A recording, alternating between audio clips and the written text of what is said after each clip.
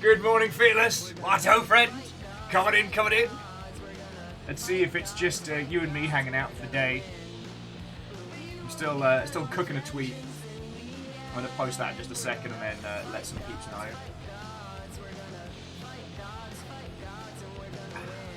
How are you doing, friend?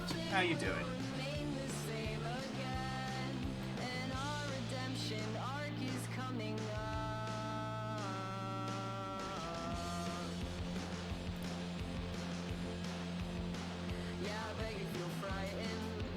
Oh, this song. Oh, this is Fight Gods by the Garages. It should be up on Bandcamp and Spotify and wherever music tunes are banged out. From the album The Garages Kill the Gods. I mean, it's a local band, right? Get a bit of Seattle grunge flavour going. Hey, don't worry, Fearless. I got you.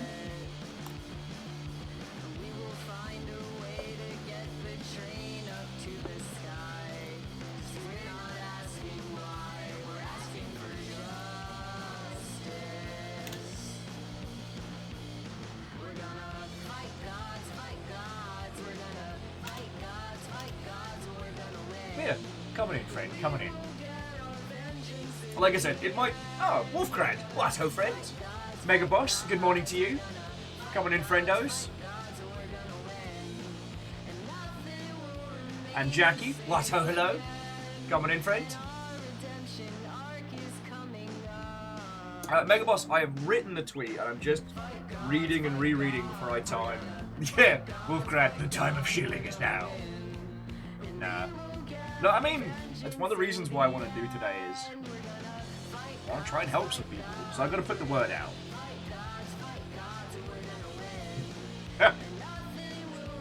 The Catastros, why yes, I do enjoy my regular human skin. Thank you for asking.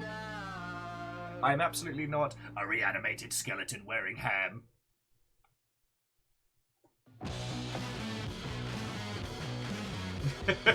And Brian Karma, Watto, friend. Oh, Jackie, that sounds feckin' great. Cheers to you.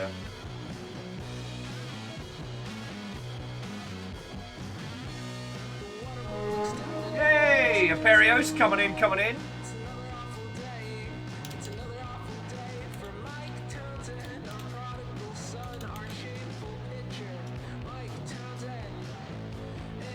Feckin' raid off the bat like it's no big deal. Aperios, good morning. Watto and welcome. How was your show? What were you up to? Captain Stephanie Barnes, good morning and Watto, friends.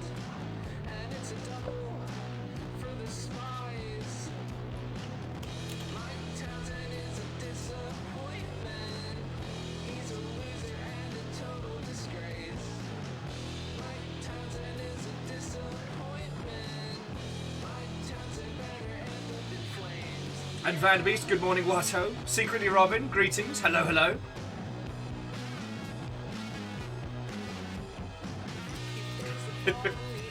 So Perios was having a chill morning and talking about the state of play. Ah, you mean the Yakuza announcement platform?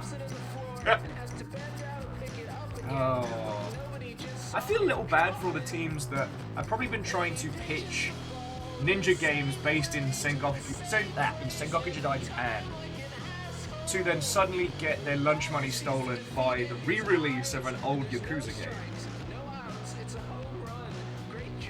And Get Ned, good morning, Watto friends. Hello, hello. Alright. So yeah, for those of you who've just joined us, if you don't if I didn't explain today, here's what's going on.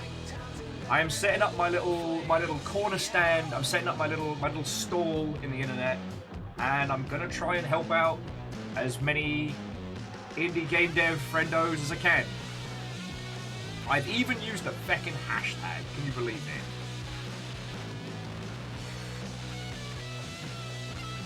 So if you would be so kind, weaponize this little tweet, blep at some peoples, let them know, River will sound the horn, and I'm gonna blep at a few more peeps as well, and we'll go from there.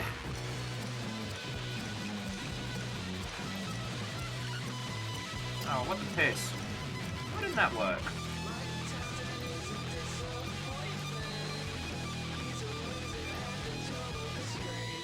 Why didn't that work? Alright, let's try that again.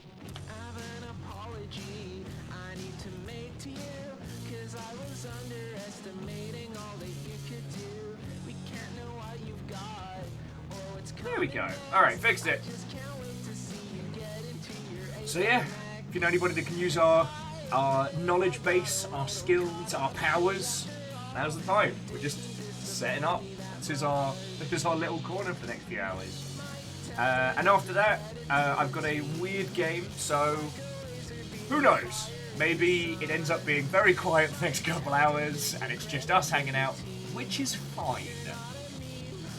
Or we end up with a lot of friendos.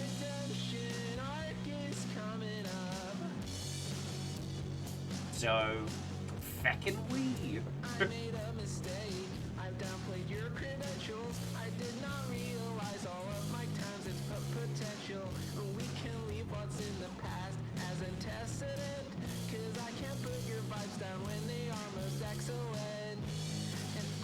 Okay, sorry. So, Catastrophe, you're right. It's a very, very different period, and it's very much towards, like, the end, like, just before, like, the Meiji Restoration and stuff like that. But it's a Yakuza game with a samurai vibe, which is basically, which already has a fervent fan base. So anyone announcing anything ninja or samurai themed just got their lunch money stolen.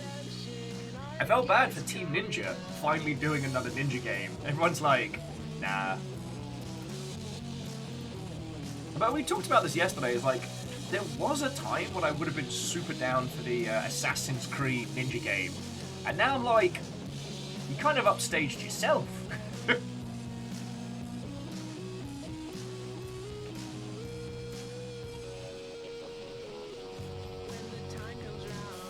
But it is good. I mean, Martin, I've played it. It's feckin' great.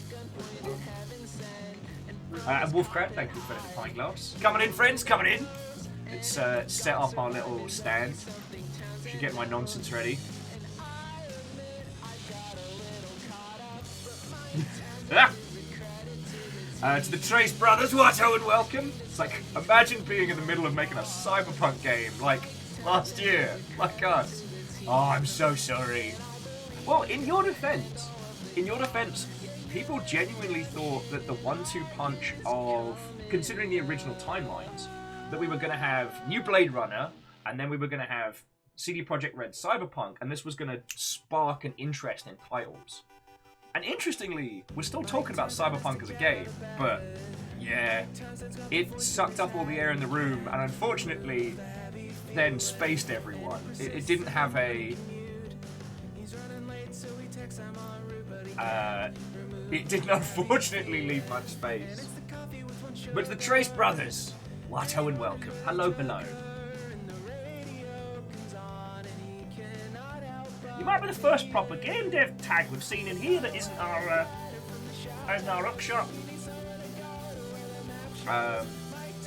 So, I guess because we've got new people coming in already, which I did not expect 9 minutes in. Hello. If we haven't met for some strange reason, my name's Will. I was games industry side for 10 years, and I try and use my skills and knowledge to help people as much as I can. I've been doing a lot of like quiet behind the scenes stuff, but I wanted to just set up my little stall on the internet today and try and help people with whatever the feck I can. Which is pretty much anything that isn't coding or like specifics on art pipeline or, you know, music creation. So, feckin' yo, what was your project again? Sorry.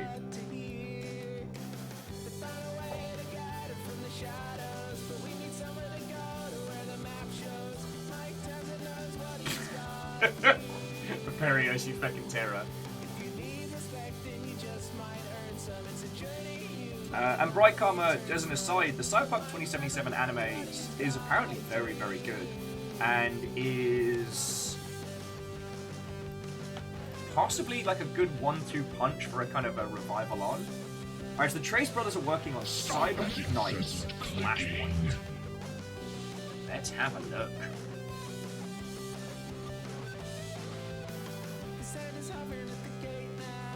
Oh, fascinating.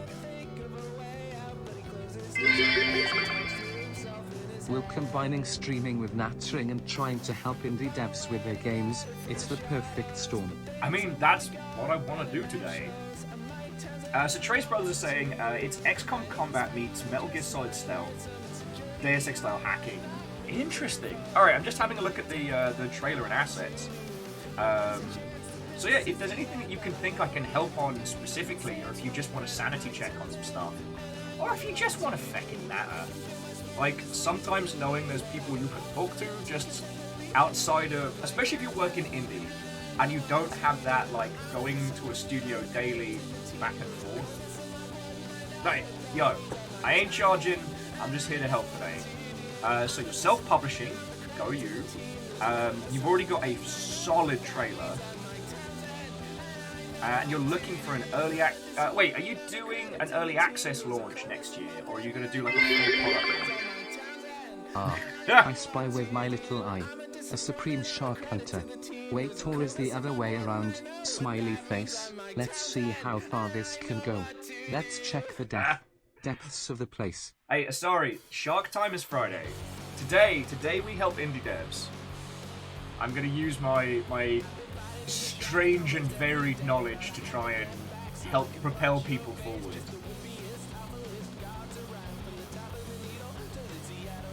I mean, Trace Brothers, you're the first ones in, so look at it like this. You get the lion's share. I mean, like I said, it seems like you got your head screwed on straight. Steam page looks glorious. Love the assets. Oh, got those good sweet gifts.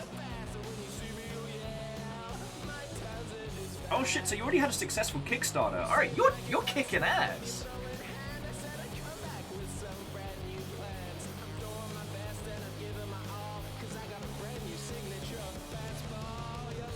And Trace Brothers, I'm not here to fluff anybody's egos today, so like, if I say you Steam page good, you Steam page good. Yeah, it's really clear what the game's about, and as an XCOM player of far too much, yeah, this looks fucking cool.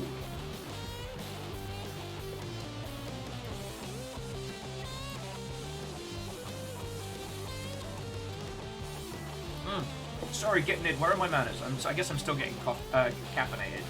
So the Trace Brothers are working on a project called Cyber Knights Flashpoint. And, I mean, again, this is a really solid example of what a good Steam page should look like. The assets are all nice and clear. We know what kind of game it is.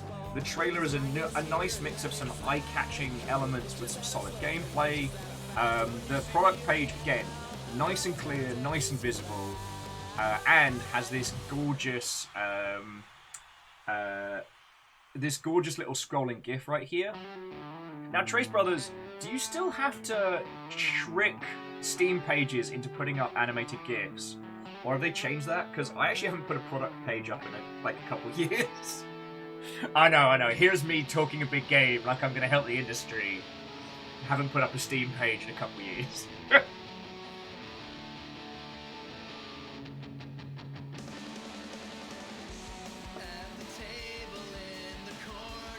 But like I was saying, like, you'll seem to already have successful Kickstarter, which means a nice solid user base.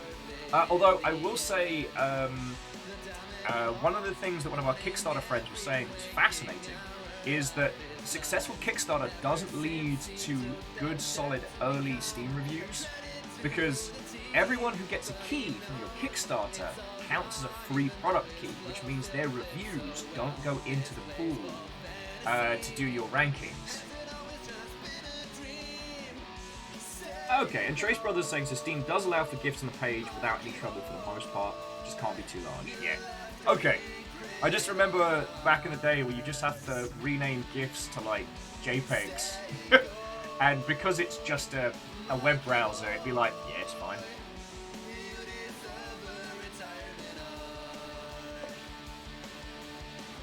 Secretly Robin, the game developer badge is new on Steam. It got on Twitch, sorry.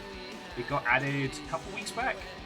And one of the teams that I've done some consultancy work for and helped with gave me my badge of honor.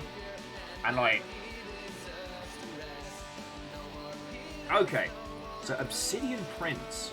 Now, I will say, Trace, my friend Pedro is still the gold standard. Let's have a look at Obsidian Prince.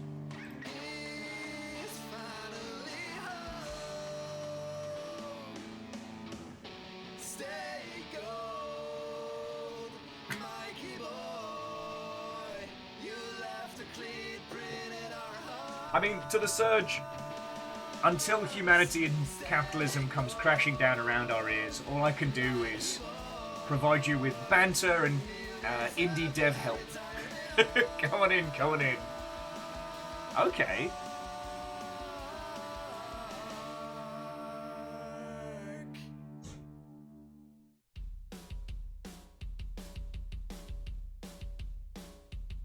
See, this is a little bit more muddy as a Steam page. I'm not 100% sure if I'm playing a... I'm not 100% sure if this is a dungeon crawler, a empire builder, or what have you.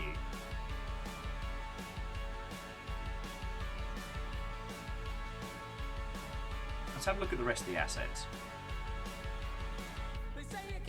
Join our Discord. There.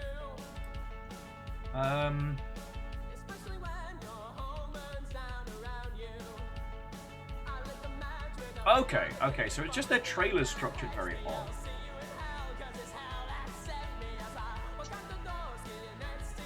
Well, no, actually, so Trace Brothers, thank you for pointing this one out, because actually their GIFs pick up where their trailer kind of left me confused. Like, honestly, at first glance, I thought I was dealing with an empire builder, and I was like, alright. Whereas actually it seems to be like a tactical dungeon crawler.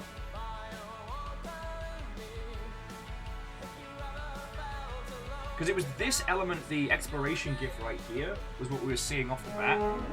Kisa!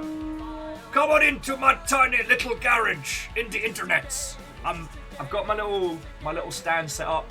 We're helping teams. Hopefully I can do some good today.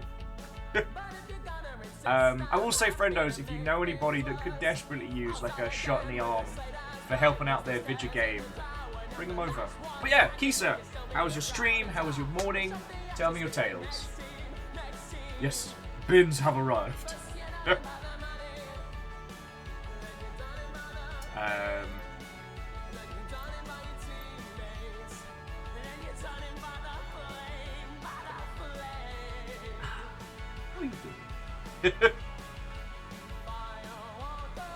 Robin's like, sorry, I don't know anyone who makes video games. Who would make video games?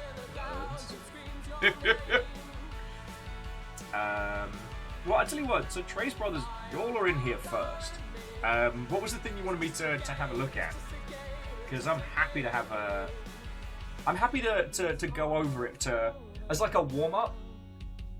Plus, like I said, you have a successful Kickstarter, you have a project with a really strong visual style that's easy to understand. Like, I can't imagine, unless it's like production stuff or anything, I can't imagine there's anything you'll need to be worrying about.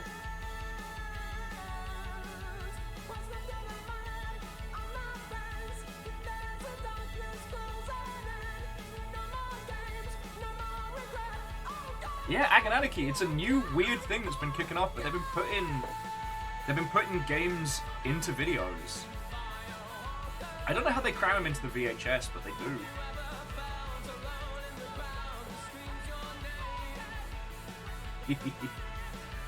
Oh. Man, I'm already excited. It's probably got something to do with 4 shots of coffee, but... Oh yeah, Kisa, how was your stream? Tell me your tales! Adventure!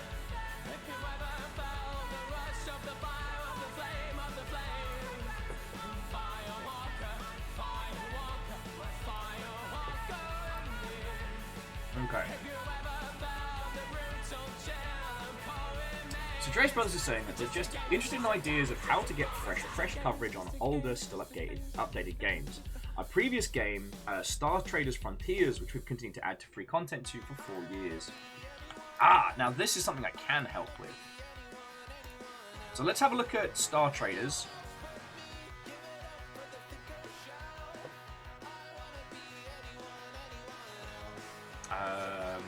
Socials are pretty solid. Let's have a look at the Steam page. And let's see if we can come up with something.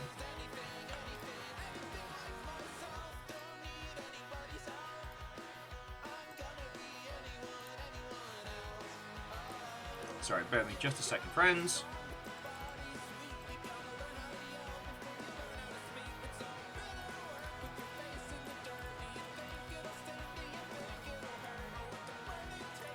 Let's bring this up.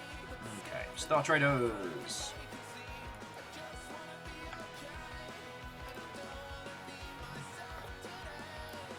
Alright. Let's get a vibe for the game.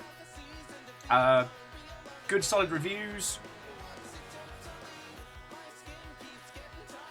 Interesting Forex setup.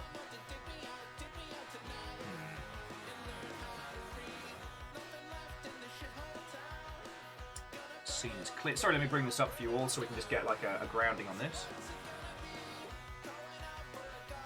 So Trace was saying it still gets discovered by new players. Feels a really niche kind of space sim sci-fi captain RPG. With the press, it feels like unless the game's been released or is AAA, getting a milestone DLC is pretty tough to get coverage. That is a good point. Coverage right now is not easy. So basically, let's think of a way that we can create a nice, snappy press release. Because the thing is, with something like this, most of the journos that you contact probably won't have time to give it its fair shout, or have time to give it something, a fair deep dive.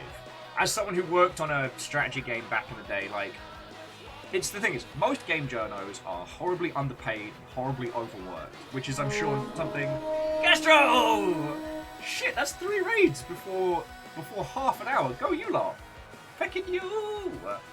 Well, Kestrel, come on in, friends, come on in. Okay, so, journos. Are underpaid, overworked. So what we need to do is we need to create a beat. Something that makes a really neat, snappy headline as an announcement. So you had the carrier update, but it seems like the carrier update and stuff like that have been incremental additions, right?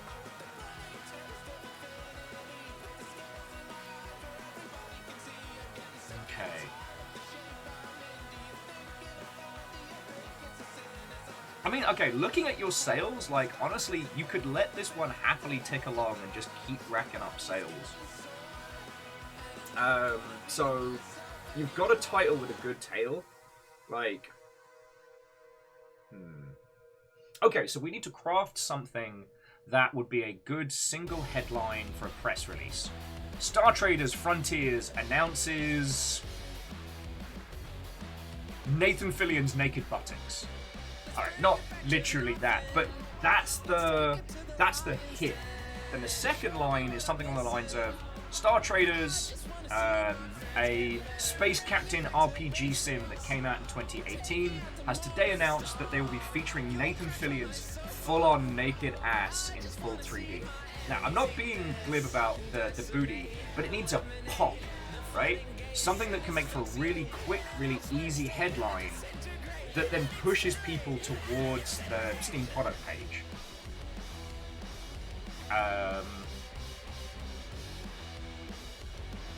And you probably want to focus on the Steam product. I'm not dissing on, like, Android gaming at all. Like, it has been keeping me sane when we got a new dog. I love Amos. I love him with all my heart. But I played a lot of Ark Knights this year, I'm not gonna lie. Yeah, as Agonanarchy is saying, expect what the press is going to be looking for is something that drives clicks. With modern press, it tends to be based on what will cause engagement or discussion. So yeah, shock factor, curiosity factor, controversy, etc. Although controversy is one I never recommend courting, because it's like feckin' uranium. If mishandled, it'll explode in a bad way and leave a toxic taste. Yeah, but so Trace Brothers, we're taking that same concept of the press stunt, and we're thinking about something that you could potentially add to the title, because you don't want to do anything around the studio because you have your new Cyberpunk game coming out.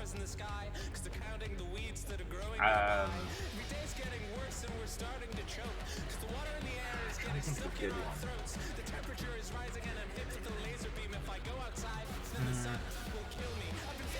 Content creators are a bit of a hit and miss on stuff like that.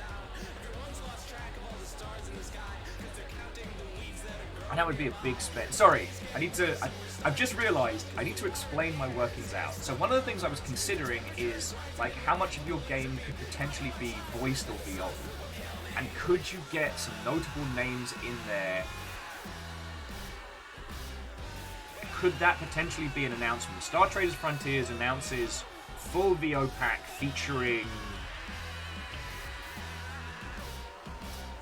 God, I can't think of an interesting person to throw in there. Someone that would get a ton of interest. What's his name? Everyone's best dad. He was in The Mummy. Brendan Fraser. Now, that's a massive spend, and you might not see a return on investment in that. Content creators are a mixed bag, because on the one hand, they're easier to contact, and you can get a spread of them. On the other, you do need to be aware and research them, because you don't want to end up in a John Chon situation. Yeah, Favor 6, Nolan North is an incredible performer, but it wouldn't... No Jono's going to write about Nolan North being in a game. Do you know what I mean? Because, like, Nolan North was, at least through the 360 era, the iconic voice actor.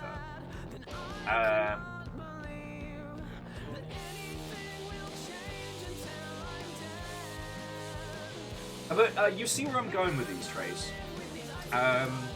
Another one in his potential is crossovers, but I'm trying to think of a franchise with iconic starships that we could work with. Sheepstonia, Durry Quill, Watto friends. Hey, Trace, I feckin' love talking about this stuff. And if you, like I was saying earlier, if you ever need someone to just feckin' brainstorm with, you know, that's one of the reasons why I wanted to do this today, is I wanted, one, to challenge my knowledge to see if I've still got what it takes to be useful to people. And two, I wanted to put my claims of, I'll help indie developers, like, actually on the line. So, yo.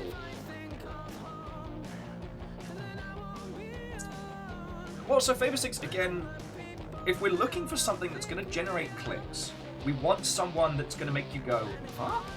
You know? So, an incredible, like, audiobook narrator who's not really known in the general nerdosphere would be an incredible addition artistically to your game, but it wouldn't be enough to get journos to click about it.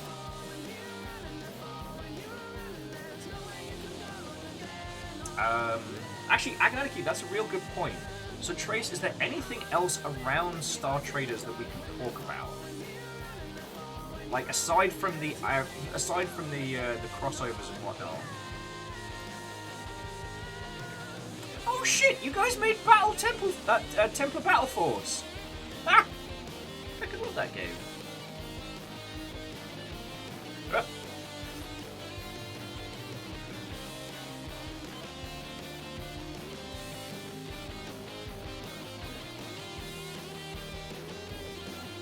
Sorry. Oh, it's lovely to make your acquaintance, Proper.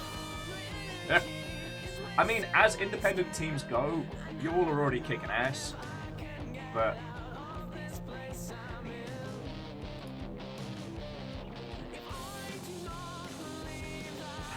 Strategy games are so hard to get coverage on.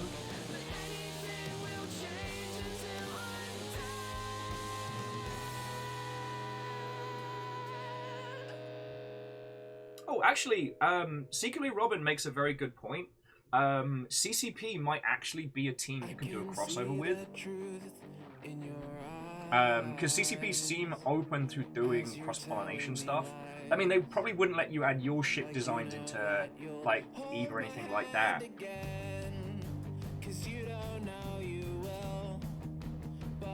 But there might be a way in which some of your stuff can get added. Unfortunately, I don't really have a contact at CCP that I can just be like, yo! But they are personable enough that you can talk to them. Alright, and Kestrel, right. So Kestrel, I've set up my little stand. I've set up my little market stall on this street vendor corner of Twitch.television, and I am trying to help out as many indie teams as I can. I think the Trace Brothers are probably our first team in, and in fairness, they're kicking a lot of ass. So we're trying to brainstorm a way in which Star Traders Frontiers here could potentially get more press coverage.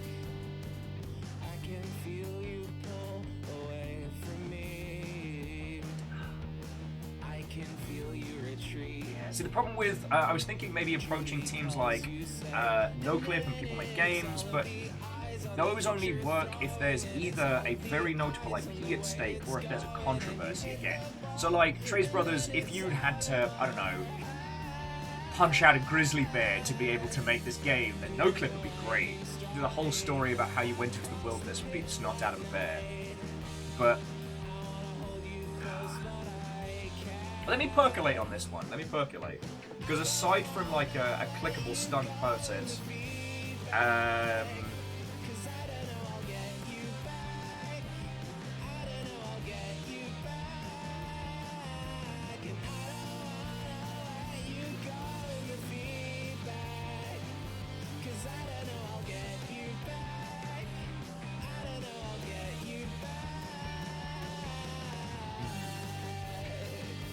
I mean, my brain's thinking the old classic 1-2 punch, but the thing is, this is one of those games that's selling well. Sorry, the 1-2 punch being go for either Epic's giveaway deal or get yourself included in one of the Humble Bundles and then look to include some DLC.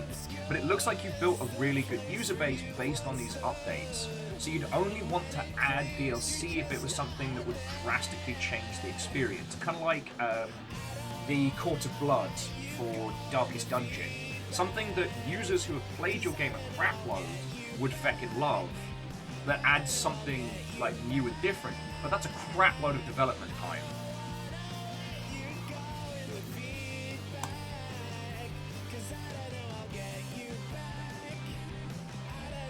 Hey, it's feckin', it's what I'm here for. Like I said, oh, Agonaniki does say that the potential for something like Twitch integration isn't a bad shout. Like, have names of crewmates and planets and things generated just from scraping stuff from... just from scraping information from chat's not a bad shout. That doesn't necessarily generate as much press coverage, but it does put you on a list for Twitch integration games, which is always handy. But yeah,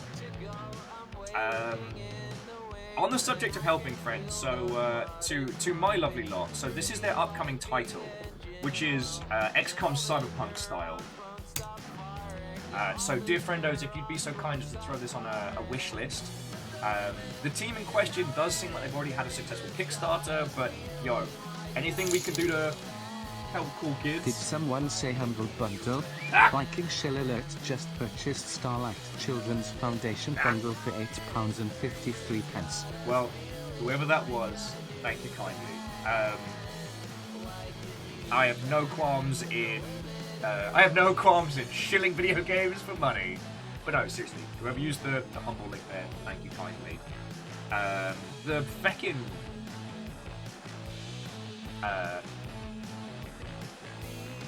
I'm still proud of being accused of being a shill on Twitch. It makes me very happy. Because here's the thing, I genuinely want everybody's games to succeed. And Trace, like, I don't want to... Jeez, I don't want to just be randomly screaming things for scope creep. Because you're right, Star Traders is a pretty complete project, and going too heavy on the split focus right now, you might not see a return on investment. So like, if you fracture off some of the Cyberknights teams to like work on like big feature implementation for Star Traders, I mean, heck, maybe just looking into being on the Epic Games like free giveaway setup, just for like a brand awareness thing. Ah, yes, Superiors, you're right. All along, I was. All along, it was Gundams that bribed me for my skills. But sorry, jumping back. But then again, so Trace, like, you basically want to leverage Star Traders in like giveaways and humble bundles and stuff like that when we're coming close to the launch of Cyber Knights. So you basically want to use Star Traders to give you that little like that leg up, that legitimacy. Because by the looks of things, Star Traders is rife with content. Like, it is dense, and that's the kind of game that people will consume and then find out like, oh shit, these peeps are making this. So essentially building more public awareness on the build up to Cyber Knights. Hey, Mega Boss, you spent 60 euros on a Gundam for yourself. That's different. And, yeah. The Gundams are growing. Someone was asking me if I wanted to get anything from U-Type last night, and I was afraid because they just restocked.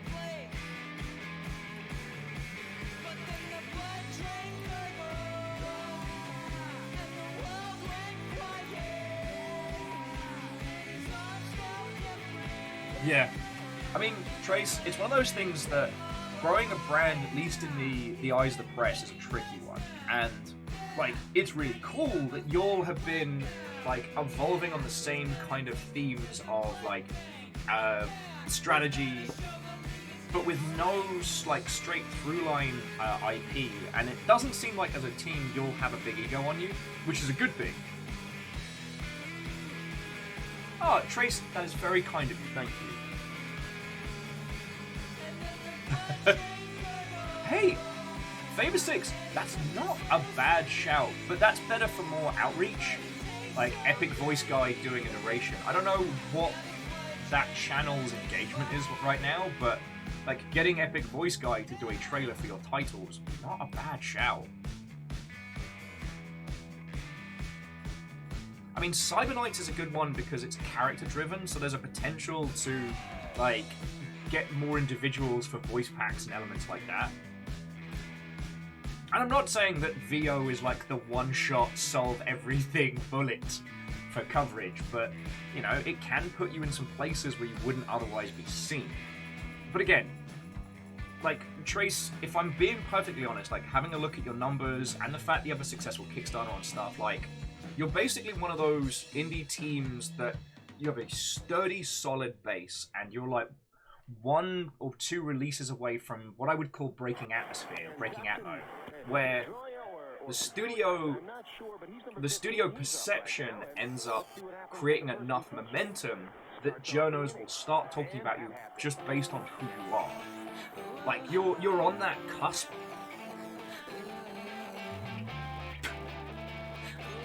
Now, Perios is suggesting, here's the winner. All your adverts, all your loading screens should be adverts for your next game, because that's what Capcom does. I see no way that ends badly, he said, sarcastically. Oh yeah, and Herschel's doing good. Spooky season is upon us. We've got Lusa here as well. The whole gang's in play. I mean, Trace, joking aside, like, it might not be a terrible shout being able to do cross-promotion within your titles if it's not too much dev time. So using your previous title to push people to Cyber Knights.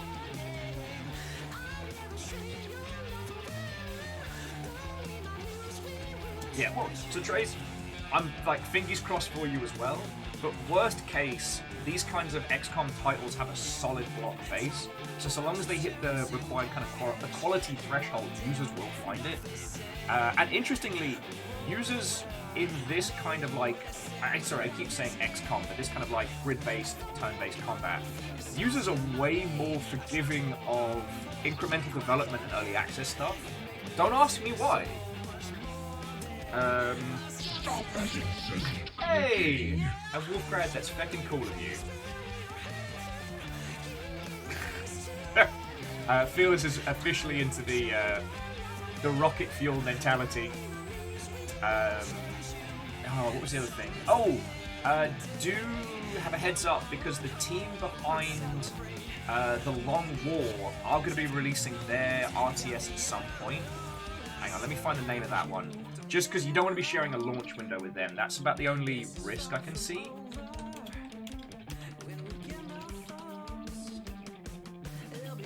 Okay, so Long War. Alright. So, Pavlos Interactive. Terra Invicta. Let's get a launch window for that one. Oh, they're coming out this month, so you're fine.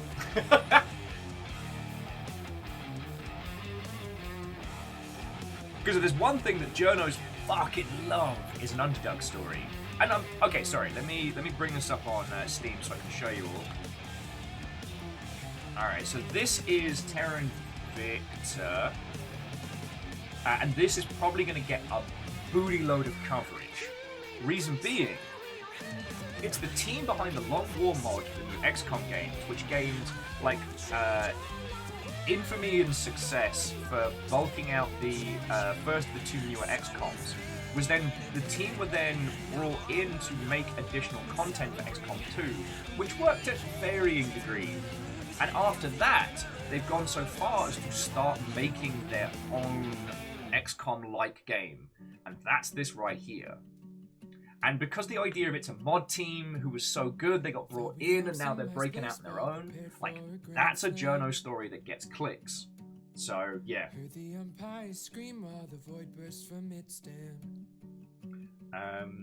And Paris is saying, I don't think Marvel Midnight Suns will be a problem either. I don't think so.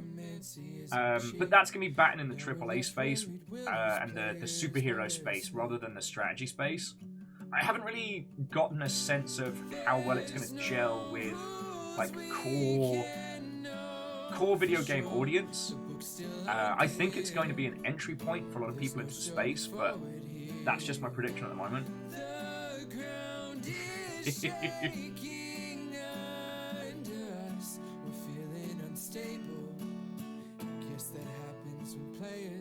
I mean, the thing about this is you can see the detail and the content. Like, this isn't going to sell gangbusters, but this is going to be talked about a lot. You know, it's basically a single-player version of Watch the Skies. Oh shit, Xenonauts 2, when's that scheduled?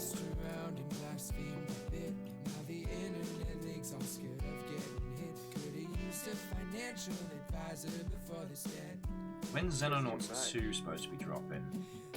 Fuck. TBC, no information. What was their July update? Breaking new ground. Okay, so it looks like, it looks like their development has stalled this year. So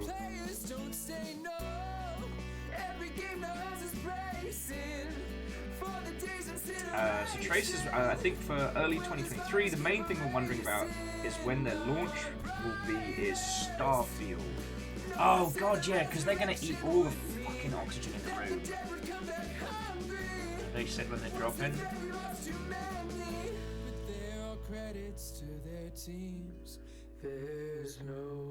I mean, so Trace, will you have the flexibility to move the launch date once you've got a sense? Because, I mean, it's an early access game, so that means you do get 2 beats. You get launch, and then you get version 1. Like, assuming no other, like, press nonsense drops. Oh, Quasi, no! Well, come on in. Let me natter about video games. Because here's the thing. It doesn't matter if Starfield is a good game or not. It's going to just dominate the press cycle for a week. You know, this is going to be Elden Ring tier, because there are two ways that this story goes down with Starfield.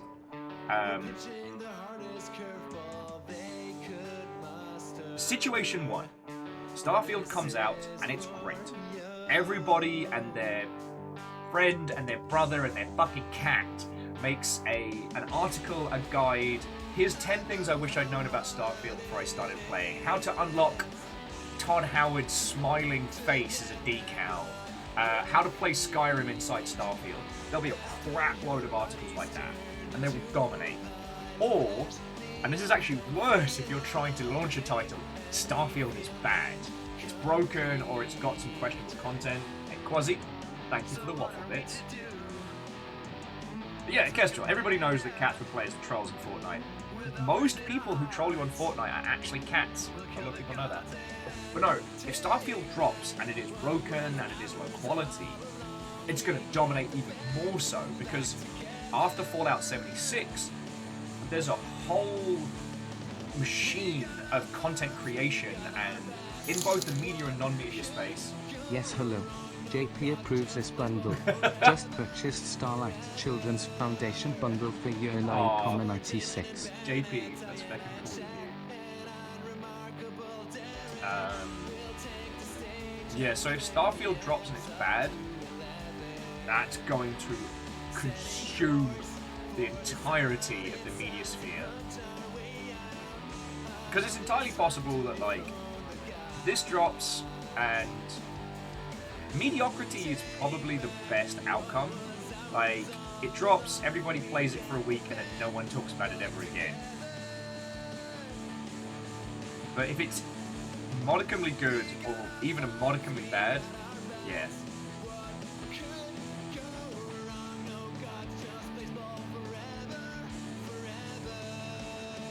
See, that's the problem, Trace, is I guess if I had to, like, if I was in charge of, like, launch windows and marketing, I'd try and beat Starfield to market with the beginning of the early access, because at that point, when you hit version 1 with Cyber Knights, that'll be long forgotten.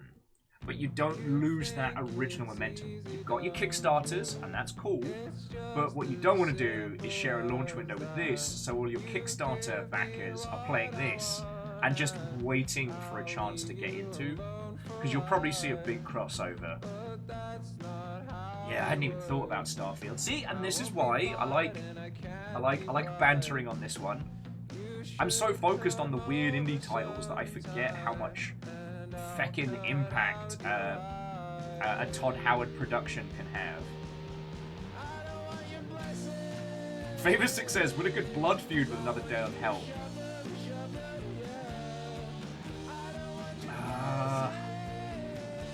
Sadly, not for Cyber Knights.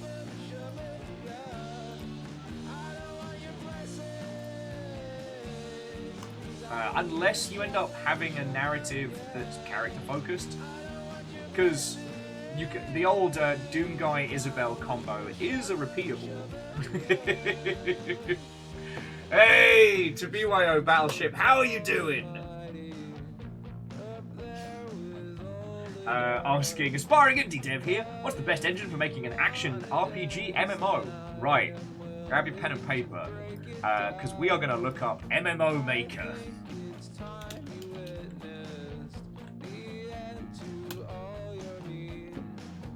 Let me see if I can find the name of this.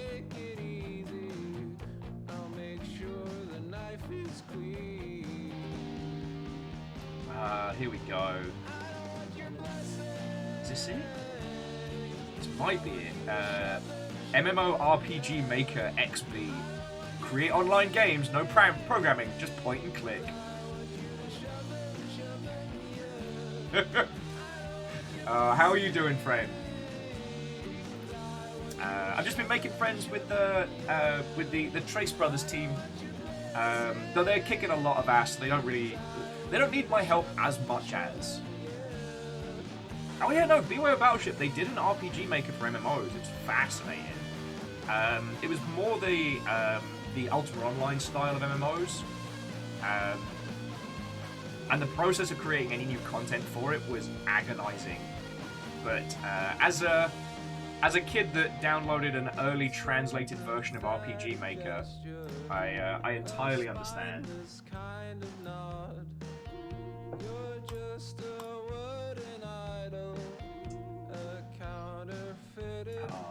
So, I mean, hell, welcome to my little stand on the internet. I know you know me, but like, is there anything I can help you with at the moment?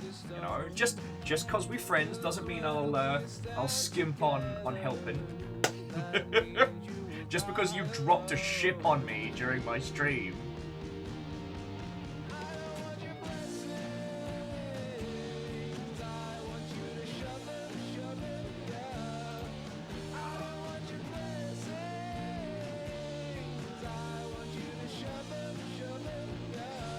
Okay, but you're responsible for your game dropping a ship on me. I will say, on the subject of like P2P MMO stuff, like at this point, users are so hungry for multiplayer experiences that you could create something that was essentially like a small form MMO, like MMO length content, but only played with a group of like 4 to 8 people. I remember back in the day there was a team that made an MMO mod for Half-Life, and the thing was, it was like, we're talking like months of grinding level MMO nonsense, but made within Half-Life and essentially designed for like no more than like 4 to 6 people.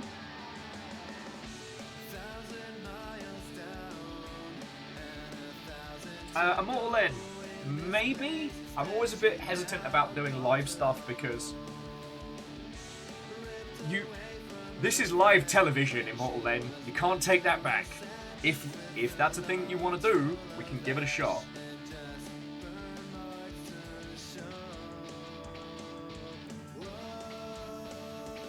Beware Battleship's hoping to do a squad PvE horde shoot in the next game. Lovely.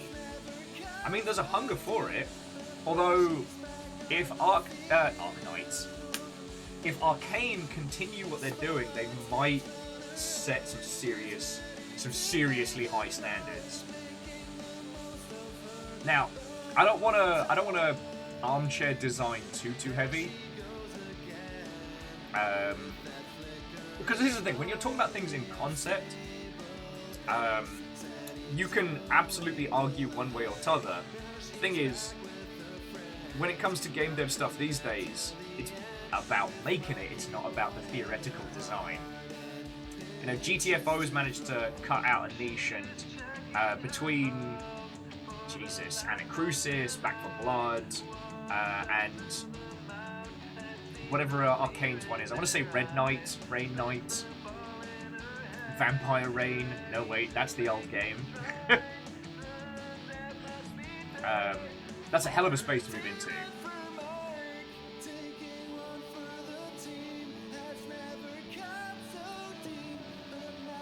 Well, so I tell you what, Immortal End. I can do a review of that and then get back to you on some information, but I don't think that's a good game to do as a public deconstruction. Like, I don't think that would help, and I want to help. So I guess the question is, Immortal End, if you're building it in browser, like, what's your goal? I guess now it's time. Because, okay, not every game has to make money, not every game has to sell 1 million copies. But what are your goals with that project? Because browser-based titles can serve a very, very powerful function.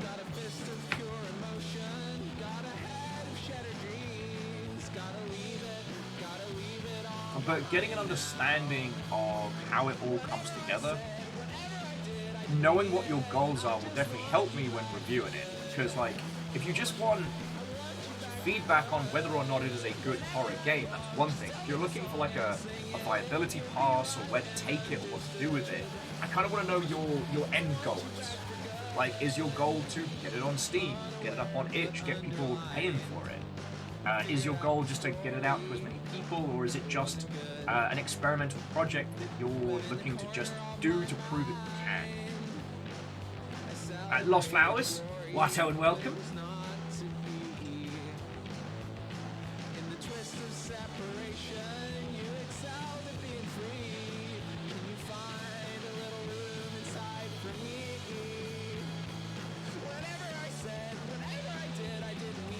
Okay, so Immortal End, so you're making a title using GB Studio. All right. There's certainly a market for it. Let me find where is it?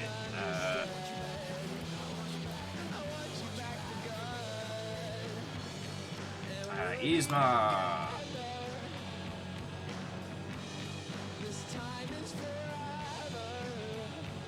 Oh shit! Isma's a code sync. Alright, bear with me just a second, friend, because I want to bring this up.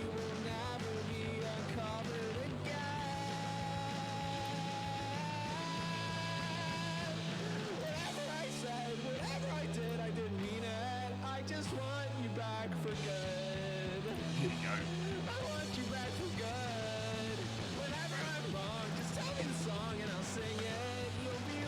So currently Immortal End, Dedius or however you want to pronounce it, is the current like standard for horror on like using the GB architecture.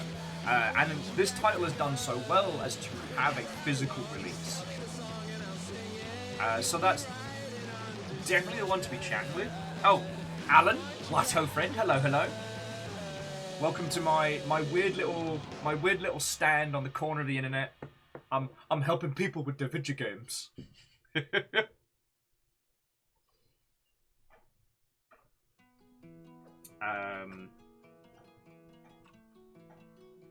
Let's go over to the Dedius itch.io because I believe there was a physical edition.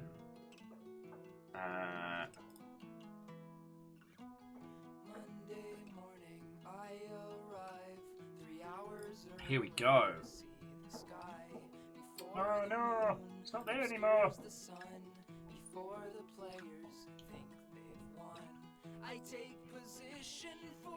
Okay. So it looks like Spacebot Interactive is currently doing physical editions of games made via like GB Studio and things like that.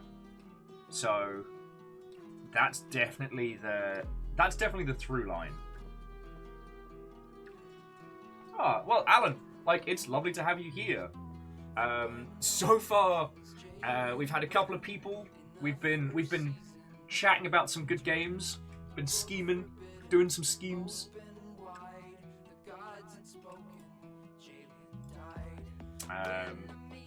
And yeah, just kind of seeing how we can help people, you know.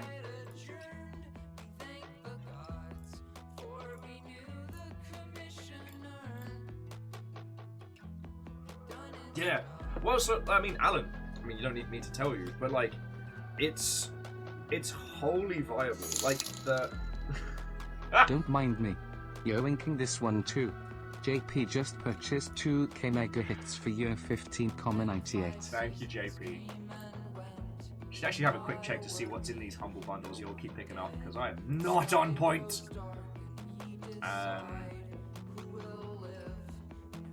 Okay, so the Starlight bundle's the new one. I haven't seen that one. Oh, that's fun. That's a crapload of good Star Wars games. And Colonial Marines. That well-beloved children's franchise. Oh, but it does have the AVP collection, so that's a banger.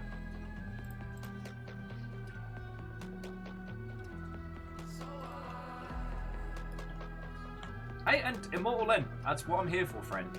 The trick for you is going to be finding that audience because, like, you know, retro Game Boy stuff is very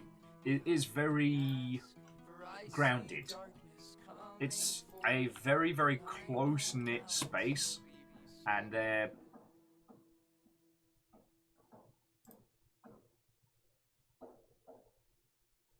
kind of like the chiptune space. Like, once you're in that sphere,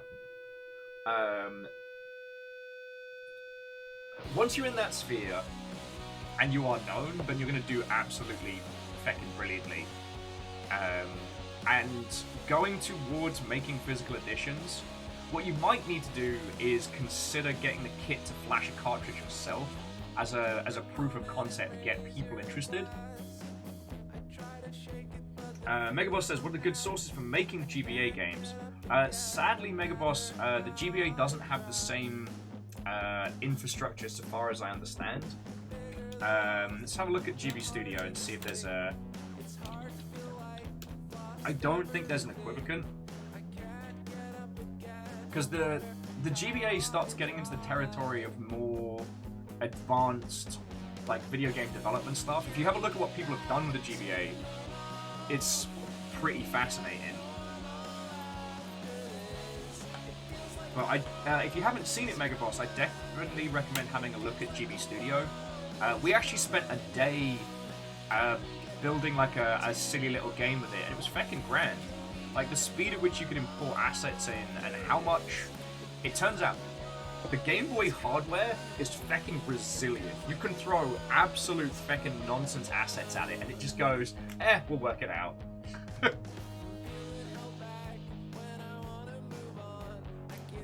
So Mortland already has an epilogue, and they've already finished what they've made into a cartridge. Lovely. So what you want to be able to do is get a nice backlit GB Classic, and do that as an asset to show people what you've done. Again, I'm more than happy to give you reviews and feedback and information on the content, but... Lamalot, he's not wrong though. The classic Game Boy just goes, we'll make it work. Let's just see how it goes. It kind of reminds me of the indoor plant versus outdoor plant. Game Boy's like, yeah, whatever, we'll just make it work. PS3, this asset's a little too spicy. Guess I'll die now. Sorry, I don't mean to keep picking on the PS3, but shout out to everyone that survived developing a game for the PS3. Like, you are the veterans. So Lamalot, if you do miss your classic Game Boy brick, there's a whole underground scene for people like modding, rebuilding. I used to do like rebuilt, modded Game Boys back in the day.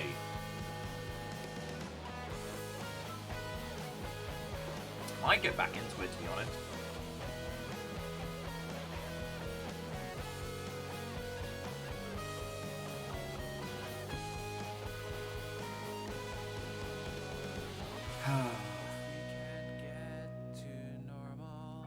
Actually, sorry, one of the things I wanted to do, friends, is when we return to doing the charity event, either later this year or next year, I actually want to do another like Game Boy build and auction it off for charity. So Mega Bros says they loved Mega Man Battle Network and just want to recreate some isometric sprite. Yum yum. I mean, Mega Boss, I think we need to go a level deeper. I think you need to look into Game Maker.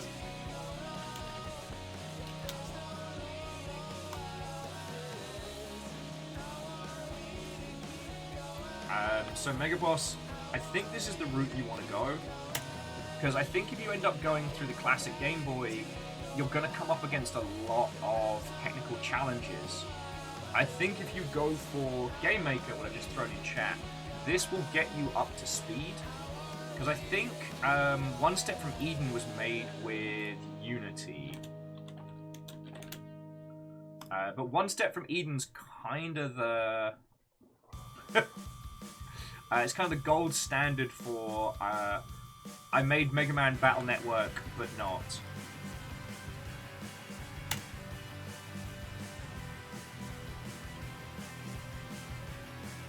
I mean, to quote Eric, the best game engine is the one you're comfortable with. If you want to have a check of Goddard, that's not a bad shout.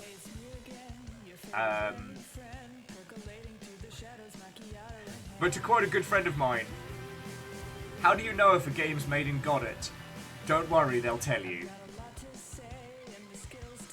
In terms of like usability and naught to playable demo, I can't tell you how fast it is to get something working with Goddard.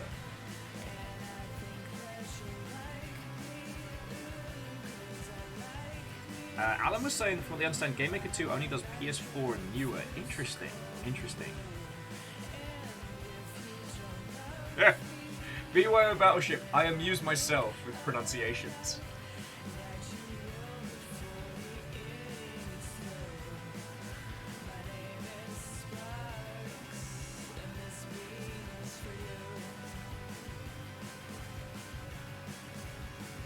Hey, I mean, Mega Boss, if this is what ends up getting you, like, able to make the project that you've been willing to work on for a while, then feckin' y'all. One of the things that was so fascinating about One Step from Eden is it literally came from Thomas Moon saying, I want more Mega Man Battle Network, and not getting it. And so, dude went, you know what, feck it, I'm gonna make it myself. And it resonated with a large number of people. I mean, people are starting to understand now how much of an impact Mega Man Battle Network had, but it was, like, to those that knew, it was always a huge, huge impact.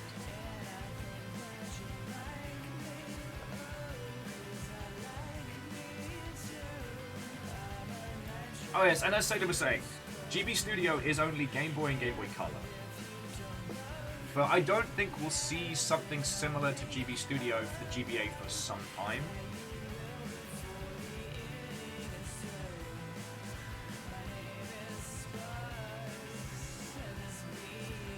God, this is just making me play more One Step from Eden, so I need to stop looking at that game.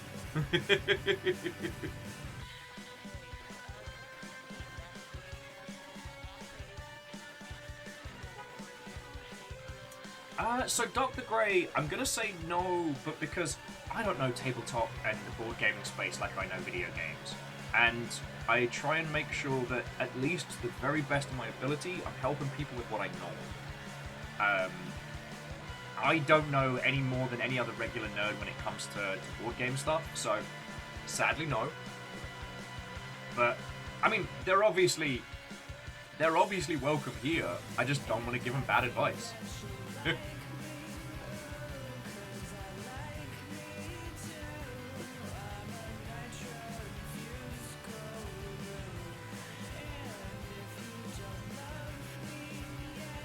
But also, thank you for letting me know that Freedom Planet just dropped. Sorry, Freedom Planet 2, because I will be all about that. I don't think I'll stream it because it will give everybody freaking motion sickness, but... and BioWare Battleship does make a very, very good point, which is ultimately rule one of game development. Pick stuff that will keep you motivated. That applies to tech stack, it applies to project, it applies to aesthetic, all of that. Yeah. Patrick Gill was talking about this weirdly in fighting games, but, you know, it's not about... Sometimes it's not about using the perfect engine, it's about using the one you enjoy working on, because that's what's going to keep you going when you have to finish the fucking game. You know, in the early sections where you're learning the new engine and you're having a good time, everything's so great, and then you have to release it. The bit that every game developer fears, and that's the point where you need something that's going to carry you through. Yeah, so many indie games lose that momentum and peter out. They do. I mean, the advice that everyone was giving on the what's your one tip for indie devs was make it small. Sadly not all of us can be internally motivated enough to make our magnum opus off the bat. But yeah, I mean, some friends of mine have been making a 2D stealth game in feckin' Unreal for the last like 3-4 years. And would I ever advise you to use Unreal 4 to make a... No, sorry, Unreal 3 to make a 2D stealth game? Fuck no! But they did it, because that's what they wanted to do. How that ends up impacting the overall nonsense, I don't know, but...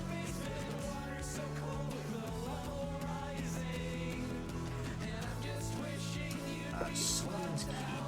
Weird bell.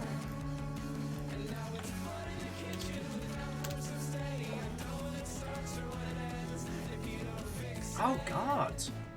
It's 1,000 years old.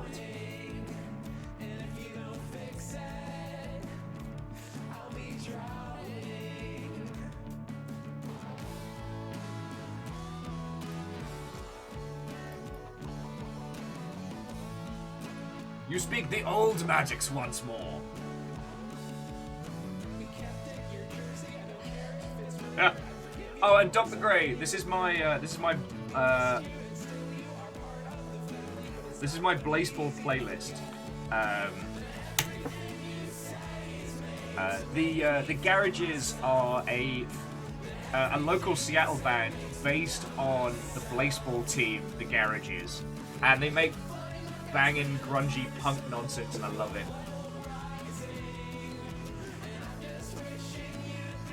Also, BOE Battleship, I wholeheartedly agree. One day, someone will make a game engine with a built-in UI that's not horrible. But it's not this day! Shit, that's what's making me nervous about the upcoming Front Mission games, is that they're using default UI elements and they make me nervous. They make me nervous.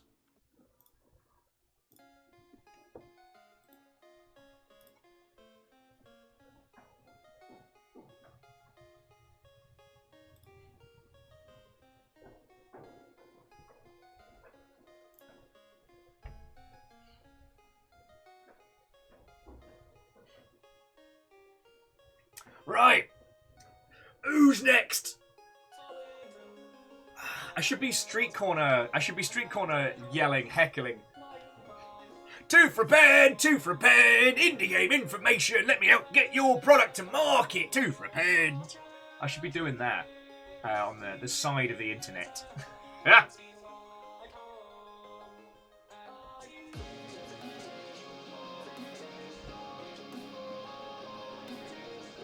Oh.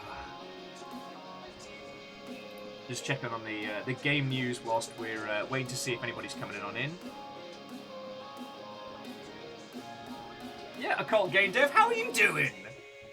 How can I help?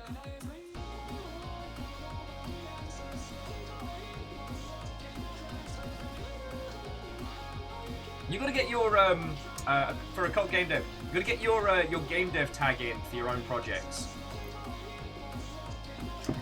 So yeah, honestly, we've been helping out first-time peoples, we've been helping out, like, okay, the first peeps that came in to chat were functionally successful, like, indie super kids, which was really cool for kind of, like, addressing some of their concepts and problems. Dr. Gray says, what are your rules and strats for dealing with scope creep? Through this mentorship program, I've been working with a lot of new techniques for dealing with it, and I'm wondering what you found helps the most. Make sure that the MVP is chiseled into fucking obsidian when the project is in pre-production. Alright, sorry, let me explain. So MVP, minimum viable product. Now, this one could apply to board games. I don't know if it does. I don't know that space as well, but so whenever I'm doing any kind of pre-production on a video game title, we work out what are the absolute core pillars of the game, the MVP, the minimum viable product. Actually, yeah, you know what, Salem, we'll go for granite. And Robin, because I was thinking of Minecraft obsidian, not regular obsidian, which is unfortunately very, very brittle. Yeah, my obsidian dice got very powdery after about a year or so, but that's another story. But yeah, so in the pre-production phase, you work out what is the minimum viable product. And then when you start production planning, that is the first thing that's planned out. So you basically create this, like, absolute minimum that has to be made. So if someone says, hey, wouldn't it be great if we added a salad rendition of Brendan Fraser's face? You can go, yes, once we have the MVP done. That way you kind of have this, like, minimum quests to complete. And if you've got your production broken down into kind of something that's observable or manageable, like if it's one or two people, Trello will be fine, even budget Trello, or a feckin' Google spreadsheet. For larger teams, you might need to start considering some project management software, but yeah. So basically, you've got your, this is what we have to do and have to ship. And so let people's imaginations run wild. Don't hamstring them when they start being like, I really want to make Brendan Fraser as a salad. You're like, brilliant, great. We'll add that as additional content, post-launch or what have you. It locks everybody into the idea that this has to get made. This box right here, this has to get done, and anything beyond that is feckin' great.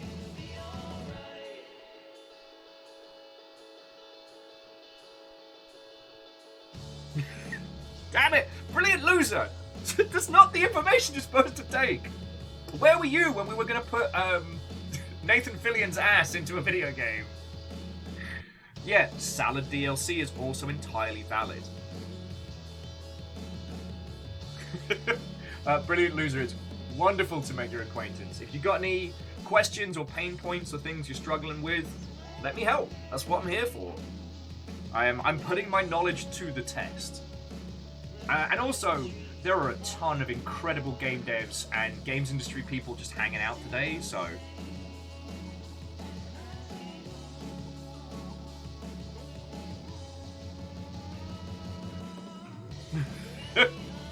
Sorry, Alan just saying, it's half hoping somebody from Sony Santa Monica comes in and goes by, hey, so we're really behind schedule and we're curious to know, what are your thoughts on chain swinging? Hey, there is no game that hasn't been improved by a grappling hook.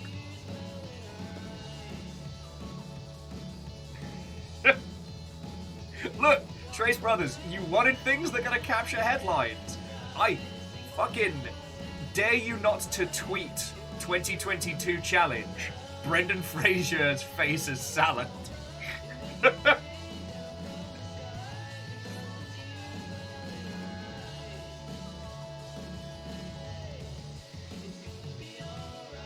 Yeah, so Dr. Gray, there's no stronger phrase than, worst case, we'll stick it in DLC when you're trying to cut it to MVP, yes. But having a strong minimum viable product means that you can have teams be creative, but not let it, like, wail out of control. I mean, Dr. Gray, the fact that we haven't seen a Nathan Fillion, Brendan Fraser, like, crossover vehicle is a failure of some art medium. Beware Battleship says the playtesters give them so many good ideas, they just can't justify it for version 1. Yes. Now, okay, I'll talk about find the fun with anybody, and I guess to Dr. Gray, there may come a situation where you find the fun, and the fun is outside of the MVP. But what you don't do is bolt on new features. What you do is you change the MVP. Now, anytime I hear anyone use the term pivot, it makes me physically ill. I worked in a tech startup environment, and there is no phrase that fills a dev team with the same kind of fucking fear as someone in management being like, okay kids, we're gonna pivot. However, you know, game development isn't just pure software development, and sometimes, I mean, Dr. Gray, yeah, maybe Doom Patrol Season 4, fingers crossed. Fuck off, helicopter! You can't steal the ideas, they're free! But if you end up finding the fun, and the fun is outside the scope of your initial game, you change the scope. You don't just bolt more stuff on. Being able to have a lovely, long, fluffy pre-production or like experimentation phase is wonderful. I wish all of you to have enough money and success to have an R&D thing where you can all just play around and add stuff and change. Unfortunately, I don't think we'll all get that. So, being able to change the MVP in such a way as to not kill your team doing it is a very, very interesting conversation to have. But it's that thing of like, if you're trying to make an RTS type title and it ends up actually that the moment-to-moment gameplay is better, pivoting to something that's close like a MOBA control scheme with one of the elements is feckin' fine. It's just, it's a card you get to play once. And what it means is you don't add more features, you change the MVP. Okay. So jumping back in. Brilliant Loser says they've been designing a great competitive board game and are now working on making a single-player cooperative mode. But the fun of the game has changed a lot in single player. Do you think it's worth to significantly change rules from your modes or simply remove them?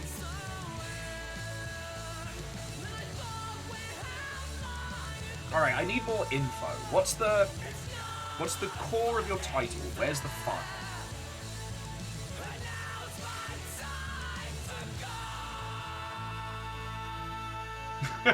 And Lizzie is correct. Both decaf coffee and light beer are sad. They're just sad. I dated a person for a while who, when I was going over to their place, I couldn't work out why I kept falling asleep because I thought I was overworking. Turns out they've been giving me decaf coffee because they don't drink coffee in the evenings like I used to. I just didn't say anything. Good times. So Brilliant Loser, we need a little bit more on that particular project. Again, what I know is video games and the video games industry. We've got a lot of people here that understand like design and content, and to an extent, at least from a design philosophy, board games and... Aye! Stop stealing my garbage! Board games and video games do share some design philosophies. You know, a board game has no systems.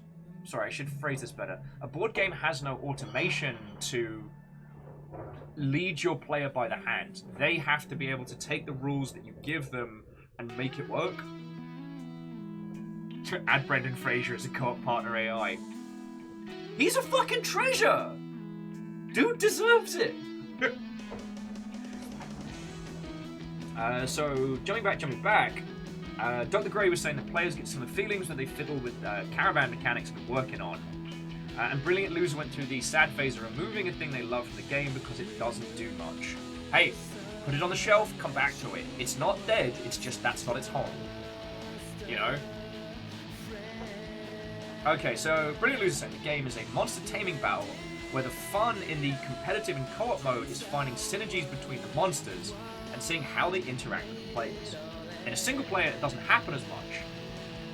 Crud vapors. So you need to create that vibe of synergy that you get from multiplayer, but with a single one. Honestly, you might want to consider it being a spin-off project, because I think you're going to have to tweak the experience in such a way that it will be a vastly different game. Also, Favor 6, we banned using the term KPIs because it made all the producers very nervous and scared them away, and I don't want to lose them. BYO said that they ripped out a bunch of stuff from Waves of Steel during development, which was just getting in the way of the fun. Game used to have a tech tree. Now it's gone. Yeah.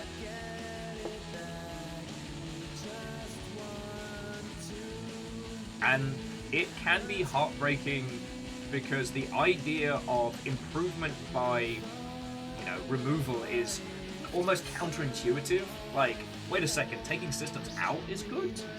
But, so Brilliant Loser, Salem was adding that keeping both experiences in the same project likely means compromising Do you mind? Sorry.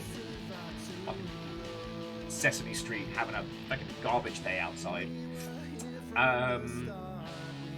Salem was saying, keeping both systems in the same project likely means compromising both to make them work instead of having two separate games that can be entirely focused around the core of each experience. Yes. Now, if it was a video game project, I would consider, once you've mastered the multiplayer and cooperative, then considering developing a single player mode after. So you've got the systems and assets, but you don't have to do it whole nother title. But if we're talking about like a physical board game, like nah, two products. Yeah, occult game dev. Sacrificing systems on the altar of fun.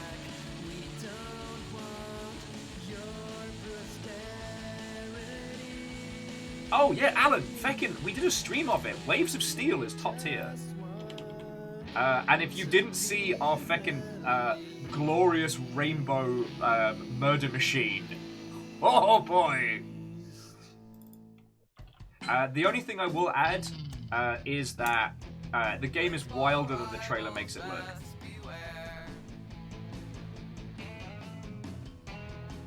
Oh yeah, Salem! Stop putting stamina systems in games that don't need it. Hell, me and Kit had a wonderful conversation about like the use of munitions in video games. Like when it's fun, when it's good, when it adds something, and when it's bloody pointless.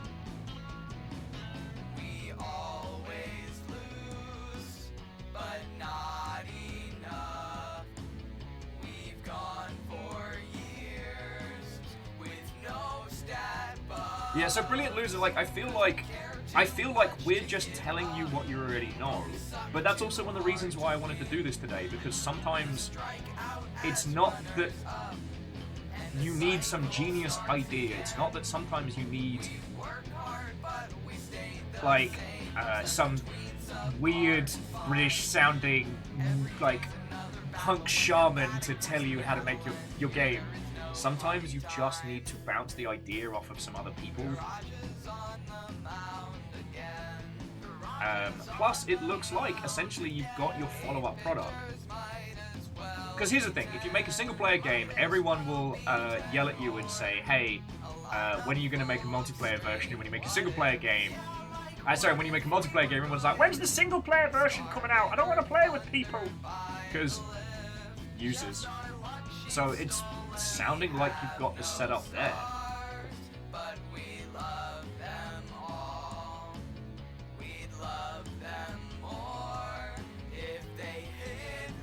Wolfgrad says they remember a game with realistic weapons without a reload and it was better for it. Yes.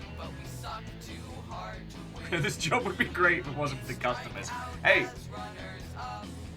no users means no bugs and no problems.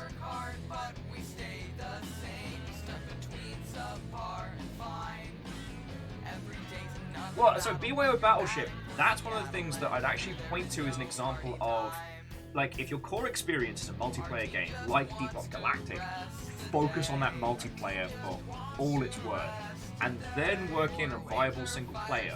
Because the problem is that happy multiplayers don't really post, so you can potentially end up with a vocal minority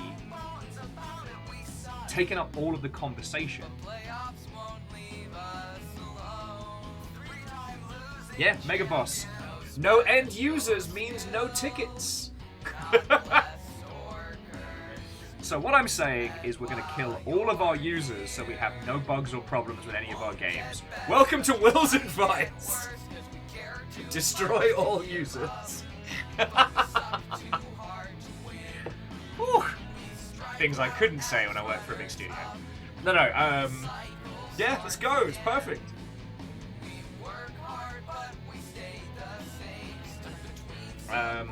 There is also another thing that I wanted to add on the subject of the multiplayer single-player challenge is making multiplayer games fucking hard. You don't need me to tell you that. However, what's interesting is the kind of users that will play a multiplayer game by themselves are some of the most games literate individuals.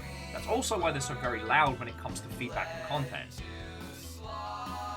Monster Hunter as a franchise never used to differentiate between difficulties between single player and multiplayer, and so what happened was that users worked out how to solo monsters. God, I read so many solo guides back in the day. Melt my poor little bloody brain. Okay, and I know I'm talking about like grand abstracts and things like that. That's the beauty of being a sysadmin, especially for Windows systems. Even with no users, it will break itself, so there is always a need for a smile. Yeah, congratulations to Windows systems that do a very good job of keeping you all in context. Sorry, I had the Waves of Steel trailer playing on the other screen, and it got up to the bit with the rainbow flag that says "Context is for cowards," which was our ship flag. So who cares about the standings? We're here to kill gods and play ball. I mean, so Occult Game Dev, you're hurting me with the 0 to 1 daily active user. We can achieve infinite growth. God. I mean, you can plan structures to get more injections of users, but like... I've been in so many meetings where I've been told, like, wait a second, we had this much growth in active users through this month. How come that doesn't keep happening? And I've had this asked to me, barefaced, without a hint of irony. And I'm like, do you people? But that's another story, friends. That's another story. Alright, so friends, what else have you got? What else have you got? Put my skills to the test. I'm here to help, but I'm here to prove that I'm worth coming to for help. Like, you all have been giving me some nice, real easy questions. Agonaniki, don't hurt me. What do you mean there aren't infinite new users? What do you mean there's a limit? That's another story.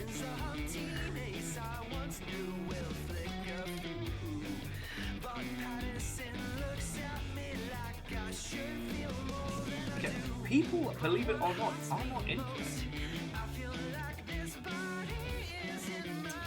BYO Battleship says, how do you synchronize physical objects across multiple clients with a minimum visible glitching?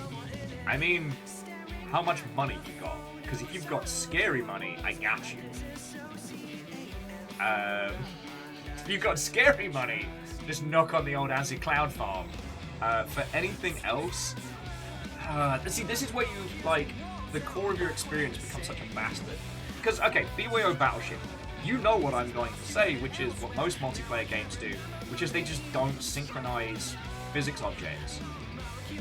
And they have it so that the physics objects don't affect the game. So, okay, friends, you know when you're playing a multiplayer zombie game and you clack a zombie in the face and it goes all ragdoll? That's only on your system. Like, all the systems will be told that zombie is dead and just let it wobble around, but the wobble is never synchronized. Okay, I wouldn't say never, but yeah, you'll know what I'm saying.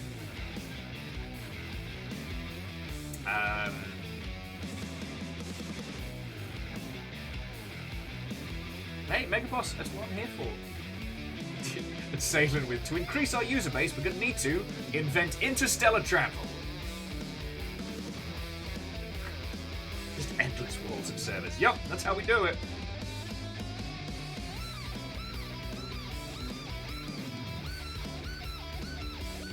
Oh, yeah. Actually, so Occult Game Dev, that's something that even the feckin' journos have picked up on. Sorry, Occult Game Dev was saying, and this is more just generalist advice, which is, for folks trying to monetize, it's important to think about what market you want to enter. There is some serious red ocean going on in farming sims right now. Yeah.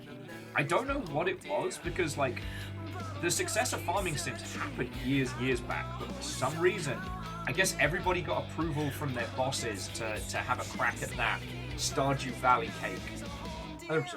Aggressive push into that space. You know what, it could be because a lot of biz dev people won't move after one indie success. They'll wait until there's a few to be able to prove a case study. So that could be why we're seeing a push, because 3 years ago there was enough data to prove the value of farming sims, and now everybody's getting ready to go to market. The problem is, it is going to be the most cozy games you know are about to be in an industry bloodbath. It's going to be fascinating. Because the thing about farming sims is you can't play a lot of them simultaneously. They're long-form pilots. So, yeah, this is going to be interesting. So Occult Game Dev, my advice in that space isn't don't go into those markets necessarily, but like plan your budgets accordingly. So like right now, if you're going into the farming sim space, you know, you're going to be fighting for 20 to 50k sales. So structure your game plan around that, with a potential to have a long tail, because the good thing about a huge push into a space is that the amount of new users who didn't realize they liked farming games will be found, who'll be looking for stuff a year or 2 years later. That's where you get your nice long tail. That's where you keep getting your sales after sales. So planning sensibly, budgeting reasonably, and having something that will keep selling year in, year out, that's fucking gold dust. Just need like 4 or 5 of those titles and then sitting pretty. Oh yeah, but Alan, we can never have enough Factorio clones. Just keep going.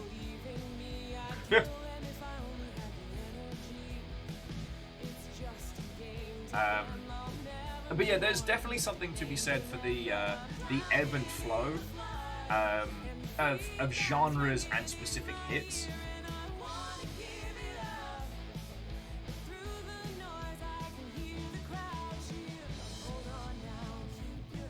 Famous was saying, think how long Terraria's been an active dev. Yes, but, and I say this with love and respect, you can't be Terraria. Terraria already exists. You have to enter a space where Terraria plus all its content exists. So if you want to make a game like that, what is your USP? How do you stand out in that space? And again, this is only if you're looking to make games as a professional, like as a profession. Sorry, you can make games professionally without having it be your sole income. But now, Terraria Brendan Fraser will sell millions. Yes! Or, I'll do you one better. The world is Brendan Fraser's insides, and you have to help him with all his problems that he has acquired from Hollywood being mean to him and make his life better. But it's a Terraria-style X-ray of all of Brendan Fraser. So kind of like Inner Space meets Terraria. You know, you're going in there, fixing stuff, making stuff better, you know, chipping away at all the damage that Hollywood did to him.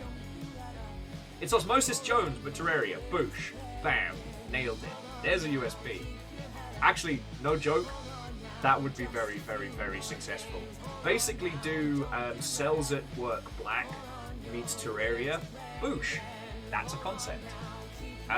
Sorry, are you all familiar with the term USP? Sorry, it's a bit of a wanky business term, but it means unique selling point, and it's the thing that your game does different. So if you want to make Terraria, but inside Brendan Fraser, the unique selling point is that it's, you know, Osmosis Jones meets Terraria. Secretly Robin, did you not watch the seminal works of The Mummy? Because it's not a today thing, friend. Also Rachel Weisz. Also almost everyone in that movie. Almost.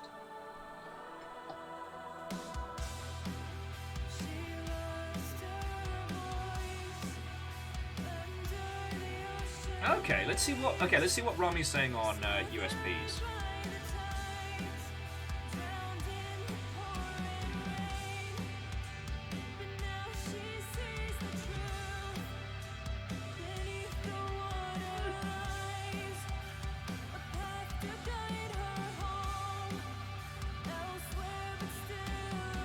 That's not too shabby. That's not too shabby.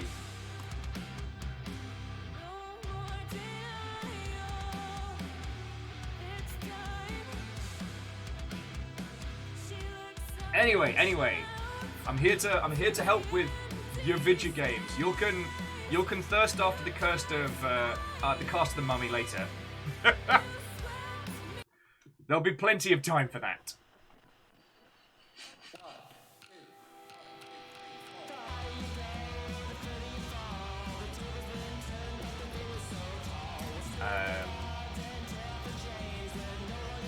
But yeah, I'll give Rami's article a proper read because he's titled it "Anti-Bullet Points," and it's one of the things that I'm always envious about, how Rami's able to Rune Katashima, Watto and welcome. I am trying to use my games industry skills to help people today. So if you've got any thoughts, feels, or questions on this, the internet, that's what I'm here for today. Alan was saying, need to hop off, but it's been great hanging out. Hey, it's been great chatting with you. Like, it's always lovely to have your additional thoughts and feels on this. And yes, play Skullgirls and Killer Queen Arcade. So Brilliant Loser says, any advice for crowdfunding in the modern age? Probably my biggest fear at this point, that the game itself plays really well. Okay, so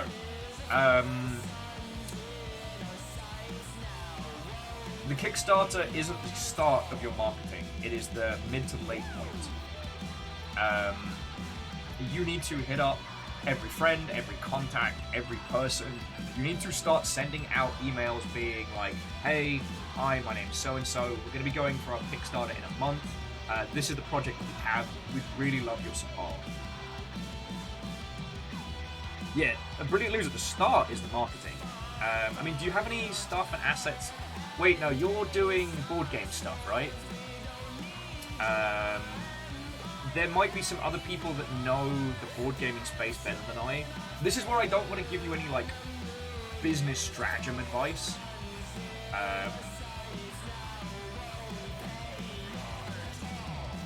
Yeah, I don't want to give you any direct business advice in that space because I don't know the board games.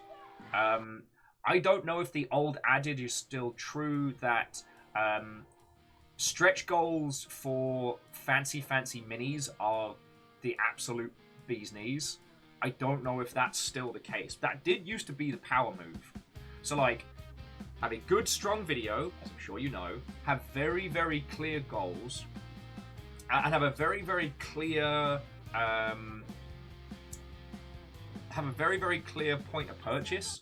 Because most of the people going to your board game aren't actually looking to support, they're looking to buy a copy of a game based on the concept 2 years from now. And Rune, Watto and welcome, hello. People love minis. People fucking love minis. So having those as your stretch goals is definitely a power move. Mortal answer the important question. What is the best way to get Senpai Brendan Fraser to notice me so I can shove him in my game? In reality, you need to find out who his representation is, which talent agency represents him, or if he's a person that you can DM or contact through additional means. You might be able to. I mean, usually the way people make this happen is knowing somebody that knows him. I'm not saying this about Brendan Fraser, but about a personality in that space. But if you've got the budget, you can approach their agency, which is a much more clear line, but is more expensive.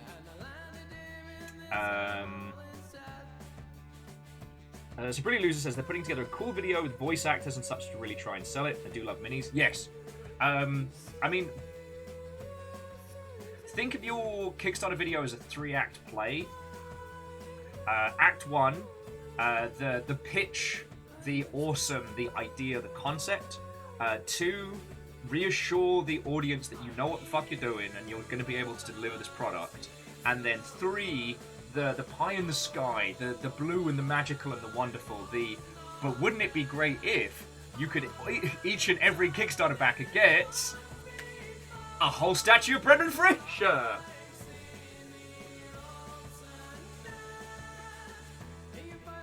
Oh, actually, so if we are talking about using voice talent, Occult Game Dev makes a very good point, which is that if you're using the person's, like, likeness and voice, not them playing a character, but their likeness and voice, you may get into SAG-AFTRA and union talent environments, which is not bad. I'm not anti-union by any means, but it adds a lot of additional steps and work, and you can get locked into some contracts with those products.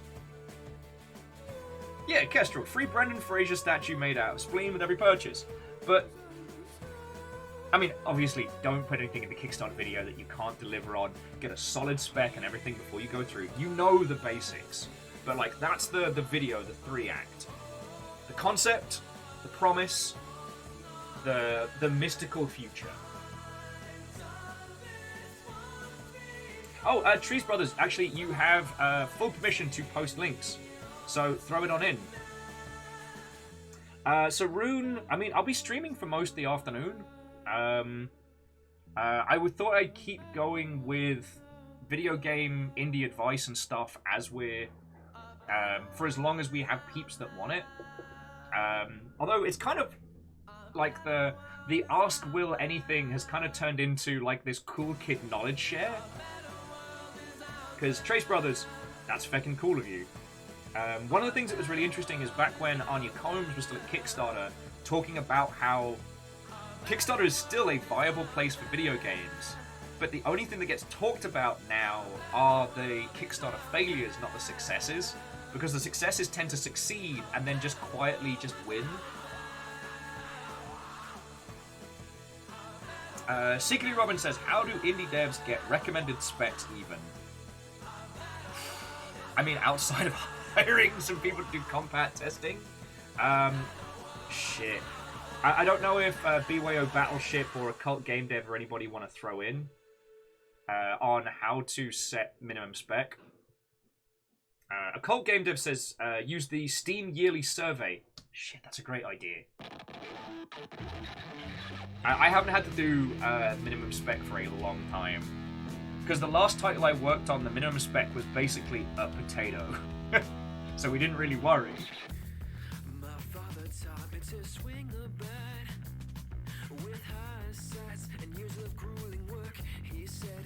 So jumping back.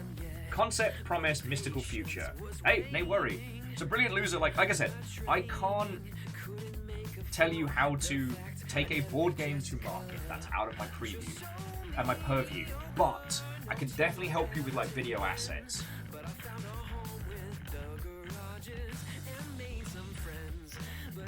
And definitely have a look at whatever the Trace brothers were saying, because at least in terms of like pitching via Kickstarter, it's something that it's a lot of that information is like cross-professional.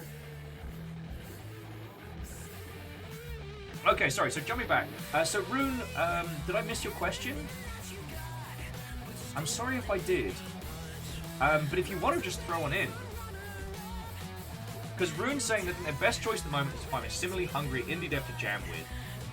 That's just feckin' smart.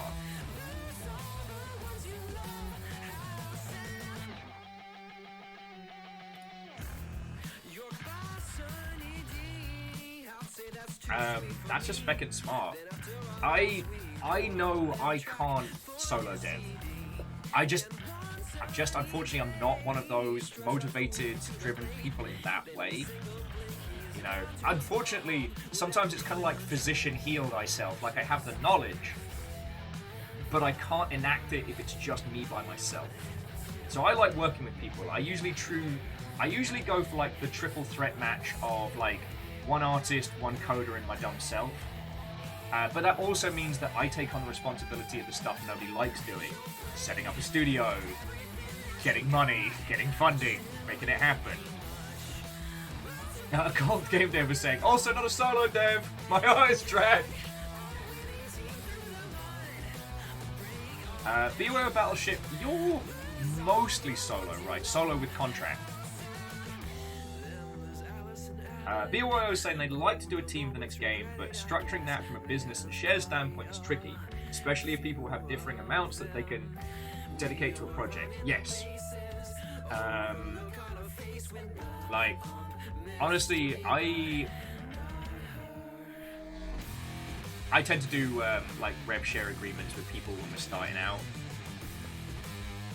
because it's kind of that thing of like, artists have the worst time the earliest on in a project, and coders will end up taking on more and more and more responsibility as it gets closer to vertical slice time.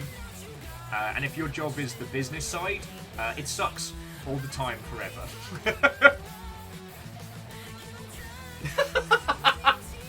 Tres Brothers says, pro tip, have a sibling, make them learn art. I didn't realise you were actual brothers.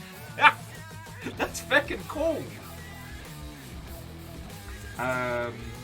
Rune said that they used to run a Discord for that, but after an investment fell through, the Discord fizzled out, and well, life has been chaos since then. Hey, Rune, I have been involved with so many pitches and teams and projects that have kind of like up and down.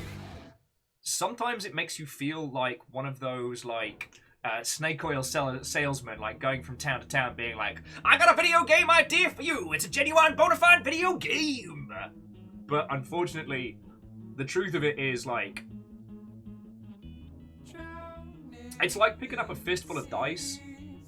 Every one is an idea in a team, and only the sixes make it to vertical slice. And then pick up all those sixes and roll those again, and only those sixes will end up being the ones that get funded. That's why with things like the Tres Brothers, being able to self-publish is brilliant, but also scarier because it's getting to market.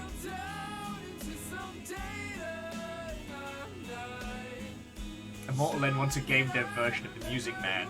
Pretty sure someone did that. Perios is saying, do you think that the Dead Cells approach was good for most games, or did they just get lucky? I mean, it helped that they had a good game, but it's the most practical form of like content creator outreach that you can do. Which is basically like, I mean, alright, we're rocking for 50 people, which is about average for the long shit. You're making a game that can be played and replayed. This technique does not work for narrative games, or like single play and done games. They need to be things that people can return to. And you just start going out there and finding people with one viewer, 2 viewers, 5, no more than 10. And you just approach them and you go, hey, I have a game. I'd love for you to stream it. Can I give you a copy? And for every person that goes, yes, bam, don't even worry about it. Just keep building and keep building and keep building. And eventually, once you feel you kind of hit the max that you can in that space, start weaponizing Keymailer, hit those like 10 to 30, 30 to 40 individuals. Reach out to them as well. Just keep banging on that. Theoretically, by the time you've done that, there's enough groundswell and noise that the big people start looking down from their purple tick towers to go, what are the peasants doing? Sir, they appear to be playing Dead Cells. Dead Cells? What is this Dead Cells they speak of? Oh, well, sire, it's a game where you're a flaming head and a dead body, and it's like a roguelike, but it's good. Interesting. Bring me these Dead Cells. Then you end up in a situation where people who would cost you an inordinate amount of money to approach are playing at their own volition. Yeah. I mean, Robin, it's also make a great game, impress Devolver Digital, so they make your game the first one in the press release. That does help. That does help. But no, I do think that the OG Dead Cells philosophy is still viable. You know, if anything, post-lockdown, there are more streamers, there are more people making YouTube channels, and more people desperate for content. And if you approach an interesting, funny, plucky, you know, fresh-faced streamer who's got that spark, but it only has like 2 or 3 people, and you say, hey, I'd love for you to stream my game. Do you know how big a deal that is? How wonderful a feeling? A game developer came to you with their game and went, I think you're good enough for a free copy of my game. Like, we often forget the value that we have as the individuals that we are. Like,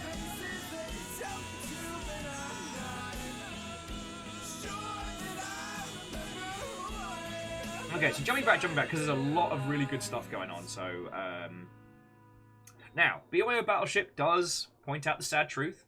You know, great game, brilliant strategy. It doesn't guarantee that you'll be noticed. And a lot of people put in a lot of time and money to make sure that they are above the crowd on that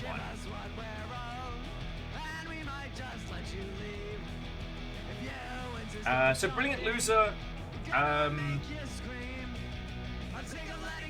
I wouldn't recommend using a different video gamey art style unless it's the core, because you want a really nice, clear art style through all of the stuff. You want a nice, clear art style through all of your stuff so that users can hook onto it, at least so far as I understand with board gamery stuff. So Trace was saying, a question I'd love to get your input on. Will, we're thinking of doing a new cinematic trailer for CKF, Cyber Knights. What's your thoughts on which showcase events are A, worth it, B, viable for a small studio like ours to get into?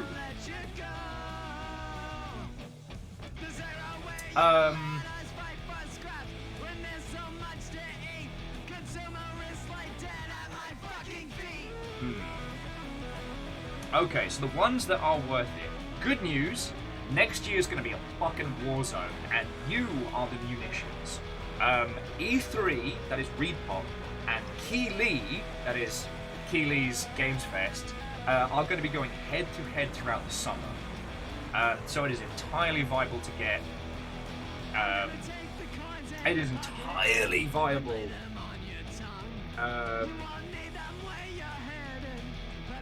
Which are the ones worth aiming for?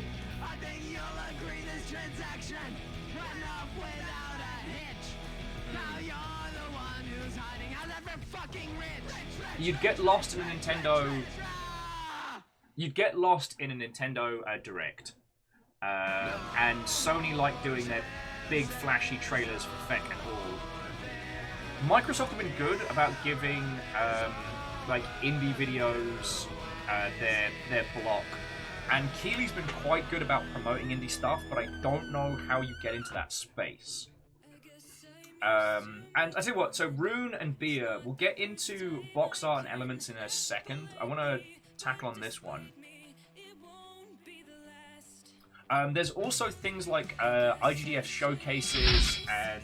Oh, Brilliant Loser, thank you for the follow. As an FYI, friends, anytime you want like a sanity check or like someone to natter with about this stuff, I'm here 5 days a week. This is what I do. The Longship keeps me alive, so I get to just use what knowledge I have to help. I'm fucking lucky with that, and I know it. Alright, so jumping back. Yeah, so next year's gonna be fucking Warzone. E3 will be bringing out the big guns to try and stay in play. But Keighley has announced that that Summer Games Fest will have a physical event at exactly the same time. So it's like blam.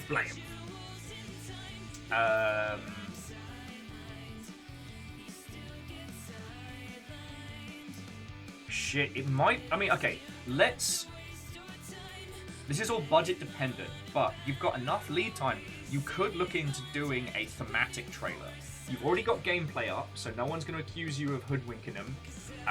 This might be the time to look into potentially like an animation studio doing you something sick. The kind of thing that, like, I'm talking. Alright, the gold standard for thematic trailers is still weirdly Battleborn. I'm thinking doing something like that.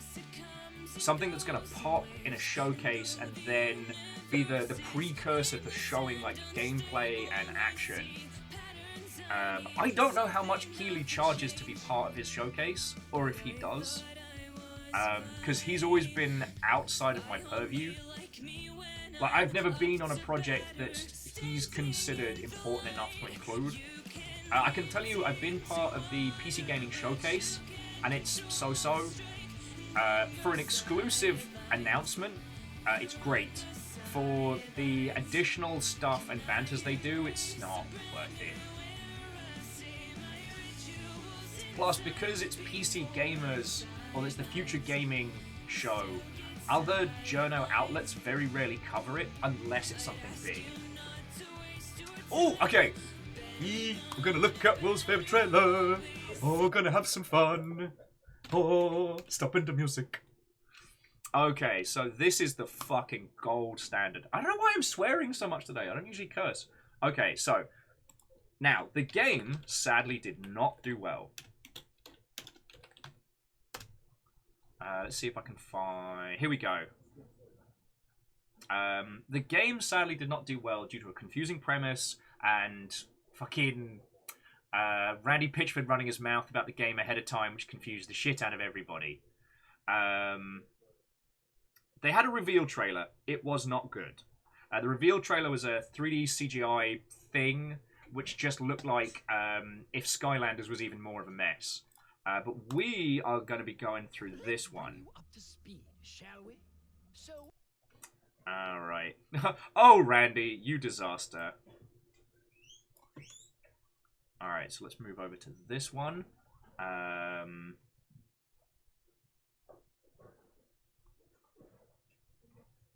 Also, again, we'll talk about cover art in a bit.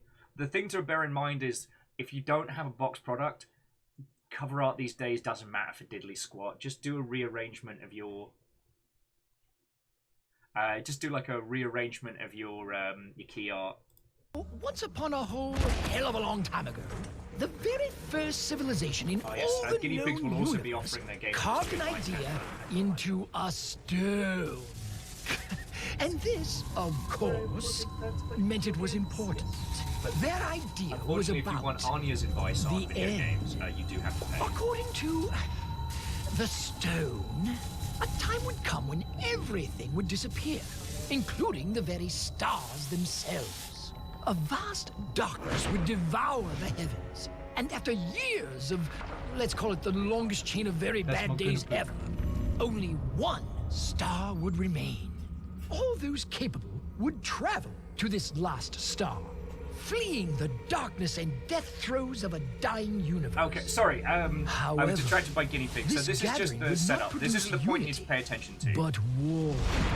So War once among it's beings done and doing the civilizations, Fathomancy, and this was a brilliant war asset against because great foes. it is simultaneously the Varelsi opening to the game, and the so it's betrayer used every time you start the title, Rendain. and it does But the such a good job of stone setting also the speaks feeling and the of thematics. champions Now, who arise from I the don't ashes of recommend conflict. doing these kind of trailers Those for who, your announcement, well, because those who want to users keep go, the lights on. this doesn't look like the game. This is where But when it you comes show time up. to do the From great among media these circus heroes, of Keeley's you will recruit a Dorito Pope force Adventures forged or, in you know, conflict. E3 You will Dying direct and Gasp train them, Edition. and through you Yeah. there is hope for light. This force will be the Battle Bull. And here And for we you, go. Commander, they will fight together or they will die alone.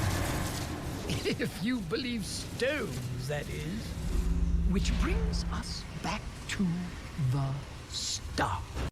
Okay, Sadlin, sorry about that. So what I was just saying is that, sorry for the 2 minutes of prologue nonsense. The reason why this is so good is, one, this asset can be used as the opening to the game. So it's not just a press asset, it's something that goes in the game. Double use. Work smarter, not harder. And the other is that, like, you don't want to use this kind of asset to announce your game because users will be like, that's not what the game looks like. They will drag you over the coals for that one a little bit, unless you announce with gameplay assets at the same time. This is the kind of thing you bust out for Keeley's Dorito Pope Adventures or the Dying Gasp of E3 or what have you. This is the kind of thing which sets you apart in that big showcase.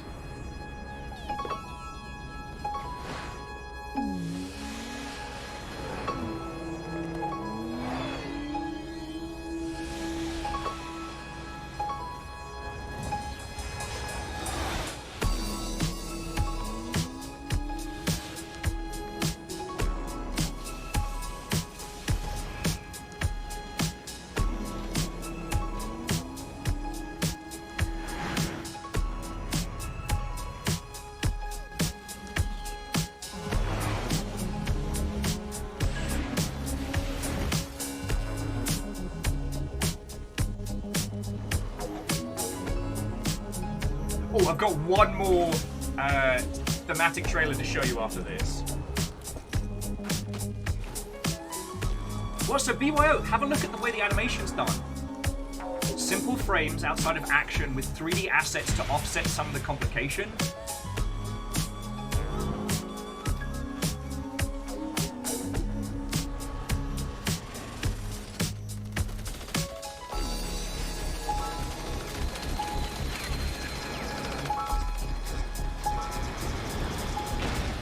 Invaders are descending.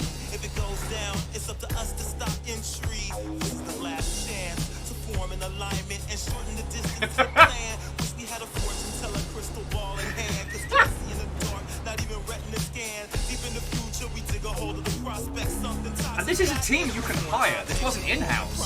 This is an outsourced, like, animation house.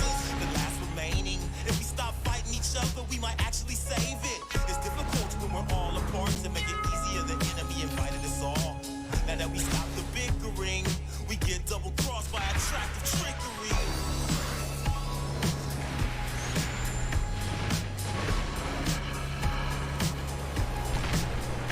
Also, the gentleman robot. How did character design peak so early?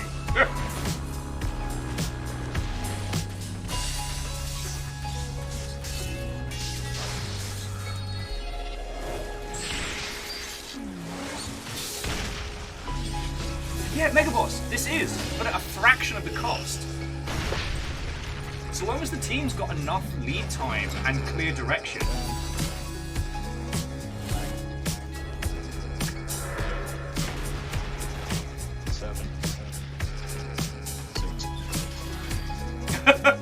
Alright, brilliant loser. I guess we've got a hook now. The countdown, almost down to zero. Lost everything just to find a hero. Gained insight, but still blind to hear though. Galaxies away, but our fate is real close. Puzzling arrangement, gotta put the pieces back. Double check everything, it could be a trap. The natural order preserved, so it lasts or dominate the resources. Feed off it. Live 20,000 years and keep walking. Then watch the rest seem to eclipse. Technology technology at their fingertips, or attempt to escape red tape. Stick your nose in everybody's debate. Join the force and everybody's afraid. No need to be, you're welcome to join them. Follow the rules and regulations, employ them.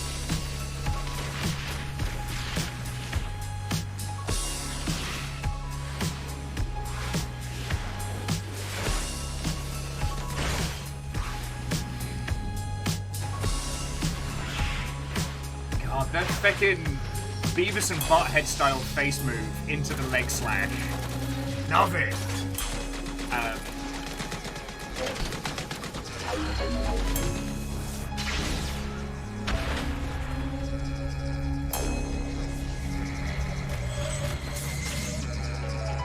Robots stand guard. Whoever got the capital, they selling them off. They kick back, living large off of ours, but the larger they are, the larger the barrage. With the folks from the underbelly, freedom is valued more than anything they sell me. Blowing back bigger foes that attack.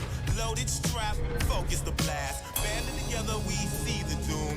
Creeping through, make them play a different tune. Musical chairs, switch up teams and pairs. No malicious sentiments, how much we care. No, not a lot to be free. Gotta think out the box. Outline the plot, use cunning or be shot.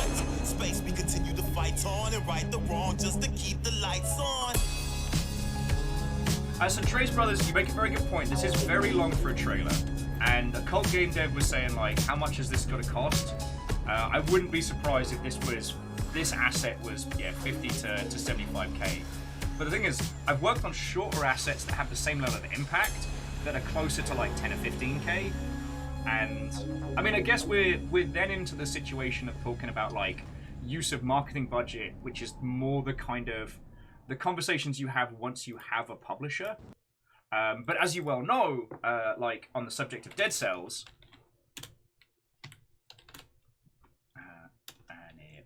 animated trailer, like they went for a much shorter. And Kryoku, Watto and welcome. I'm at this point, I'm just showing off some of my favorites. Now, Ruby does have an in-house animation studio, so they have an asset that we don't. But I know this asset did not cost 50k.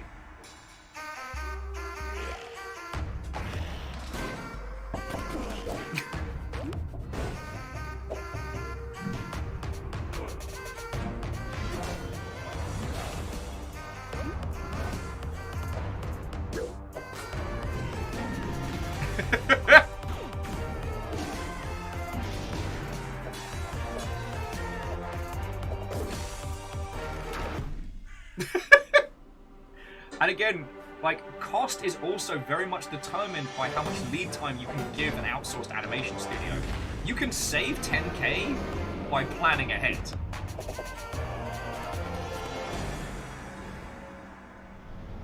Yeah.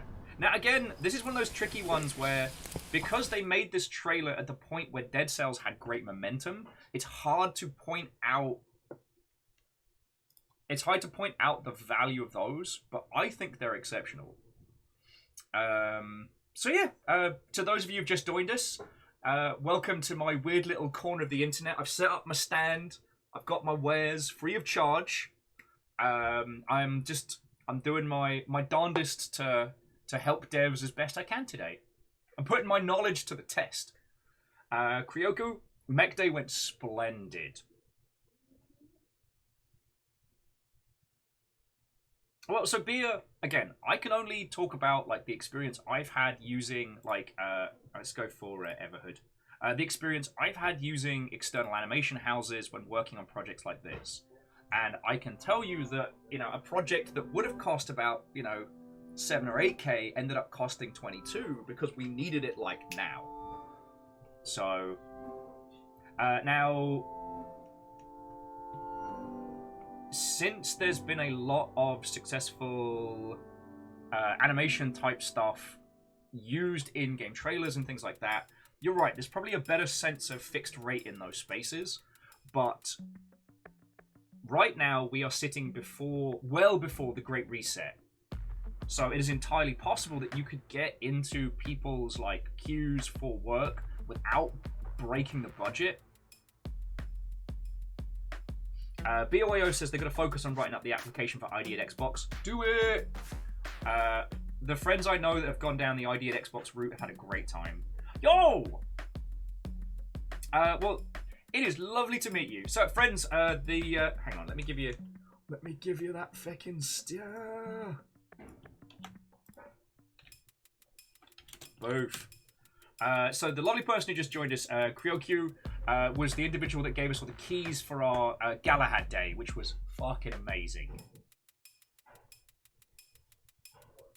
And you know what, and Aperios, that's a good point. The Dead Cells animated trailer did get 7 million views. I guess the question of value on an asset like that one that you have to ask yourself is, did it get 7 million views because Dead Cells was already good, or because the trailer was banging?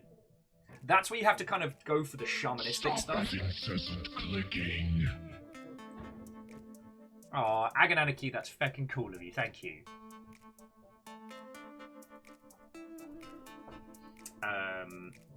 And yeah, Lance Icterus, contractors having a base rate is true.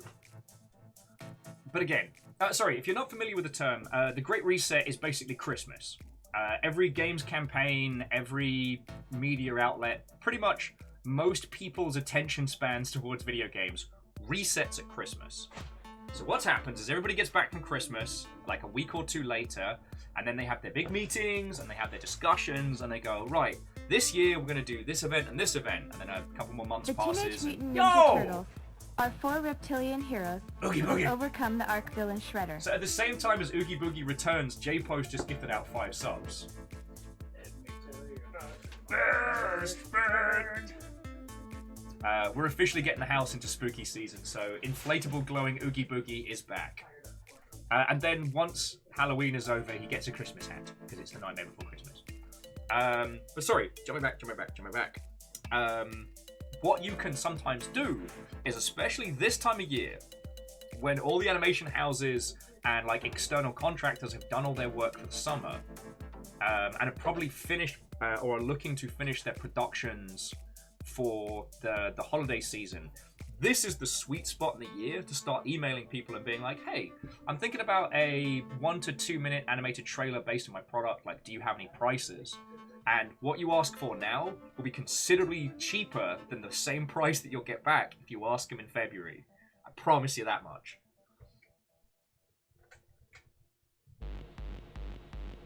So yeah, so beer, that's what I mean when I say, like, reasonable prices.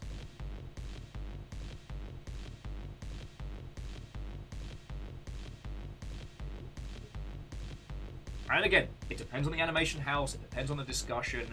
I'm not saying haggle them down, but I'm saying that you may get quoted a baseline price that's much cheaper now than when, you know, all the big players are knocking on their door next year for what's going to basically be the E3 feckin' death pit. Keighley versus E3, who's going to win? Everyone's going to be bringing out the stops. Now, obviously, none of you are going to be working with Platige and stuff like that because, you know, those are the teams where you spend $250,000 to $500,000 on an asset. Like, I'm talking more like the thematic, punchy, interesting stuff.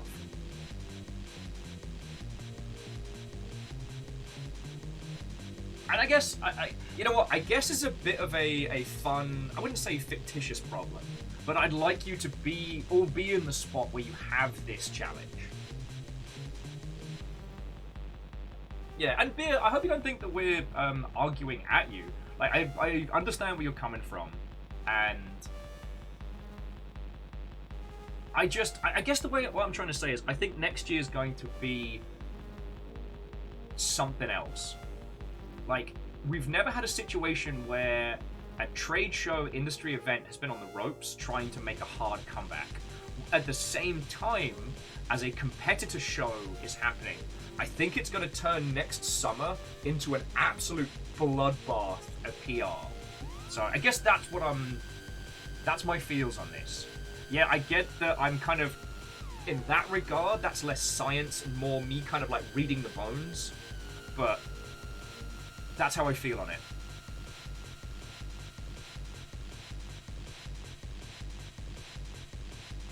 But it's also important to remember that the games industry is a seasonal operation. There are busy periods, quiet periods. There are, even with the Zerg wave of titles we have on Steam, we still have the same kind of ebb and flow throughout the year. So, it's rather important. Alright, now, friends, do you want to talk about the box art discussion? Because box art's one of those fascinating things that, like, unless you have a box product, it's not the same worry.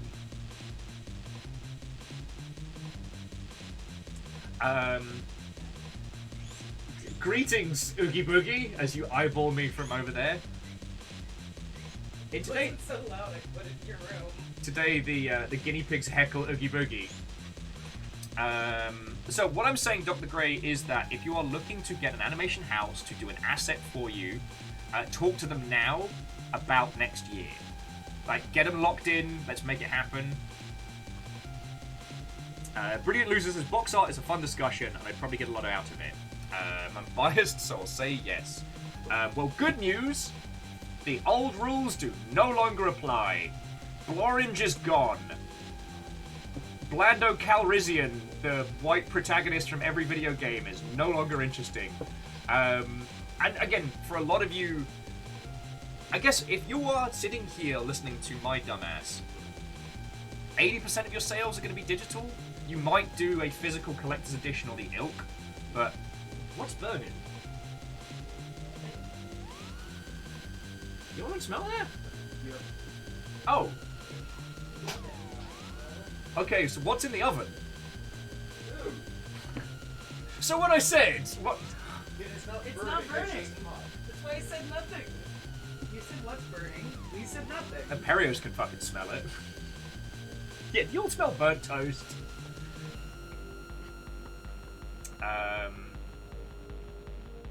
But box art is a very useful asset. I mean, the thing that I recommend to a lot of teams, again, work smarter, not harder. Look at your key art and see if it can be reworked into box art. Like, I don't know, friends, if you've had a look at the box art feature on Steam, and there's so much good stuff. I mean, for the most part, people just rework it.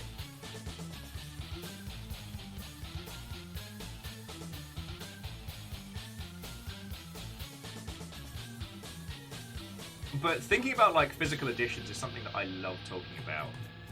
God. I mean, we were talking about this the other day, how Limited Run used to be such a teeny tiny little operation, and now you can potentially contact them to do a limited run of a physical edition of your game. Like, feckin' love that. Hell, if you end up with enough momentum, you can contact Fangamer.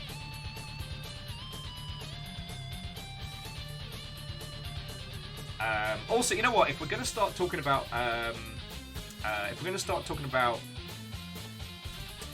box art, so just having a look at my my little library here, and as you can tell, most of these titles, it's the key art that's been reworked.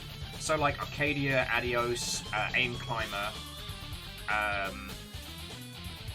heck, for most of them. Light of the Immortals here and Monkey Island don't count because that's just the the Steam capsule art just reworked. But the one I wanted to point out while we're talking about box art, look at Gloomwood. Look at how good that is. Hang on, let me see if I can get a. Let me see if I can better close up.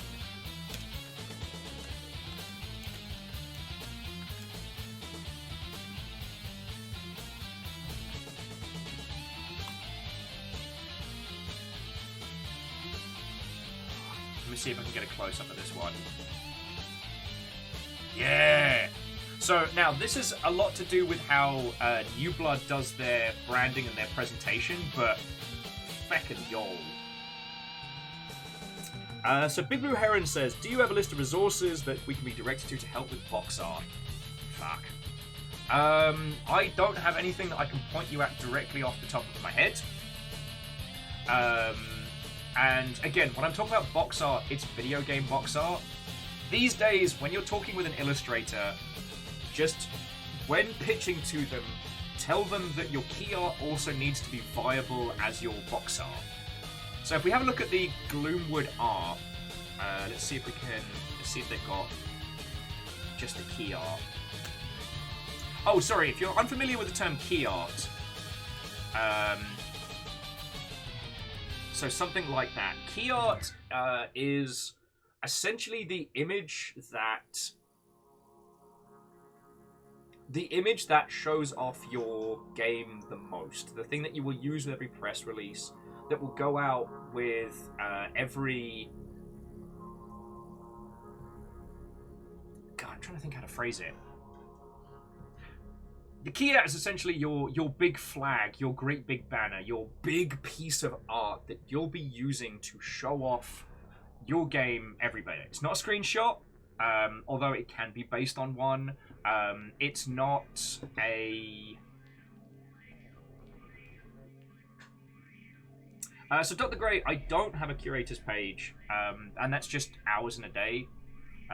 Steam don't do any kind of partnership program and stuff like that.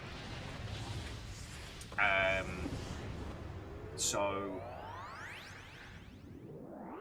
it's hard to justify hours in a day to spend on a curator program.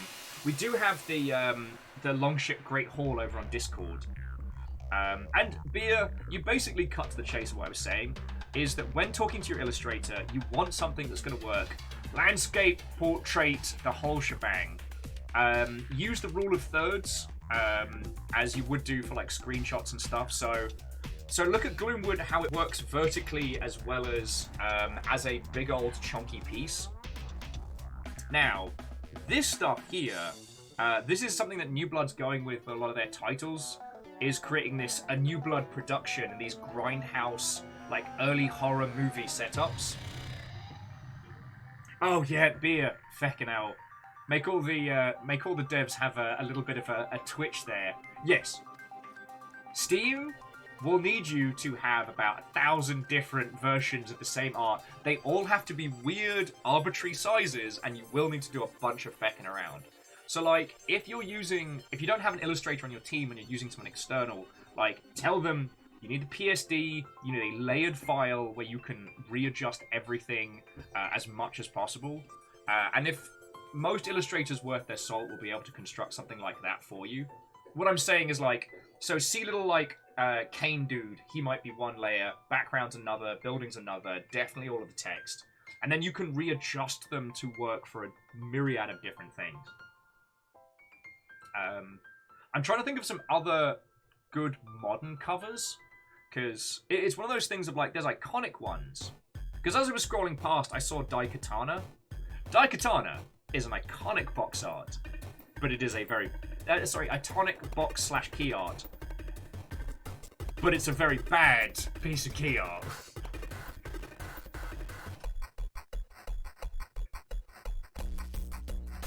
So yeah.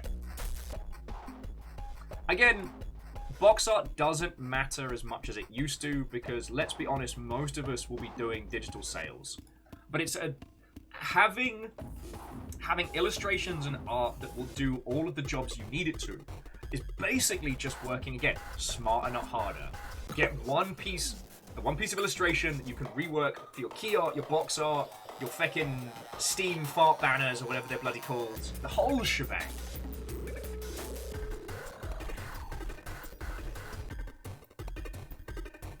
Ah, Lost Flowers. That is a very good example. Yeah, the cloud with sword looking out over Midgar, or just like, yeah, the gang of top Midgar. That's the key art of Final Fantasy VII. Although, again, the problem with iconic franchises is that they can get away with box art stuff and most people can't. Well, so Bea, this is why I was trying to use key art and not box art. As I know it seems like I'm splitting semantics, and I'm not trying to be pedantic per se, but like if we go over to Steam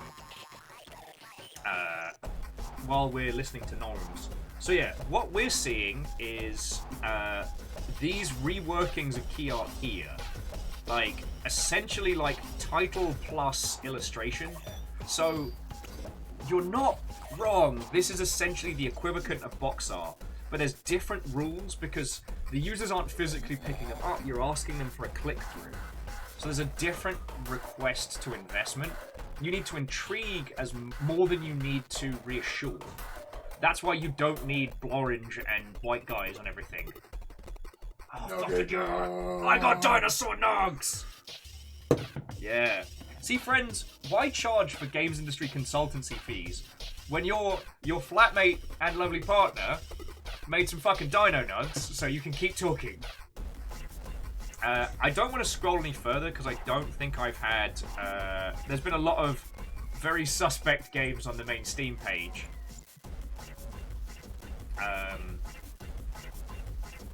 Yeah, so Beer, the Far Cry capsule is the top half of their cover art. Whoa! And again, I would say it's box art. It's more key art on that one, but Ubisoft definitely construct those art to be. God, they don't even use the. They don't even use the key art anywhere on this. Man. But yeah, I hear what you're saying. But yeah, the tricky thing is when it comes to... Works cheap pizza, dino nugs, and the occasional gin, and he's yours for life smile. Yo, you lot keep feeding me, so I keep coming back. Actually, no, I do want to take a quick moment just to say, like, one of the reasons why I want to do this and why I do this. I am incredibly lucky. I get to stream 5 days a week and show off weird games and talk about the industry, and thanks to that, thanks to the long shit who throw bits in and donate and sub and all of that, like, I'm able to make a living on Twitch. And so, because I'm able to do that, shit, I want to help as many people as I can. I want to use what I know to help people succeed. Eventually, my knowledge will be worthless. One of the things that we never talk about in the industry is that, like, industry knowledge has a expiration date. You know, the specifics, the tweaks, the little winning superpower moves, those unfortunately change and shift as the industry does. So, like, yeah, there will come a time when I'm no longer knowledgeable enough in the space to help people. So, yeah. I have done some, like, paid consultancy stuff, and that's usually for people that need to keep their stuff under NDA.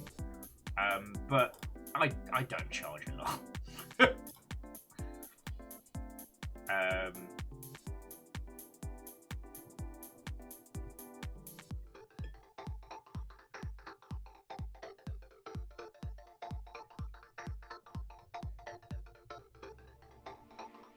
Yeah, and Rune... Well, Kryoku, again, thank you so much for the keys. What I did with the keys was rather than doing a... Excuse me. What I did with the keys was rather than doing like a big mass giveaway, I got them in the hands of people I knew would be keen, excitable mech pilots. We had a feckin' great time, and towards the end of the show, we did a Hots and Knots, which is mostly just, like, things your team probably already knows, like modicum suggestions and things we encountered issues-wise. But we had an incredible day with it. Right, and thank you so much for the keys. Thank you for a fucking great game. Right. What we're probably going to do is wait until there's the next, like, big content update or an additional one, and then pour everybody back on it again. But it was freaking grand. Yeah. But no, seriously, it was so much fun. We had such a good day. Like, thank you. And I hope you all are doing feckin' great. Sorry, where are my feckin' manners?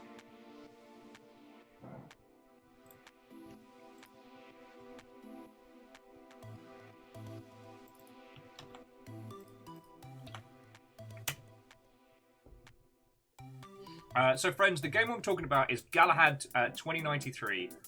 We spent all of, was it last Saturday? Yeah, we spent all of last Saturday playing it. The team behind it were very kind enough to give us keys so we could get stuck in, and we had so much fun. If you'll forgive the description, it's basically like, what if Hawken, but good.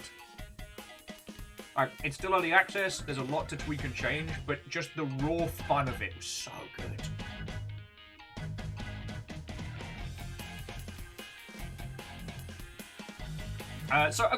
So Lance and Dr. Gray and people are making a lot of interesting points about box art.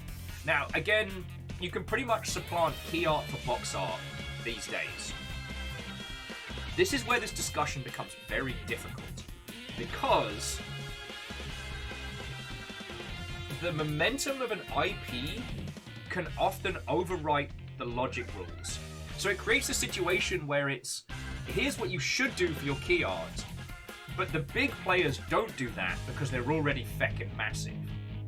You know, Skyrim's box art is certainly eye-catching. It tells you nothing about the game. And their key art, I think, was the carving of the wall and stuff like that. But because it had so much momentum behind it, it was operating in a different space. As opposed to, say, if we were releasing titles on Steam, how do we stand out? How does our key/box art make people go, interesting?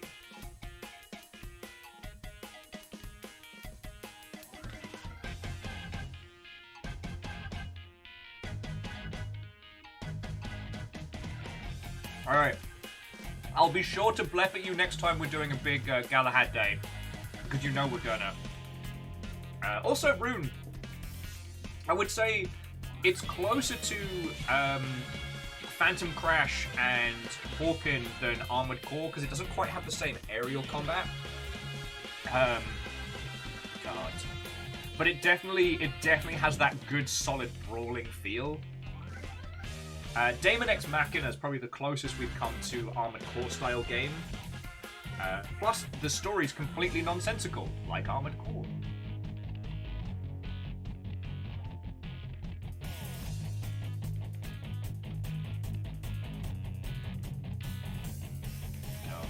Alright, what do we got next? Friends, I might take a little break in just a second just to get a fresh cup of tea. Just because I'm going blip, blip, blip, blip, blip, blip, blip, blip, blip. But have you got any meaty questions? Hey, Kryoku, thank you kindly, friend. But yeah, and Kryoku, if you ever need somebody to just as a sounding post or to bounce ideas off of, we've got you. You know, consider me your strange, weird little shaman industry friend. I'm just here in my little hovel being like, yes, I've consulted the bones. The bones say robots are pretty fucking dope. Something along those lines.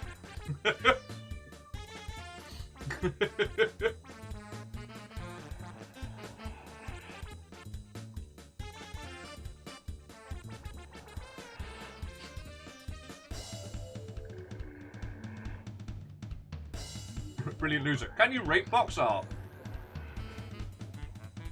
I mean, in a sensible sense, I could give you some professional feedback on, like, assets you're putting together. But in general, like, we're so past the era of box product. Like, friends, the kind of box products that sell are ones that are already massive. It's just people don't go to stores and pick up a game on a whim anymore. They buy games on a whim digitally.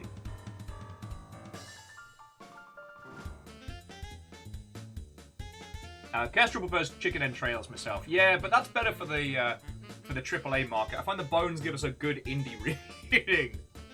Right, do I look like I have chicken entrail money, Kestrel? Go ahead. Wait, okay, brilliant loser. I mean, and this is where, like, I don't want to speak with authority, because in video gaming, it's such a different space. In board gaming, a gorgeous box and an interesting design can make all the difference.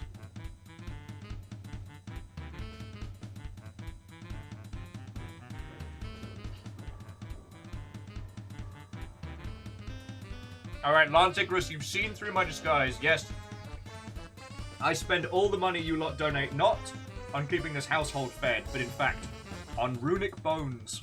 That's been my addiction all along. You can't see it, but on the other side of the screen, it's a literal bone pile.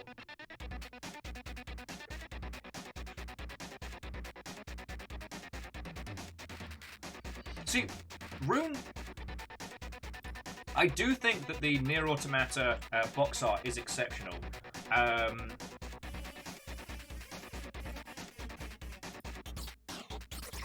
Let's see if I can pull it up.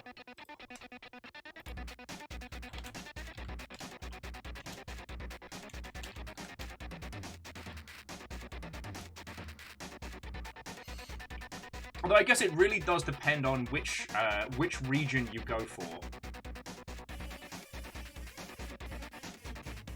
Mainly because it's one of those that whether you go for the... Okay, there's two... I guess there's the good box art and the bad box art. Sorry, let me bring this up on screen. So, for the good box art,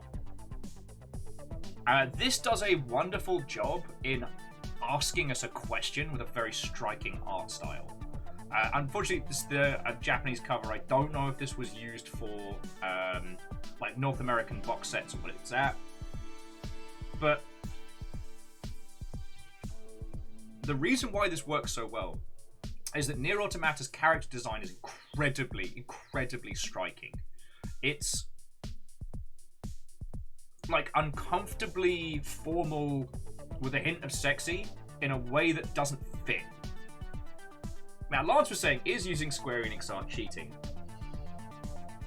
I mean, if you can get it, go for it. But if we go for the day one, I don't know if this was the box art used.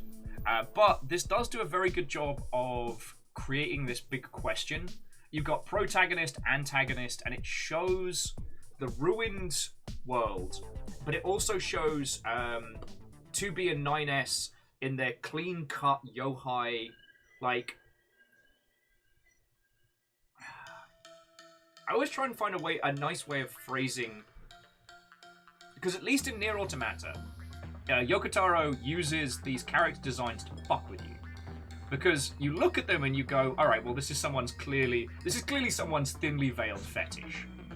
But of course, as we all know now, like, Nier Automata is a game that breaks down the discussion about what it is to be human, what it is to be alive. And the character designs between the yohai units and the robots are very intentional.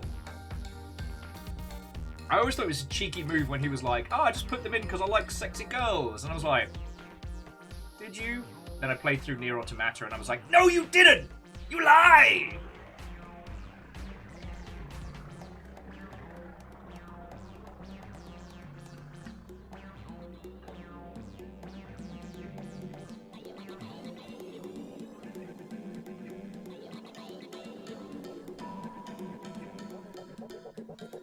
Now, Colt was saying that the Square Platinum games grew out the same root soil and they have really strong character design. Hey, sometimes you've got to lean into your strengths. Now, I don't think that this is a super hot take. I don't think I'm saying anything that's going to get me set on fire here. But the Final Fantasy series, I hate that I'm forgetting the artist's name who did the concept and cover art for a large portion, and the key art.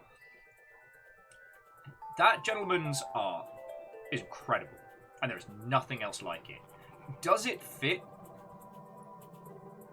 Amano, thank you, Colt there.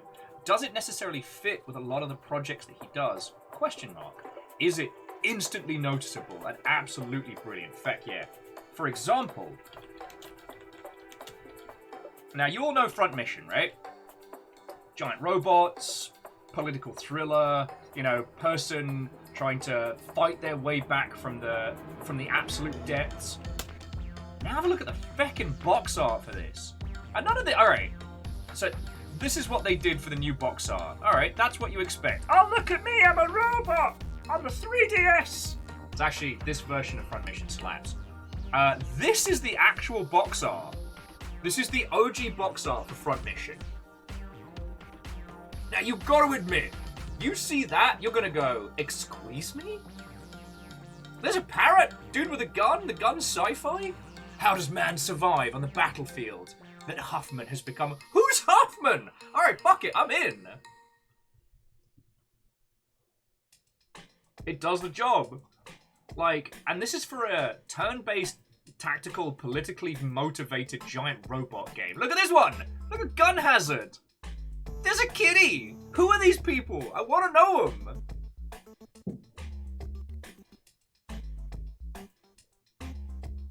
Right?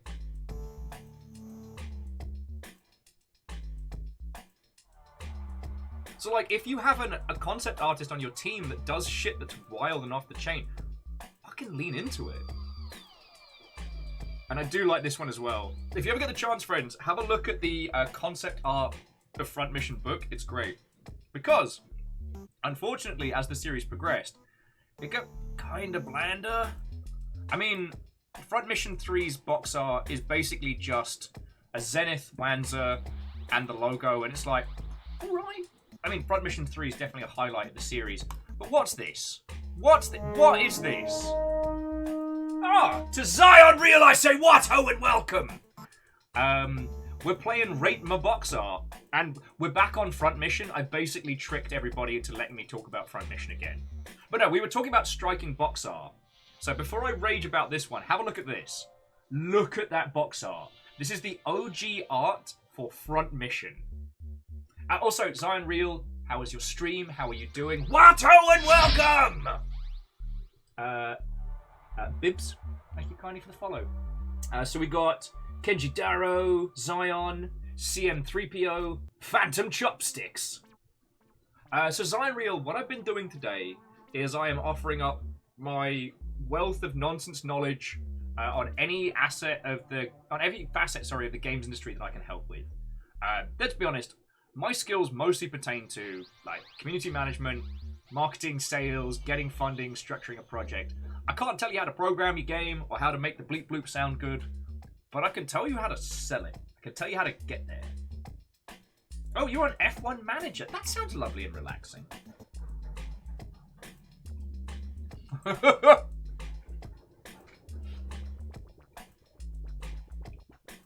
Zion's just telling their lot, that's right, nerds! I brought you here to learn! Buckle up, Buttercup, it's knowledge time! Also, that OG Japanese box art that shows the additional character, fascinating. Now, take this, it's intriguing, it's interesting, it's clear. Have a look at this. This is bad. This is dog shit. We do not like this. This is this is a mess. What are we learning about? What does this say? The robot silhouette is weird and wrong. The guy inside it looks like some Da Vinci tier nonsense. It sure is a robot. Tells us nothing about the game. And also, like, okay, for the Front Mission Evolved, I think this was the European box art. What are we supposed to take from this? I know Front Mission, and I'm confused. And then I was like harping on like Front Mission 4 and stuff like that. Like, this is incredible box art for a surreal detective visual novel. Like, look at this. This is one of the games that feckin' Swery or feckin' Kojima worked on in his 20s that people talk about loads, but turns out it's just a very lengthy visual novel. Alright, we'll do a couple of laughable box arts, but I don't want to...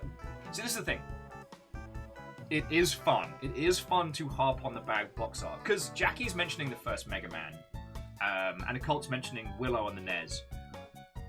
But much like we can't look at the big superstar box art and use that as an example, because the brand recognition has already skyrocketed. Honestly, it doesn't matter what Cyberpunk 2077 put on the cover of their game. It could have just been a close-up of a less than attractive pair of buttocks. Before launch, that game was at such fever pitch, anyone would have bought it regardless of what was on there. And honestly, that's a great place to be. Sadly, the game had a very rocky launch. But you can see what I'm saying of like, we can't learn from the disasters and we can't learn from the critical successes. We have to learn from this middle gap here. Now, Lance Icarus, if there was a Keanu Reeves buttocks limited edition of Cyberpunk, I mean... now, Jackie was saying there was no hype for Mega Man 1. Alright, so, yeah. We'll do Mega Man 1 first. And this one's an interesting one because this is why you always check with your outsourcing companies. So knowing what we know about good old Mega Man, this was the cover art they launched with on Nintendo. That seal of approval!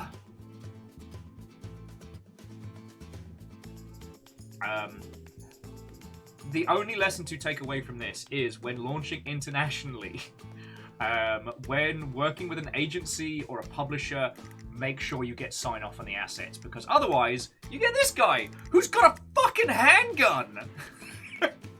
Like, state-of-the-art, high-resolution graphics. It's just some guy with a handgun. Yeah. And the thing is, okay, I have worked with incredible agencies, PR agencies, influencer agencies, like outsourcing companies of all sorts. But for every one of those, I have worked with a team that you would expect to have gotten everything down pat, but absolutely did not. Like, even if it's your friend, even if you know the agency and what they do, always be checking up on them. Because assumption is the mother of all fuck-ups. And nothing more so when it comes to international launches and translations. God, I had one friend, naming no names, they used an outsourcing company to do their translations, and apparently the Russian translation was just nonsense and heinous. Like, feckin' journey. It's a feckin' journey. And you all wanted to look at the Willow...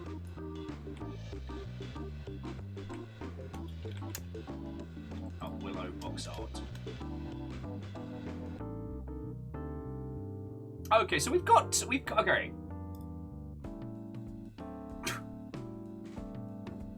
You know what? Occult Game Dev, you wash your mouth out. That box art is perfect and has no flaws. I cannot see a single downside. Oh shit! Friends, we can save $10 when we pick up another Capcom video game. See inside for details. Shit. We can save $10. Sion's like, I'm gonna have nightmares. Why is Warwick Davis so smooth? Why? What is happening here? But then also, have a look at this. Have a look at the Japanese box art. It is the baby Warwick Davis!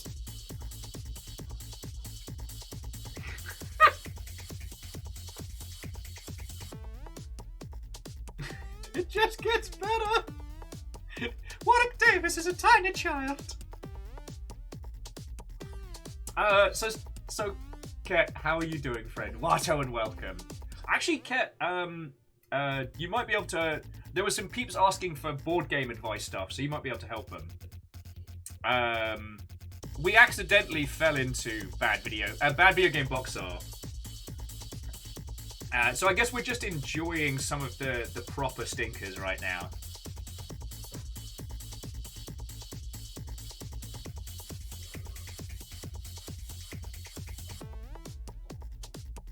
Alright, I've got to check this out. Oh my word. Okay, I need to find a larger version. Willow board game. Because it gets worse. So I want to see if I can find a really high quality one for you all. Come on, I need a proper big picture of this. Come on, someone's got to have a high res. Why are all these images so small? Board Game Geek, help me out here!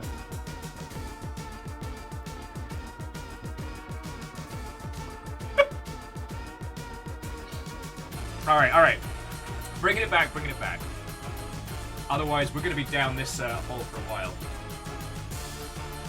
Hey, Trez Brothers, you're entirely welcome. One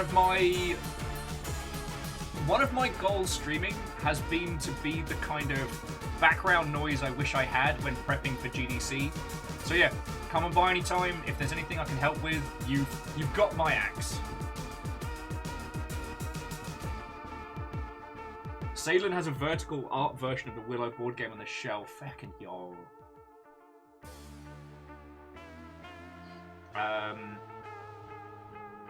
So yeah, so bringing it back. In the current state we find ourselves,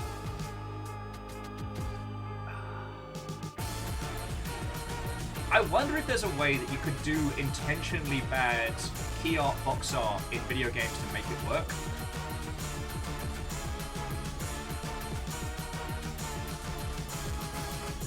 I know for a bit, as a joke, New Blood changed all of their Steam art to be like terrible breakdowns.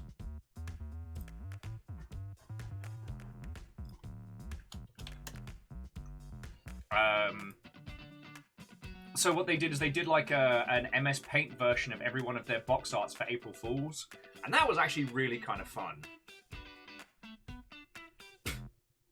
Agonaniki, no! Willow's supposed to be small, Will. Well, actually say, we rewatched the Willow film recently, and honestly, I think it's going to be good as a series. It needed time to breathe, but also, that film is fucking horrifying.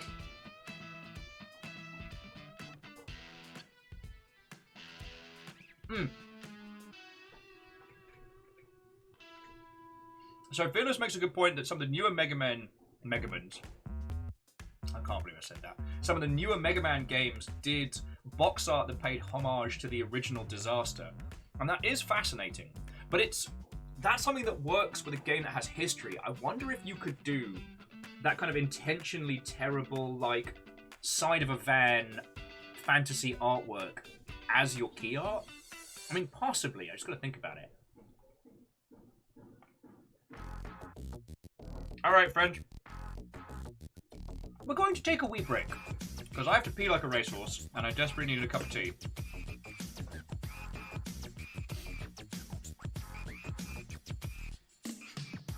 Robin saying, I'm telling you, key art, title of the game and impact. Oh. Unfortunately, I'm not meant to, as they don't like it. Actually, maybe we can do it with Steam's new releases. Maybe we can do it with Steam's upcoming releases. Popular upcoming.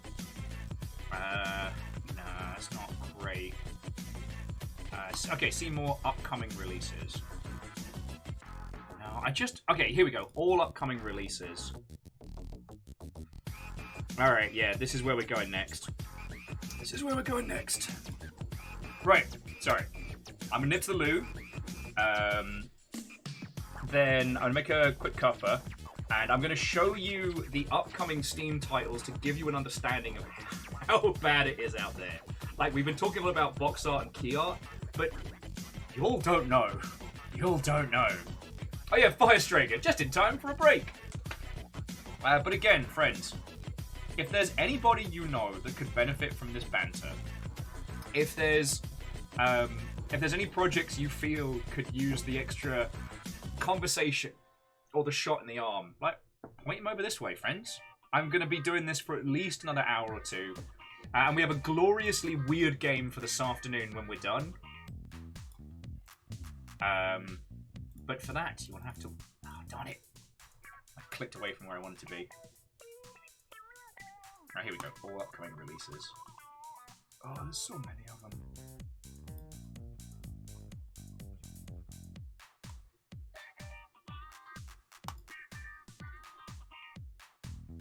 Alright, and to be continued, friends. Didn't go anywhere. I'm just going to make a copper. I think I was mildly incoherent there.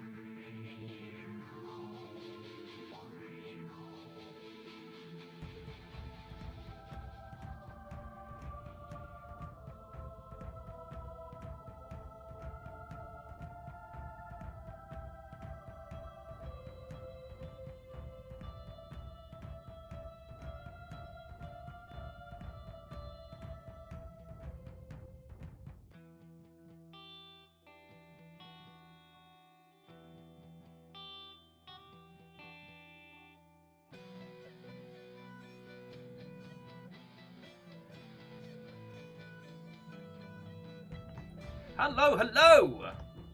We're still going. Oh, so to beer. The way I got to that, the Steam mode was in library.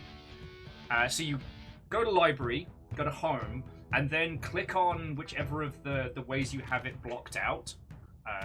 So I like if you click on like recent to show your recent titles, it blocks them out by box art, which is really interesting. And to that end, on the subject, let's have a look at why this stuff is so terrible. Actually, I'm going to bring this up in browser so that I can actually zoom in. Alright, so we've got popular upcoming releases, and we want all upcoming releases. Alright. So now let's zoom into this so you can all see better. Alright, how's that? There are 9,328 matches. Alright. So this is what you're up against when it comes to Steam stuff. Oh, it's not scaling the images as much as I'd hoped.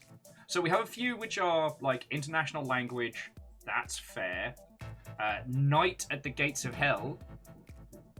Oh, actually, that looks kind of curious. All right. But so things like, look at Angst here. We are at 175% zoom. Let's do one more. Maybe see if that levels it out. No! Darn it, Steam. Oh, here we go. So that's leveled out nicely. All right. So this is at 200% size. And this is... with box art and key art, like, this is something you do need to be thinking about, because whether you're launching on, like, Switch, itch.io, Steam, what have you, but the places which are much more common for individuals like us to be launching a title, like, this is what you're coming up against. So, okay, look at Super Alloy Ranger. Now, is it going to give us a hover over? No. Which probably means that it's got shady content in it. Super Alloy Ranger has a character half cut off. The other character is just a floating head with text that is far too small to read. Nani? Quantum Gravity. I mean, it's visible, but feck me if I can't read it. Angst, sort your shit out. But like, this is... And in training, Shape of Toilet Rim, Burrow. I will say, Outside the Window seems interesting. Dr. Kobayashi's Labyrinth Laboratory is unreadable. And Gulu Tales Journey, like, I'm happy to be proven wrong, but that looks utterly trash.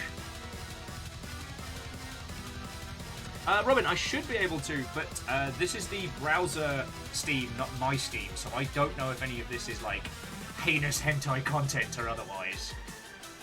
Actually close those.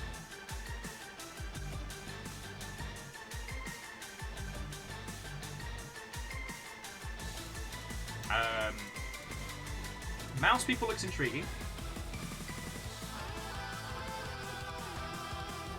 Well, so Robin, the point that I'm making with this, and the point that we're doing in these reviews, is this is what a user sees. Like that, when we consider that primarily most of us will be selling our titles in the digital marketplace, this right here, this is the first and maybe the last thing that a user sees in your game. So like, you might think, alright, for Gulu, a Tales Journey, this will be fine. It's not. I mean, props to him from at least using some drop shadow, but feck me running. 1. The title on there does not match the title here. Capitalization's important. You know what, I'm going to risk it for a biscuit. Please don't be porn. Please don't be a porn game. It is a 3D platformer. Okay.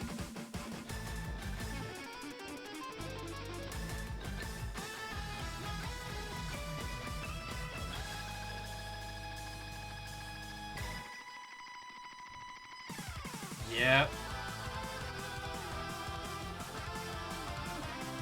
this is very much a first Unity 3D platforming project.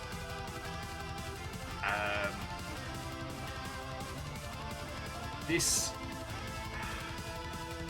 Well, I mean, Lance, I would absolutely say stop using breathtaking unless you're prepared to back it up. Oh, no, so Scotty, this is for review and conversation purposes, so all of this is fine. This is, you know, publicly available assets. And I don't think this is a game made in a mean manner, but this game unlocks in 8 hours. It does not have a price point. It does not have any details or information.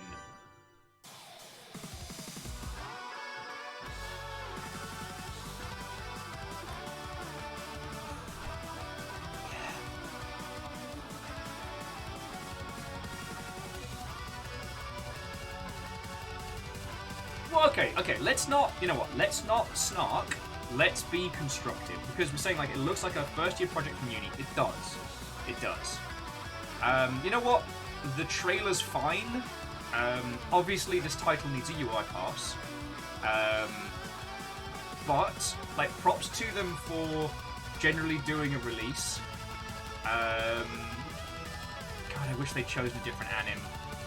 The anim is clearly the, like, mail run that you can get from Unity. And it gives the character kind of like a San Andreas vibe. Also, whatever the strange hairdo is creates this very weird look. I'm like... Okay.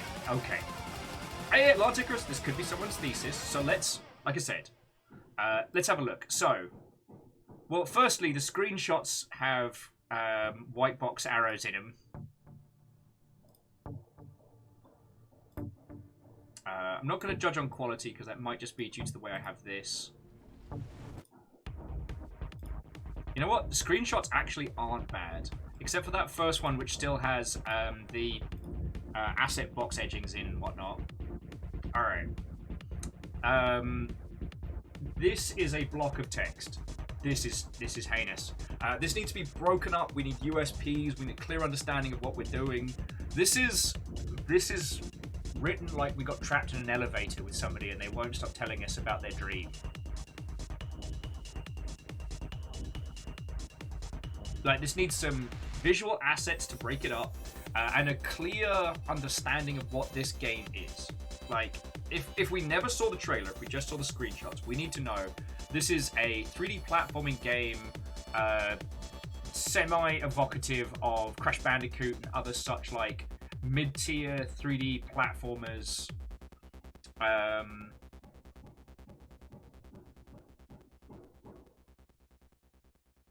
This, I mean, why even put recommended spec if the recommended spec is just the same but 64-bit?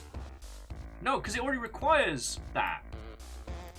Alright, so there's a lot going on here. I'd also say, like, for the assets, it definitely needs a spot of variety. Also, who is this? Who's the water buffalo and the sheep in the capsule? Okay. Anyway, sorry, I don't mean this to turn into mean. So, friends, now that we're back, if you have any other topics and things you'd like us to tackle today, like, throw them on in. Because here's another thing. It is okay to feck with Steam. In nice and kind and considerate ways, it is okay to feck with Steam. Now, what do we notice? Friends, scrolling down here, did you notice anything? Did anything pop on out at you? By any chance, was it the feckin' hand of metal next to Metal Hellsinger? And Aaron! What, old friend? How are you doing? I'm helping people with video game stuff. Although at the moment we haven't got any banging questions, so I'm just doing some deconstructions of upcomings. You know, sometimes we can learn more from bad ideas than good one. Alright, I reserve the right to jump in and wail on Boomen.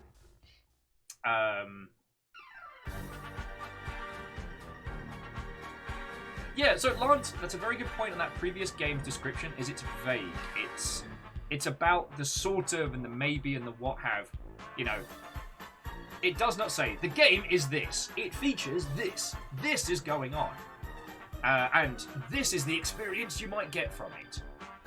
It was kind of a vague, ambling conversation from someone has just had an edible. Like, but, I mean, secretly, Robin, if you put a shrug in the release date, unfortunately it won't show up on a lot of immediate lists. But, look at that. Just a little thing to make you stand out. Like, obviously, don't try and break Steam, don't be a jerk. But one thing that a lot of people realized was that if you didn't know when your game was going to be coming out, you could put an estimated launch date of, like, say, this week, and then change it, even though to the consumer it didn't say it was coming out this week, but Steam's backend would register it here, and it would show up in more searches because it was an upcoming game. Yeah, time is subjective, and when it's done, those are fine, but then putting a rough launch date so that you might be able to dive on in. Yeah, J-Post. Little Kitty in the Big City has a planned release date of Cats Don't Have Deadlines. Brilliant. Okay, firstly, Boo Men and then Boo Men Stay in the Light. Okay, don't add subtitles you don't have. You're just confusing the users.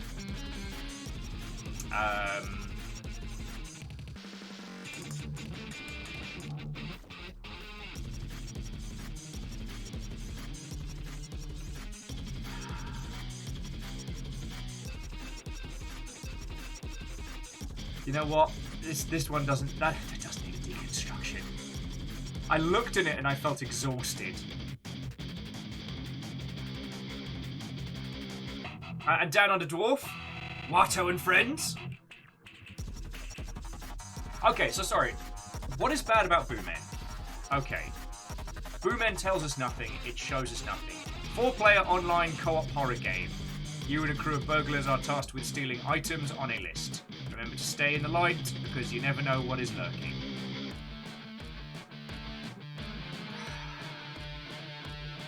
It doesn't look like it's poorly made, and it's 4-player co-op.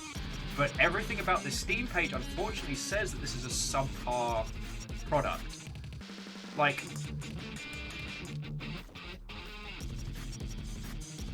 if you have a look at the Steam capsule stuff, it's all screenshots with text over the top, which is, unfortunately, it's not a way to go. Like, honestly, it would have been better for these peeps to, like, commission someone to, I don't know, give them, like, a fucking Goosebumps-style house with some green lightning beneath. Oh, look, this person's gonna jumpy. Don't steal from ghosts. It's bad. I mean, trailer-wise, it breaks the don't show us the monster rule. I mean, it's a 2.5-minute trailer, and we've already seen 2 monsters in clarity.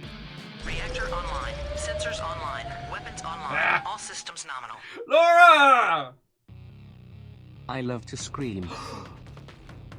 What have you considered? Spooky video games. Actually, this title, sadly, probably will not have the stability and things we want, because the Steam page doesn't show us that this has any weight or quality to it. But this is one of those, like, this game should not be coming out this month. This game should be coming out maybe, like, beginning of next year, because it's so close to potentially something good. Like, I'd love to sit down with this team and be like, alright, we're redoing your trailers, we're changing your stuff.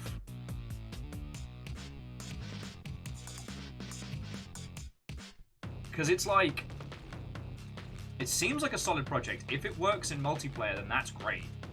And I really like this concept. I know I was snarking at it originally. I love this concept where there are monsters in the dark. So you're running to light areas to turn on the lights to be safe. But the monsters can also mess with the power. They can mess with the lighting. Like, I think that's a fascinating little, like, simple concept to play with friendos.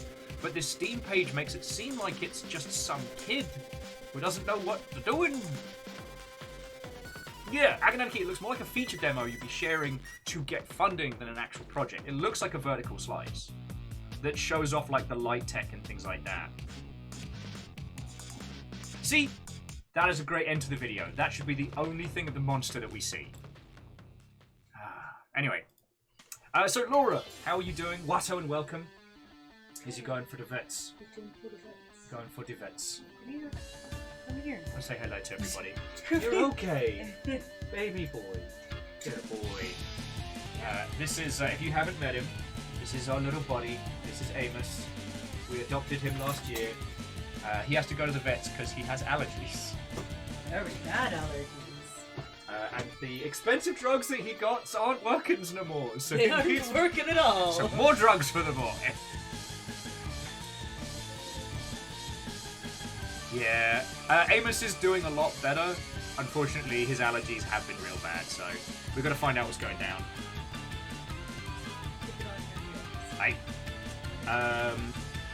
So Occult Game Dev is saying, secret, build a good photo mode system into your game. Even if you don't let players use it, it will make your life 1000% easier when trying to make a trailer. Yeah, I mean, even just having an unattached camera mode. And hookshot! Watto and welcome!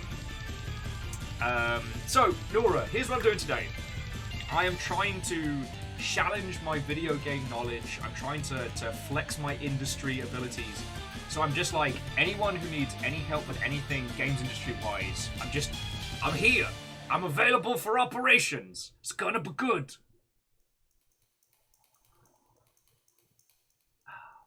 So yeah. And hookshot, it's the least I can do. Like, I understand with stuff like yours, hookshot, it's not something you want to do on stream, but I'm feckin' down for it. And Laura's saying, so far they've learnt that photo mode is cheap for a good trailer. Yeah. And again, just something that's like a no-clip, non-connected setup.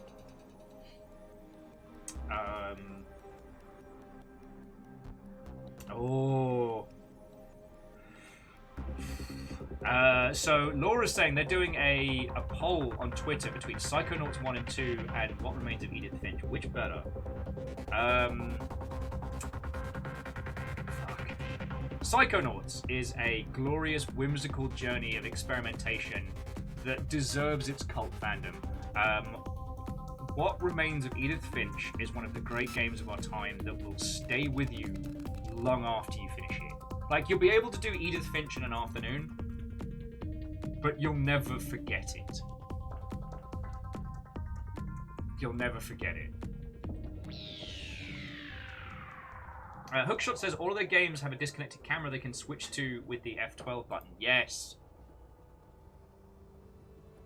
And for the love of all the gods before and past, please make it so that your users can take nice screenshots with F12. Please. Please. I have encountered some games that have the screenshot button disabled for some heinous reason, and it's hard.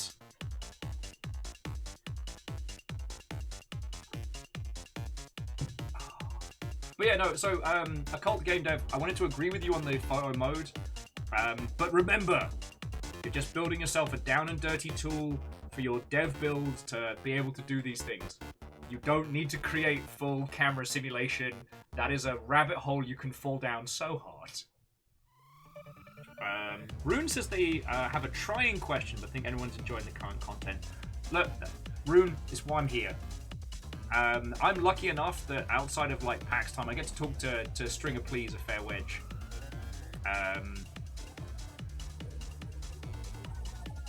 God, I mean, Lance was saying pet peeve: don't minimize the game if I click outside.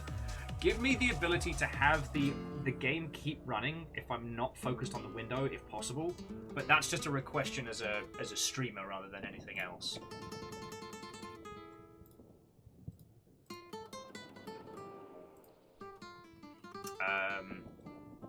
But yeah, no, so Rune, go for it. Like, we can deconstruct people's Steam pages until the cows come home. I feckin' love doing it. Because it also gives you an understanding of when people say there are thousands of games released on Steam every day, they aren't all good. Like, you don't have to worry, they're not all going to blow the doors off. Yeah, and Lance, I'm going to be feeling that way about Boomen for a while. I picked that one because I thought I was going to be able to use it as a good example to point at and go, don't do that.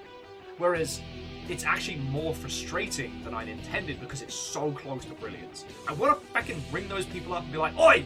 Are you the Boomen? I've got a bone to pick with yous! Your game looks good, but your page is shite. Let's have a talk. Also, don't launch a horror game in Halloween. Don't do it. Don't do it, friends. Seems like a great idea. Don't do it.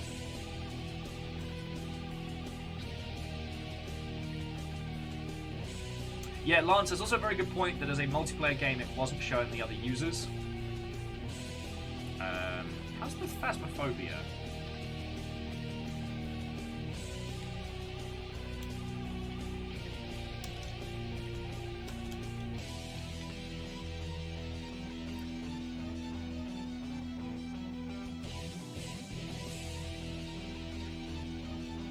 I mean, okay, Phasmophobia has had a lot of time to create some excellent assets.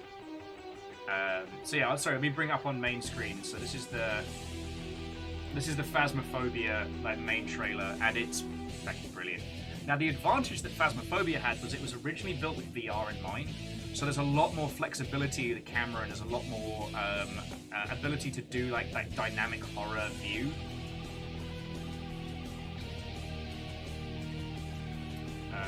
Rowan was saying, anyone who knows anything says you launch a horror game during the holiday season. It's not a bad shout. I mean, you might end up sharing a launch window with some big elements, but yeah.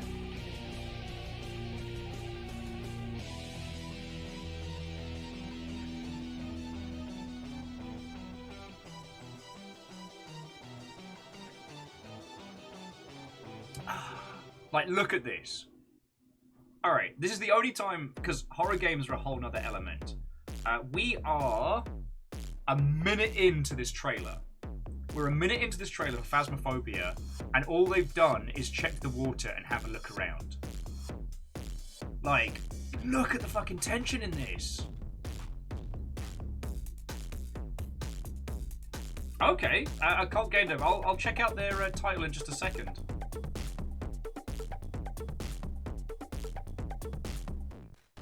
Like, so far, the scariest thing we've seen is one bug crawling across the floor. Now, admittedly, this isn't showing the multiplayer either. But... okay, so friends, usually I wouldn't point to something this successful as a learning tool because you can't be Phasmophobia. Phasmophobia already exists. It already was the breakaway success. But you are definitely in its paddling pool if you're going to make a multiplayer horror title like this.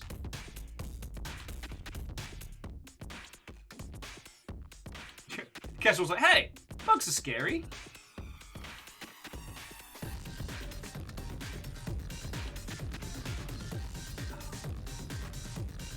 Well, yeah, and Brilliant Loser, you're entirely correct. The key to horror is to do nothing for as long as possible to build tensions. Well, like, horror, as you know, is all about tension and release. Build tension, build tension, build tension. Scare user, release tension. Like,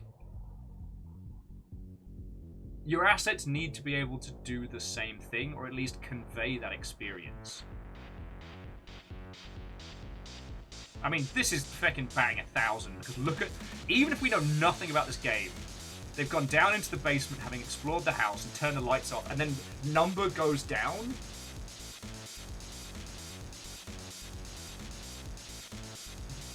Brilliant says they're designing a horror board game. I don't know if... so Slifter is a very, very good friend of mine. That's Ket, who let me basically live on his sofa and use his PC to stream, which is why I have this little corner of the internet. He's definitely the person I'd say to talk to about stuff like that, because I'm fascinated by the idea, but I wouldn't know how to go about selling something like that. Like, and the fact that our protagonist character has gone into the basement and out, they've basically just played. Yep. Now you in shit. They've basically played the tutorial. They go to the door, the front door slams closed, and there's the shadow. Boof! Biggity bam! Boo man! One of the few times it's fine to do a fucking lengthy ass trailer. Like, reviews have always. But then, again, look at how this one's laid out. Simple description, how you go, all the bullet points, jobs are good. Sure, they could bulk this out with some fun visual stuff on the page, but that's what it says on the tin.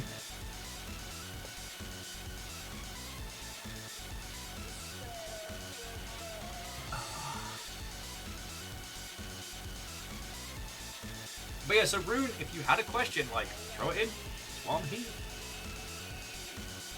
But yeah, so Hookshop, actually what ends up happening with content creators and PEEPS in October is that they tend to play a lot of the same, and the big titles are the ones that tend to dominate the news space. You can't get coverage, you're not going to get reviews, your only chance is content creators and users, and they're already sewn up with a lot of stuff, so yeah. I mean, Phasmophobia launched in September, so it was already out and about before Halloween month started, which is very smart. Okay, so Rune was saying, they're a writer at heart, go you. They've done game development study for a very long time and are confident in their abilities to perform in design and writing. When I was doing indie games previously, I was a writing consultant, but I found myself dabbling in other skills because I couldn't rely on other people. Yep. These skills aren't strong. I don't have the money to go back to college yet to learn skills. Where do you think I should go from here? Are you familiar with Twine? Is it Twine, the visual novel?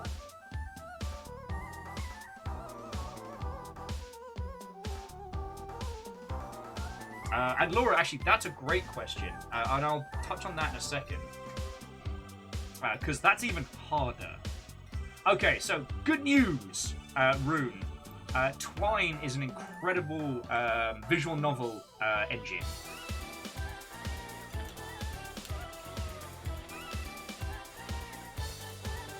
Boof. Twine is an open source tool for telling interactive, non-linear stories. Bam! That's where you go next. You are going to make a very short form visual novel. Just do budget speed sketches of the characters with the potential that, you know, you can possibly have someone go over them later. So take the game design elements, boil them down to simple choices. Characters and everything is in your writing. Don't worry about level of quality, just go have fun with it.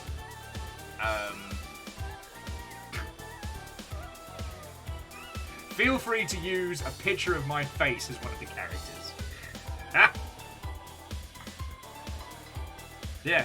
Well, so Rune, the reason why I like going with stuff like Twine is because it's all flat images. So you could just sketch with a fucking mouse the characters and the poses and what you want from them, and then work with an artist. I'm obviously trying to insert myself into as many video games as possible. Because Twine is a really good way to start thinking about writing focused dialogue titles in games like this. Because once you've done that, now, if you want to get weird,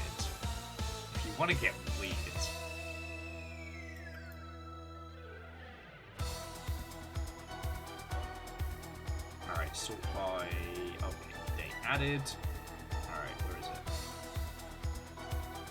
Here we go. Now, the reason why I recommend Twine is it's good and quick and fast, and the main focal point is on your writing. But I want you to have a look at this. Now, it's a free game, but it is fucking wild. This is Off-Peak.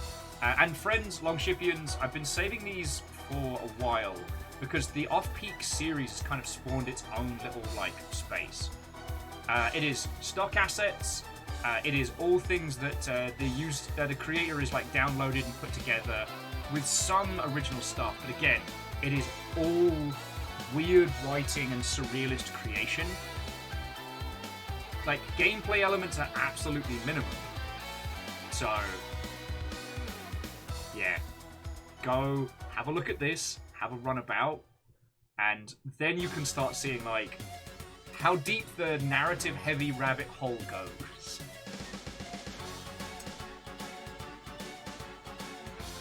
Oh, Rune, and you can... I mean, that's why I want to show you Off-Peak. It was built in Unity, but you could absolutely do that in Unreal, you know? You're going to spend a lot of time in Blueprints, but as soon as you get a good way to display your text in the world, like semi-diegetically, you're set.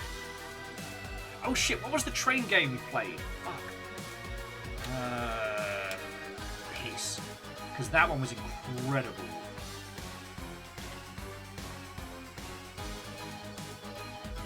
No, not Distraint. Not Peace. Shit! It was a train, and you're heading towards like a religious super site. Fuck! It had some of like, the best. We've streamed it. It was really good. Ah! You had like a little phone device that you could flick through at the same time. It was meant to be like a religious pilgrimage. But it turns out it's...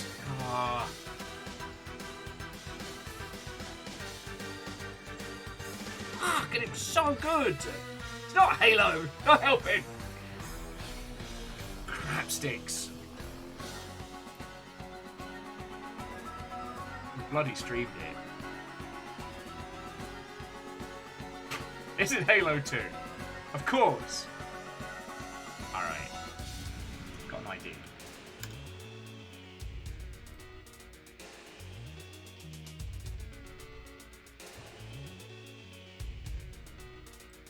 Was it Cosmic Express? No. Wasn't Subway Midnight? Okay.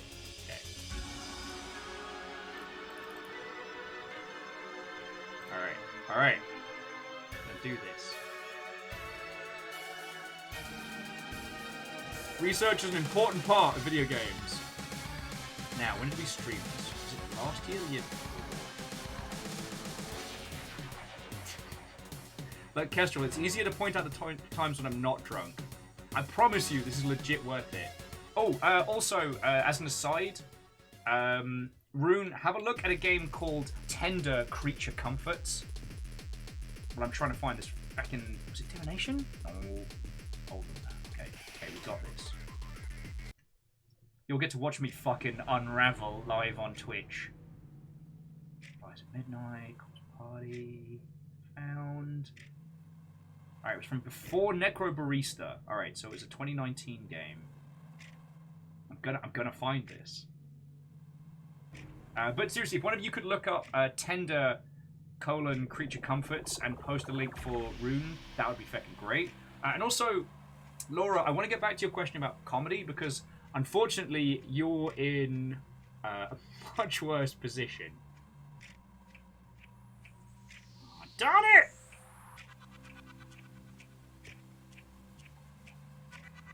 Great, now I can't remember a game that I streamed. Alright, we'll come back to this one. I'll just relax my mind. I'll relax my mind and it will come to me. But actually, I'll go back to Tender just real quick for Rune, because I think I'll probably beat you all to the links. So Tender is a fascinating game. The premise is you've landed on an alien planet, and to keep your visa status, you have to date somebody. And your visa is allocated based on the number of dates you're allowed to go on, which I believe is 10. You get 10 matches, 10 dates, and by that point you have to find somebody so you're allowed to stay on the planet. And even though it looks like an AI generated, it's all pre-written text, just back and forward between, with the user having a few choices as to who they match for and how they make stories and stuff like that. It is one of the realest and rawest games I have played, and I cannot recommend it enough. If you want to just see a game which is entirely powered by its writing, like, it's just incredible. It's $10, and I can't recommend it enough. But now, comedy in games is fucking hard because you can't control the timing.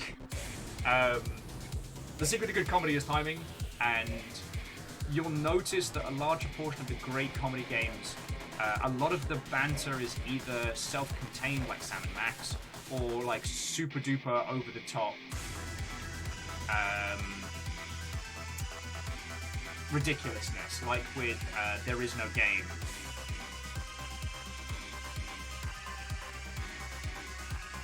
I do not think that it cannot be done.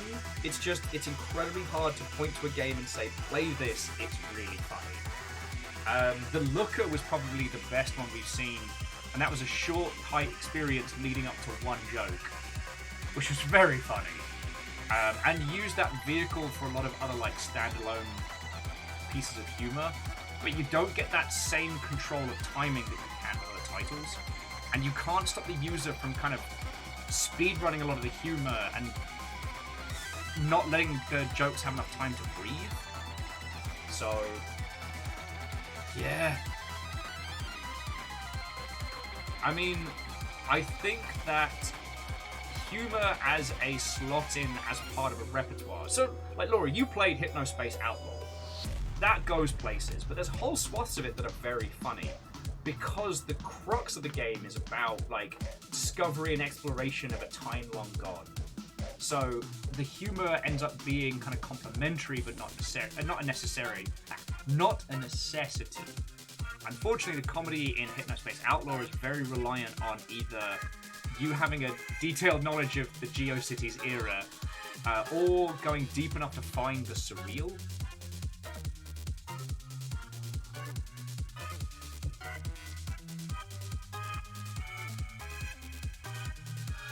Okay, so Laura was saying it's not so much that it needs to be comedy, but just that is your strongest, your most taut bow when it comes to elements.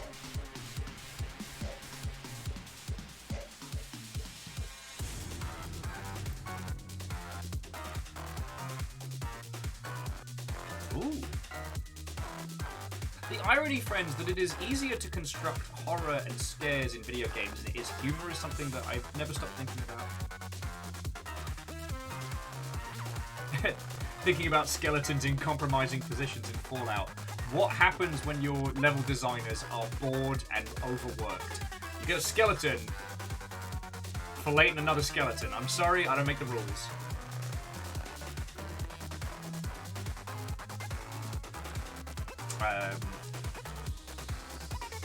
So at this point, like, it's one of those things that I can only really think of examples where comedy and elements are put to good use inside a larger title.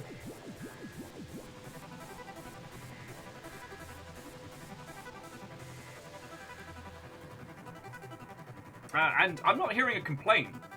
Laura being the guy that wrote a historical debate into D&D lore. Fuck yeah. Make those players work for it. Punish them if they didn't do their homework.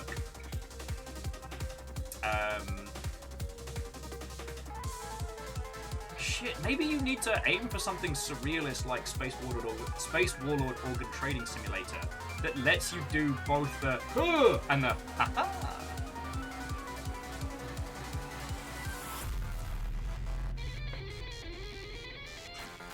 Fearless, I know it's not what you meant, but when you said it's funny because you know one of the big environment artists at Bethesda, I imagined the giant blacksmith from Dark Souls with a tiny hammer, and he's like, yes, hello, my name's Big Barry, and I make stuff for the land of Bethesda with my tiny hammer. I'm just a really big guy. God. Sorry, that's where my brain went. I am talking about Andre. It's gonna fucking kill me that I cannot remember the name of this fucking game! Alright. Sci-fi. Walking sim starts on a train. It's not Nostalgia Train. No, it's not source code. I did not invite Jake Gyllenhaal to this.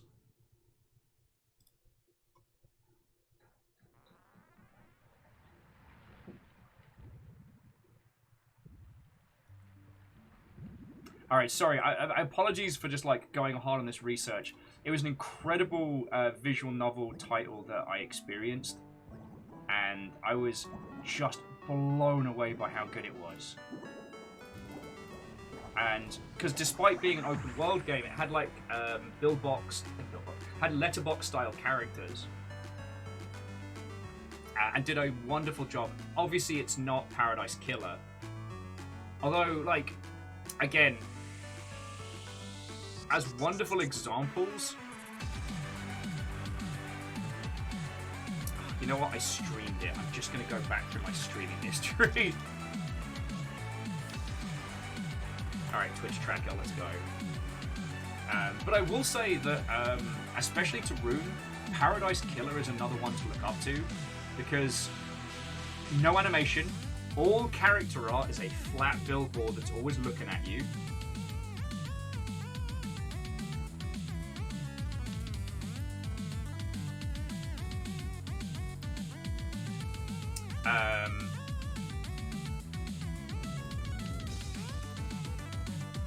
But it's a really, really good example of what you can do with like a limited art style and mechanics, but with exceptional writing. Because let's be honest, Paradise Killer is completely its writing.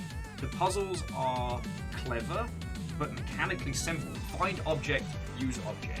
What works about it is how these long, lengthy conversations with these characters unfurl this world around you in such a brilliant manner. God. Now, it helps that I obviously have a massive crush on Lady Love Never Dies. That definitely helps. But no, there's so many great characters. And holy crud, like Rune, if you want steamy, Heaven Will Be Mine. It is not a. It contains no smut. It is not a explicit visual novel, but purely on the writing and how it conveys the concept of flirtation between different people. Like, oh boy, I had to head under cold tap after that one.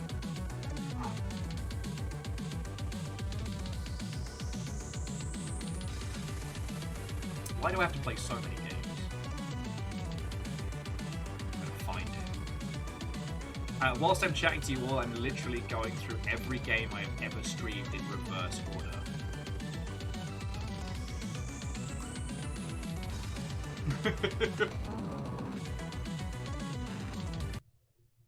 Sorry, we get to the emotional tracks.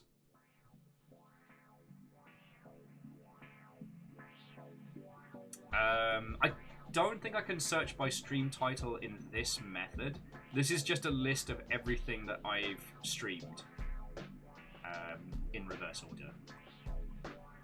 Of course, my dumbass is always going to be streaming a different game every day, because apparently I'm a fucking masochist. No, there's just too many good games out there. Aww, remember that time we did Angels Fall First with Joe Cat? That was cool.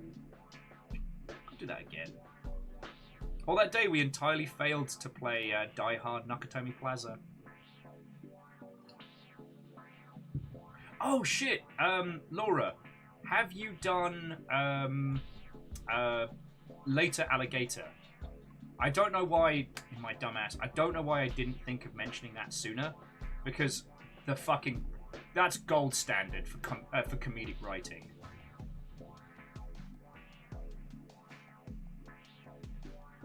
Okay, whole thing start to finish. Lovely, lovely.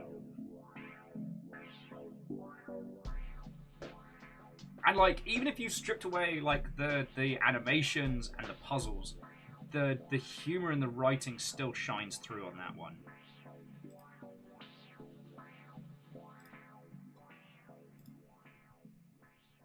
Okay.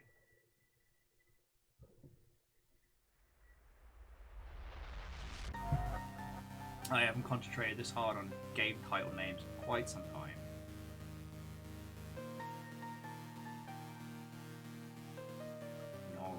we've streamed this.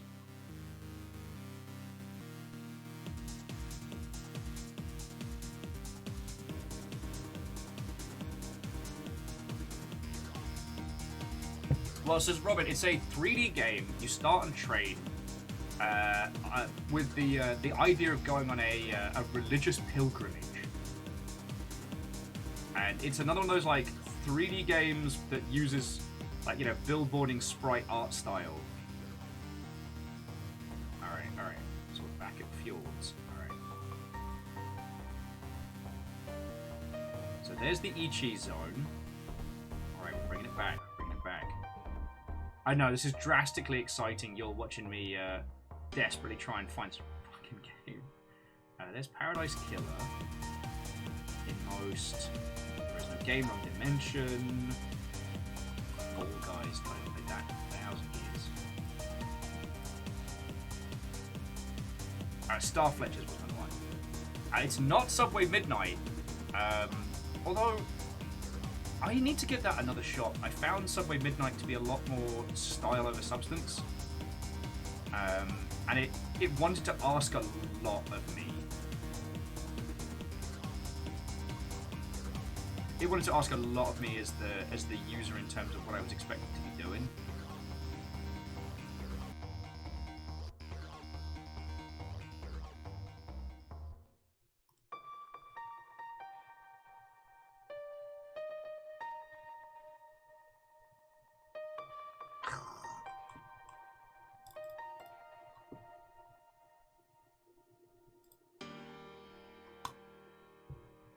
Alright, here we go. It wasn't Buddy Simulator, though. Great guess.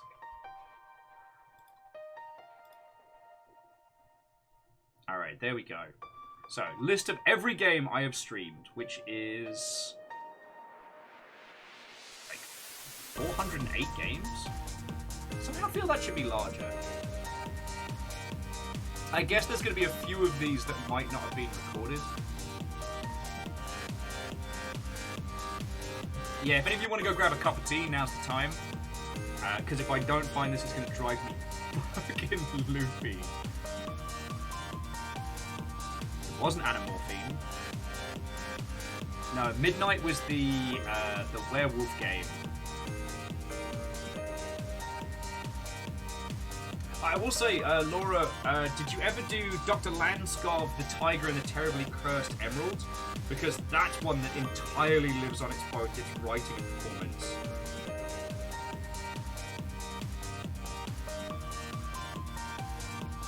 Okay.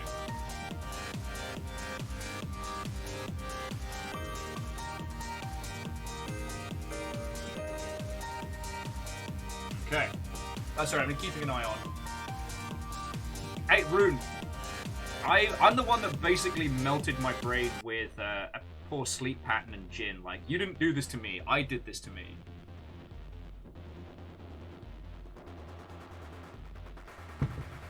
I'm almost slightly annoyed at how many people watched the 0 Degrees North, 0 Degrees West stream. I've never hated a game quite like I hated that one.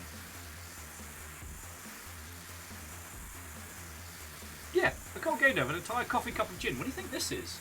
The tea tags on it are just to make it seem socially acceptable. Alright, as a complete aside, so to both Stringer Please and Rune, have you heard of a game called Eulogy for a Dead World? Because, fuck me running, that game is incredible. It's a free-form sci-fi poetry game where you walk around these long-dead alien worlds, and the game gives you prompts on writing poetry about these, like, destroyed and abandoned places. Yeah, so good.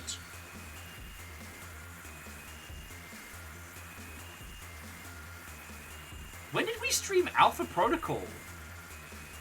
Fuck, I don't remember any of that.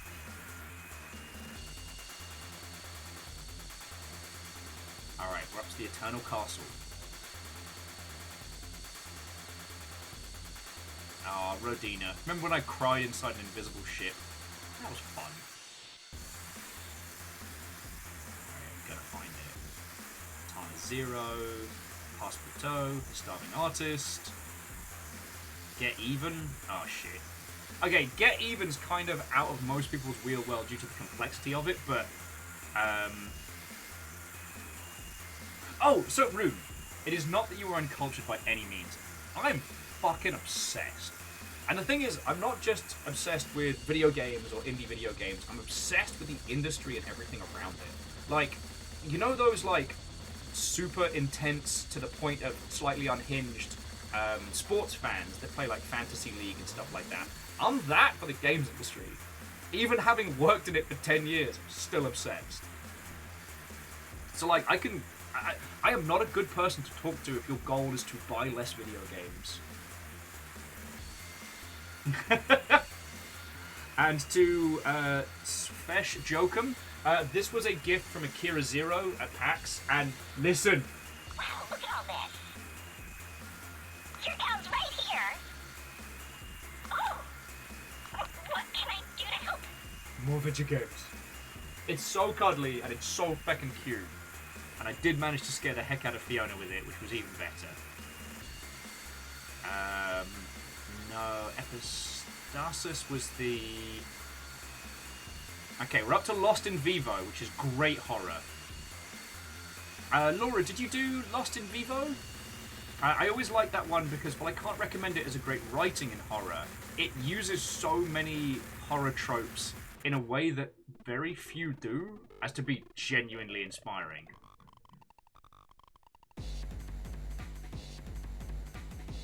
Oh shit! Like, you want to talk about writing in video games? All right, I guess I'm just recommending you games now.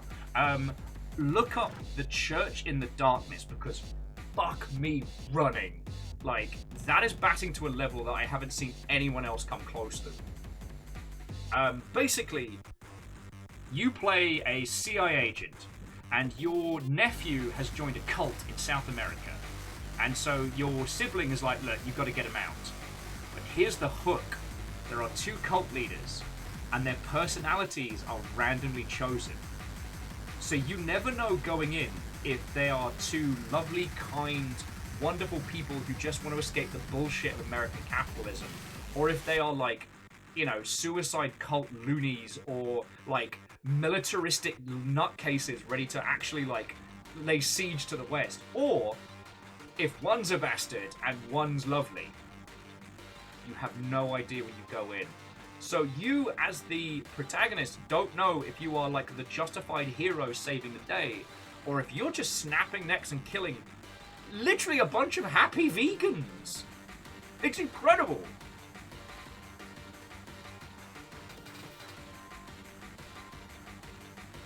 Aww. Well, Occult Game Dev, thank you for luring more people over. Hopefully I can provide to be at least vaguely entertaining. Today I've been trying to just help people with their game dev industry questions, and it's descended into Will can't remember this game he played that one time, and it's driving him up the bloody wall. So you'll get to see a person just unhinge live on the internet.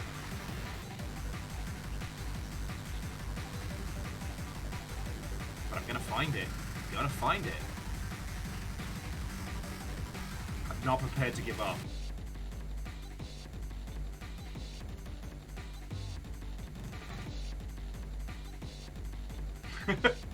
Brilliant Losers like, well, that's what I came here for!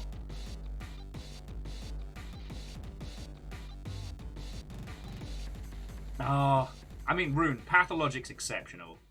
The thing that I love about Pathologic so much is that it goes to such lengths to give you a firearm, the most expected piece of kit that you can ever get in a first-person game, and then you never use it.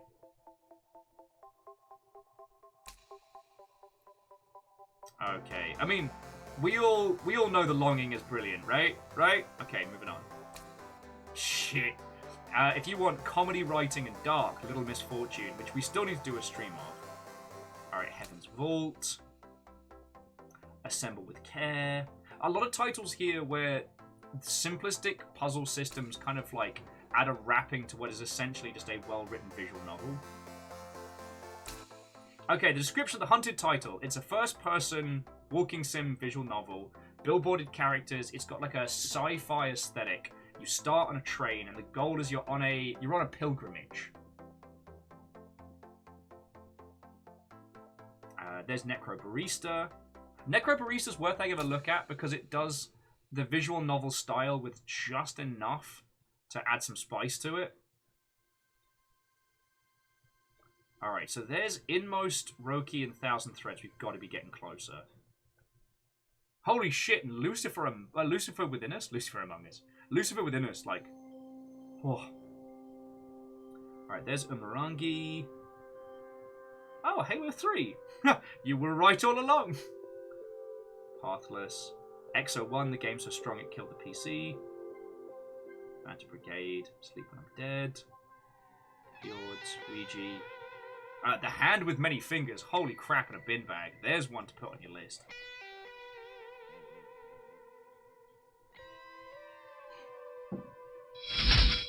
Hey! Well, Jokum, thank you kindly for the follow. Like, today's a bit of a special day because I'm trying to put my games industry knowledge to the test. Like, I stood up on Twitter today and I was like, right, any and all game dev industry questions, well, indie game dev, boof, let's do this. I mean, I can't help people with the programming questions, but, you know, the rest I've at least got enough to... Oh shit, was it trackless? Yes! Yes! I found it! Right. Fucking... Oh, this was like pulling some pissing teeth. The game is called Trackless. It is incredible. The writing is phenomenal. And while it is a walking sim per... Like, you do most of your interactions via a handheld pad. Art style's very simple. It's all billboarded. And it's all about, like, finding this... unfurling this incredible story. Oh, well, so Jokum, if there's ever anything I can help with, I mean, if you're working with, you know, a cult game dev, you're not lacking in people who know their stuff. But, like, if there's ever anything I can help with, I get to do this 5 days a week. You know, I get to sit here and show off weird and interesting games and have a chat and a natter. And it makes me real happy. Let's get some smooth jams going. There we go.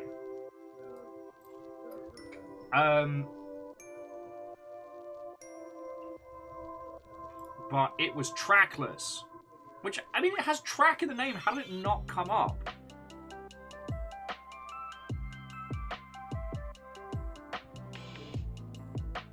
Yeah, good old track legs. God. This is the thing, friends. Don't get drinking gin. It melts your brain. But it does inspire me to talk about a whole bunch of fucking great video games. You know what? That was a journey. That was a hell of a journey. Well, see, Robin, we put trains, not tracks, which trains have to run on. It's all coming together, friends. It's all coming together. Yeah. Oh.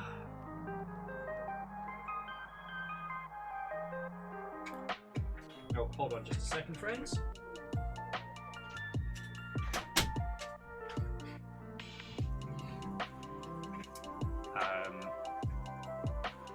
I mean, you'll know.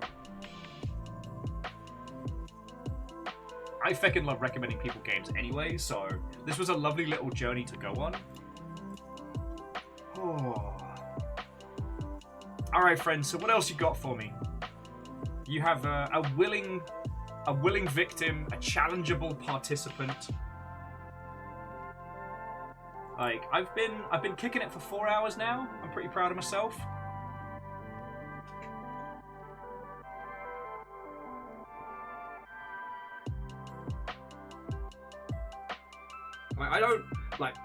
I don't plan on keeling over.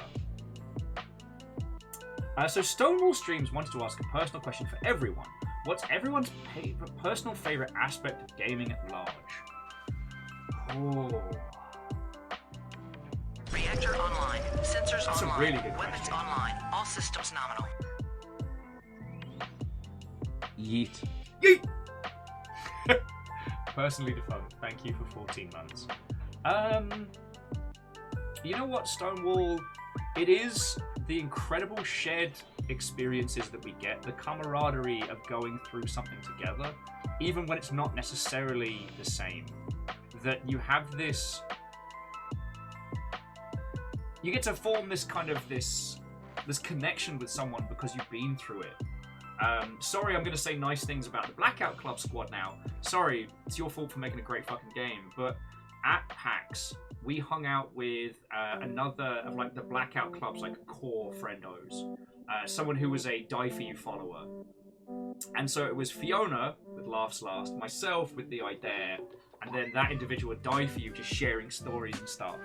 Now, it was a games industry meet, so everyone else looked really fucking confused. But, like, I became friends with that person because we both went through the Blackout Club together. And that camaraderie is one of the things that's so special. Especially at a time when it feels like cinema is such a divisive art form to be a fan of.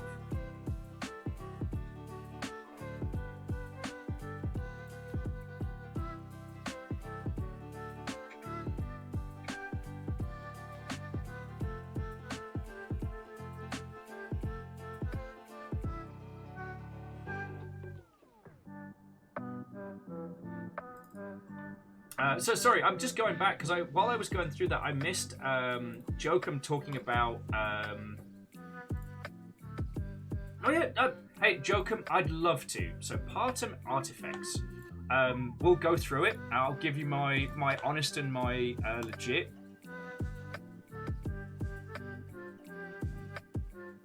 Okay. All right, hang on. Pause. You know what? We're gonna put the audio on for this trailer. Because this looks like a very involved title, and the Chipper Chocobo doesn't quite cover it. So, moving over to main.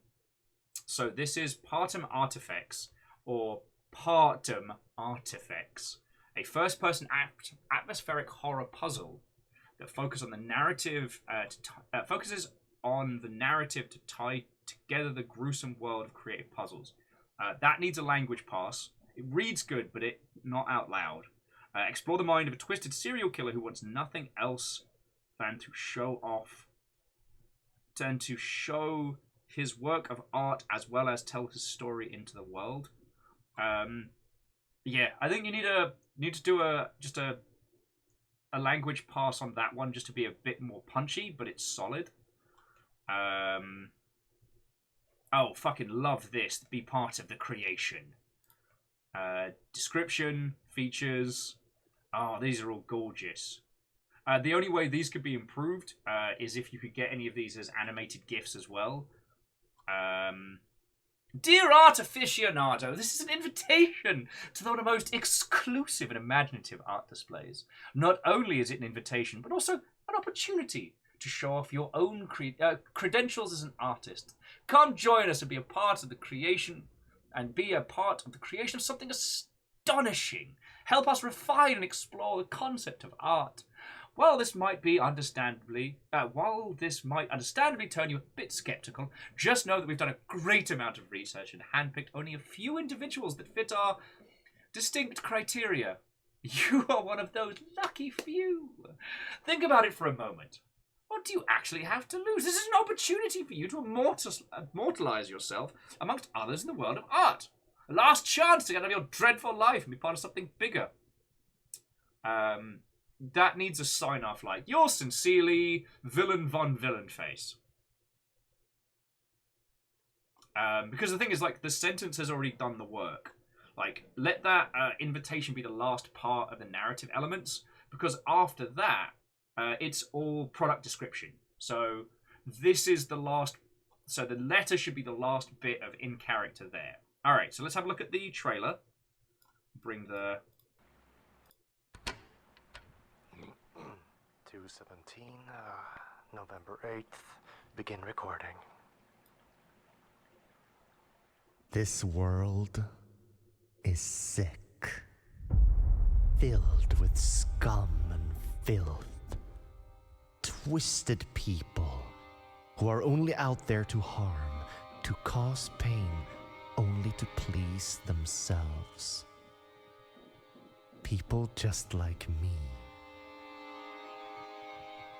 But I've got something I want to tell you.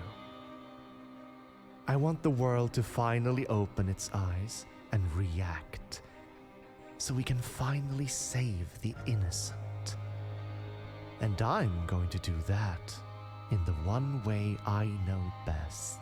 Quite frankly, it is the only way, the purest way, through art. This trailer slaps. I need someone to help me out. Because this is not a one-man project. Please, why don't you join me and be part of the creation?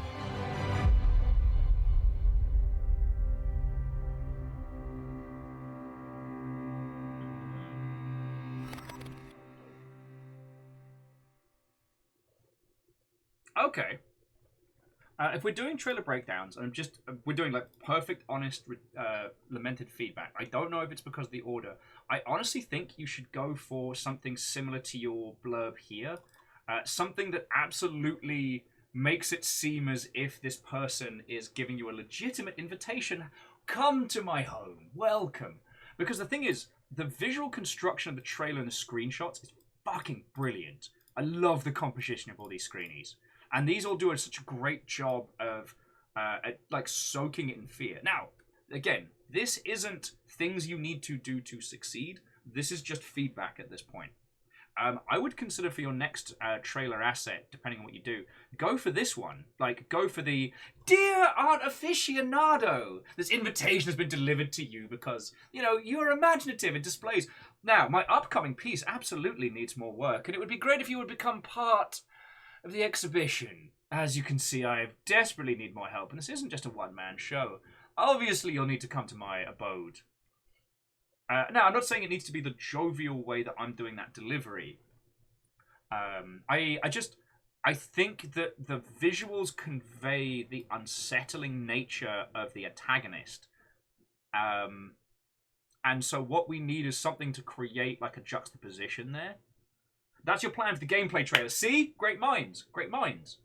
And that's why I love having these conversations, because you can basically use them like a sanity check. If that's already what you're planning to do, feckin' wee! Yeah, so aside from giving the blurb just a little bit of a language pass, now, are you bilingual by any chance? Because here's the thing. I am dyslexic, so that does mean that occasionally I can get tripped up when reading stuff, so I'm not the best proofreader in elements like that. But having someone who has a really good grasp of that kind of like PR style writing might not be a bad shout to just give that the once over. But yeah, everything else about this feckin' slaps. I'm going to put on the happy music again, because I'm a little bit creeped out. Let's bring back the chocobos. Yeah, shit, yeah, I'm going to wishlist that. But no, that's feckin' grand. And you're self-publishing this as well. Like, that's feckin' cool. To those of you... Alright. To those of you watching, this is the link to the title. Shit, I don't have any... Yeah?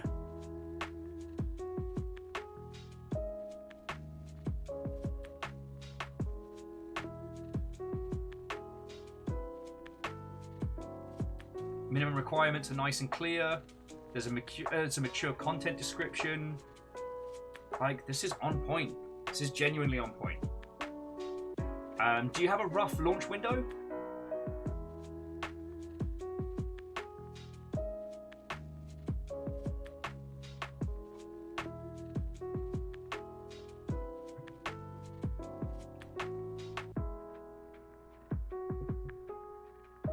Oh, hey! So, Joachim, I'm so sorry, I'm probably butchering the pronunciation. Here's the thing. I'm here all the time. If you need someone to just, like, vocalize ideas with, or sanity check your work and stuff. Like, that's what I'm here for. You know? I'm fucking lucky enough that the longship keep me afloat, and I'm able to do this full time. So you're aiming for Q4 this year at least. It could work, it could work. Depending on how jam-packed December is, it's not a bad shout. Like, do not launch this in October. Do not launch this in October. You will get lost. It will be very sad.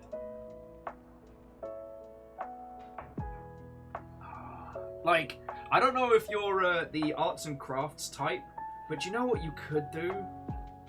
Depending on your region would obviously denote the cost of this, but you could send some formal invitations with Steam keys to reviewers as well.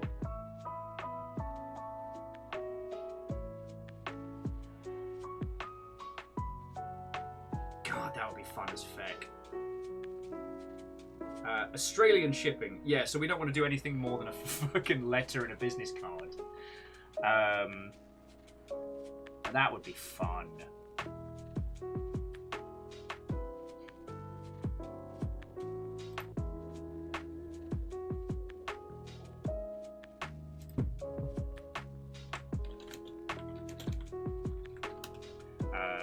Because we'll be keeping an eye on Amos, I'm just getting these updates. Amos met a kitty! Amos met a kitty is like, the kitty is safe. I'm like, don't eat the kitty! That's my son. Sorry. I was worried. Yeah, Hookshot Australian Post is expensive and ugh. Well, actually, you might be able to work with someone in the US, potentially to do like shipping and outreach from there. Oh, you got a bachelor's in marketing and design? Oh, fuck it. Then you know what you're doing. I mean, thank you for letting me, like, vocalize about this, but here's the thing. Because it's very hard for reviewers to give horror a fair shout.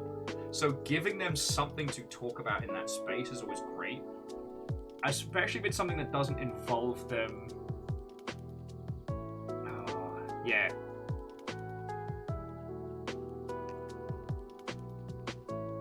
God, it would be fecking good if you could find like a North American, either like Evite or greeting card style thing, and just send out formal invitations plus a Steam key. That would be fecking grand. Yeah, maybe that's the play. There've got to be some digital services that send out physical invites. That way you're not having to pay the shipping cost from Australia. It's always the piss around being in the Oceanics is that you're a gajillion miles away from everybody, but your primary markets is basically like Europe and North America. Yeah, so Jokum, the problem with the emails is there's so feckin' many of them. So technically I have a press account for one of the main the video game press sites, gamepress.com, and you'd be amazed how many of those themed emails go out about horror games and things like that. That unfortunately they just don't have the same pop. That's why like busting out the physical stuff can be really good. Yeah, Down Under Dwarf. Who'd be in the great Nature's Alpha Test, Australia?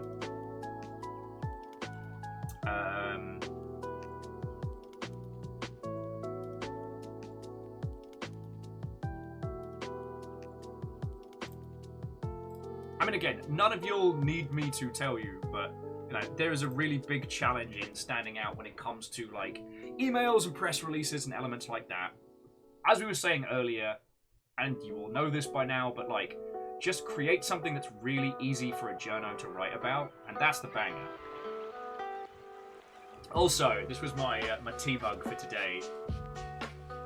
Let no one say I don't have confidence in my advice. Oh yeah, so the other things, okay, so Q4, Jokum, are you just gonna do block release? Are you planning on doing early access? Like, what's your current launch strategy? Because Q4 is quite soon, so you might need to start making some noise. Unless you push it to next year, which is fine. Oh, Down on a Dwarf, I'm so sorry. I completely forgot you were in NZ. I'm so sorry. Unfortunately, New Zealand suffers the same problem in that your local market isn't even in the top 20 video game buying regions. Actually, I think New Zealand might be like 18th, 19th in countries that spend money on video games.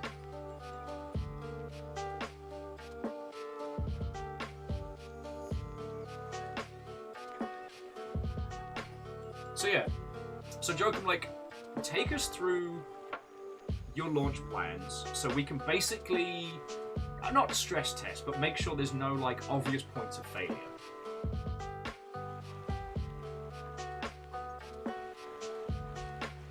Because the thing is, there's no point doing pre-release marketing throughout Halloween because you'll get lost in the noise.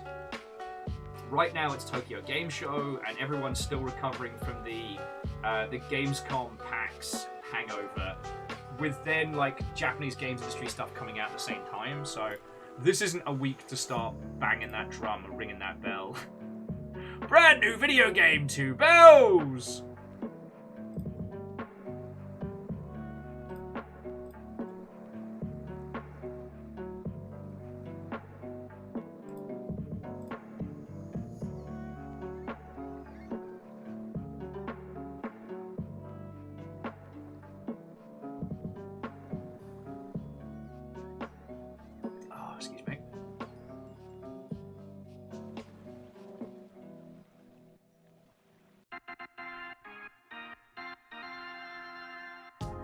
Okay, so here we go. So Jokum's saying they have 0 budget. Hey, remember, your time is your budget. So can't really do any fancier stuff. Early access is also something they have planned, either it as a scripted single-player game. We'll dodge October for now, though. Yeah, I mean, it's just, again, I don't want to see your title get lost in the nonsense. You know what I mean?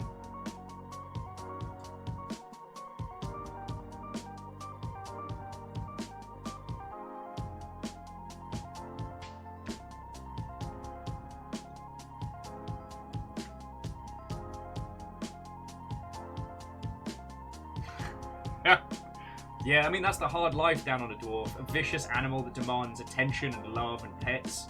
So hard. Okay, so no early access. Scripted single-player stuff. Okay.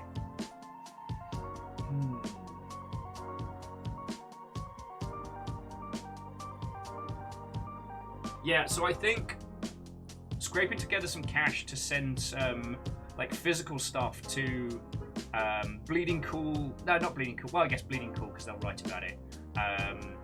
But also Bloody Disgusting and Horror Sites.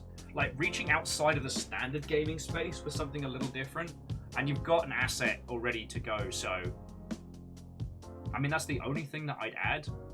Just a couple of little things to get it out there. And I assume you're doing Screenshot Saturday and some of, like, the indie outreach stuff. I mean, this is the point where I find out that you're actually like a huge industry legend and I'm saying a bunch of very, very basic things. But, as I said, I wanted to sanity check this. Like, if I'm telling you all the things that you already know, that's great. It's not that I think you're a stupid dum-dum.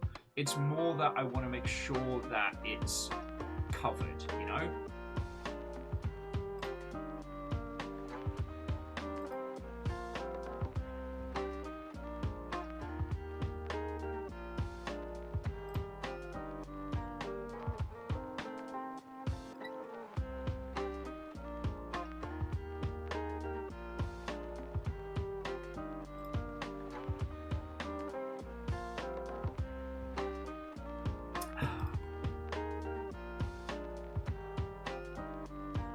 Yeah, I'm just trying to think about what else we could potentially like put in that space.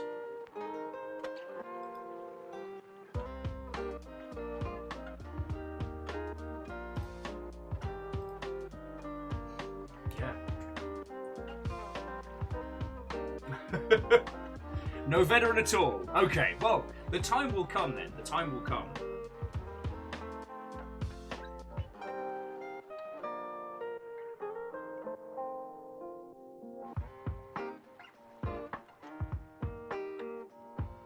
I mean, if you had budget and if you weren't based out of New Zealand, the Tonka toy, not the Tonka toy, the recording device from the trailer. God, if you'd sent that to a journo with a tape in it, God, that would be good. But that's expensive as an asset. No guarantee you'd get the coverage back on it. This is the problem, is that with marketing stunts, it's always a gamble. It's a great thing to do on top of an existing campaign.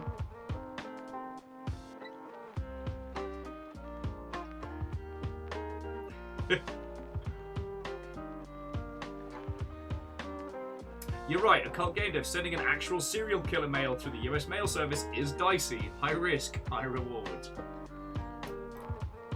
But sending formal invites that read like some oh fuck, that's doable. That's doable. I'm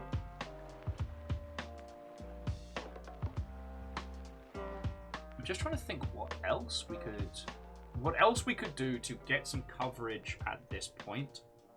I don't think there's anything golden bullet that I can think of.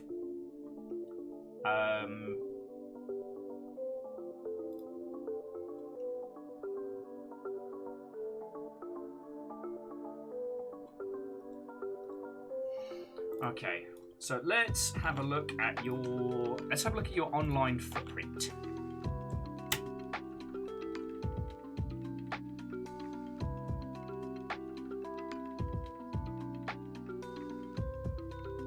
Yo, so did this game come out ahead of time? Because I'm seeing some walkthroughs from last December.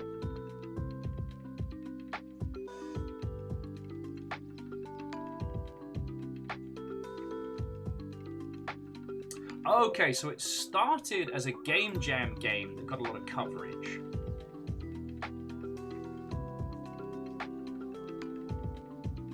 Okay, so the plus side is you do have a lot of content creators. It's worth crafting an email that you'll be able to send to people that already did coverage and just say, hey, it's me, like the full version of the title is coming out. As soon as you have a launch date, there's no point hitting people up until you've got your date locked in. But you have an existing user base that would be probably very interested to revisit it, so that's a good one. You have a site for the itch.io title, but we need a site for... Okay.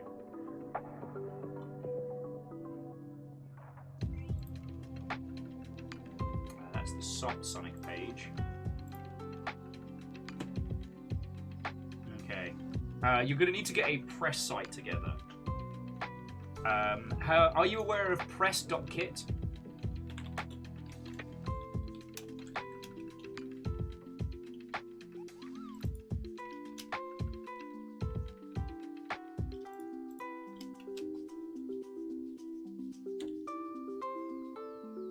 Wait, is the press.kit site down? No. It can't be. Oh no, we're good. We're good. Yeah, Rami's thing. So it's that one. Do press kit. Because you'll be wanting to send that to journos and peeps. It's basically all of your lovely, gorgeous screenshots, YouTube links to the trailers and stuff, and might want to consider a couple of really nice, high-quality GIFs. Just a couple. Like, honestly, you can just do a screen to GIF of some proper choice moments. Jobs are good. I've used screen to GIF so many times.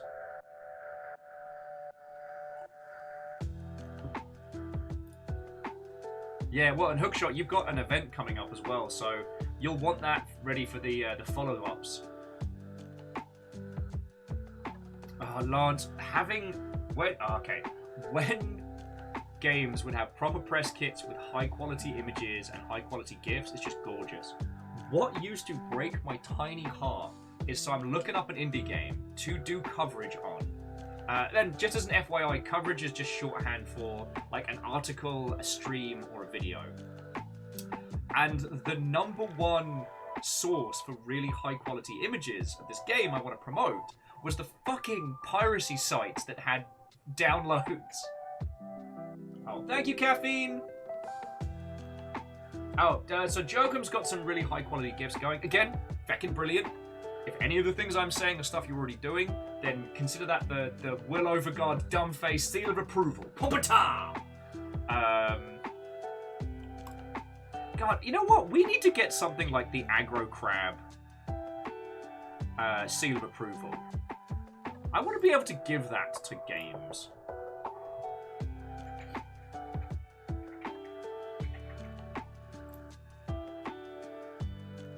I'm trying to think of who's got the Aggro Crab screen of approval.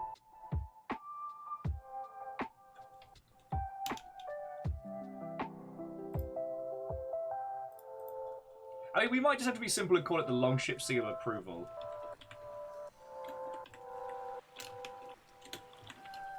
Oh, the Aggro Crab Seal of Quality.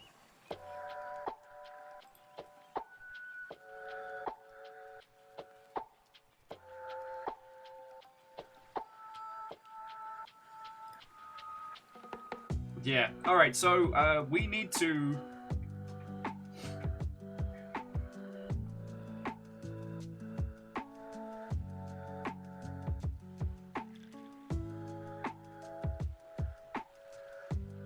Yeah. I'm gonna talk to my artist later on about getting an actual one done. And Biggs, Watto and welcome. What do you mean hydration check? I've got a fucking pint of tea. I'm doing great.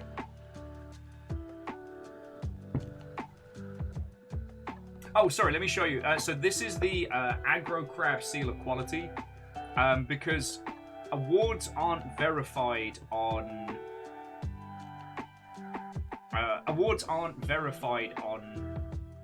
Steam.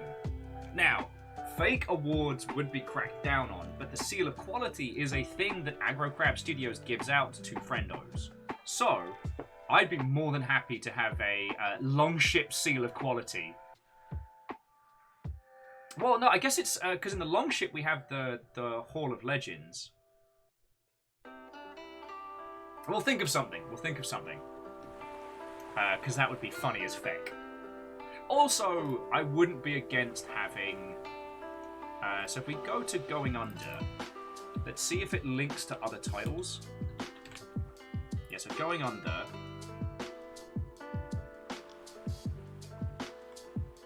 so it has Aggro Crab Seal of Quality. Nah, so it's just a thing that you can have on your title. We'll look into that. Okie dokie Loki, so we're hitting like 4.5 hours. Does anyone have any more stuff they want us to check out, wants to have a look at? Like, Jokum, if there's anything you think of tomorrow, come on by anytime I'm streaming. Like, even if it's an emotional moment in a video game, honestly, I'll just wait until it's passed and then, like, helping you lot, talking with all of you is always my priority. Hookshot, you're right. We could do an official induct into the Hall of Legends. I might have to bug my my editor to do a quick speed one on that one, but... Aww. Well, Rune, you'd be more than welcome. We have a little Discord. In all honesty, our Discord's basically just where we kind of live digitally, but it's a lovely group of people. There are a lot of game devs, both incredibly experienced and also like brand new individuals hanging out. So you'd be more than welcome. Plus, now the Summer of Chaos is starting to peter off, we'll start doing a lot more events on the Longship. Yay! New friends! Ah.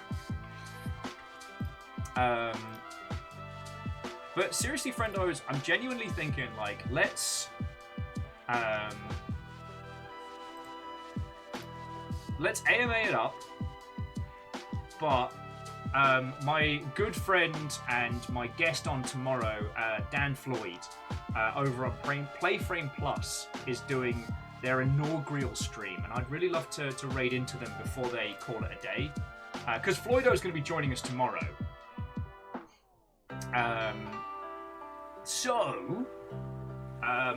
Yeah, I tell you what, friends, we're going to do questions and nonsense for another half an hour, 40 minutes, or at least until like more cool stuff happens, right? And then we're going to go hang out with Floydo.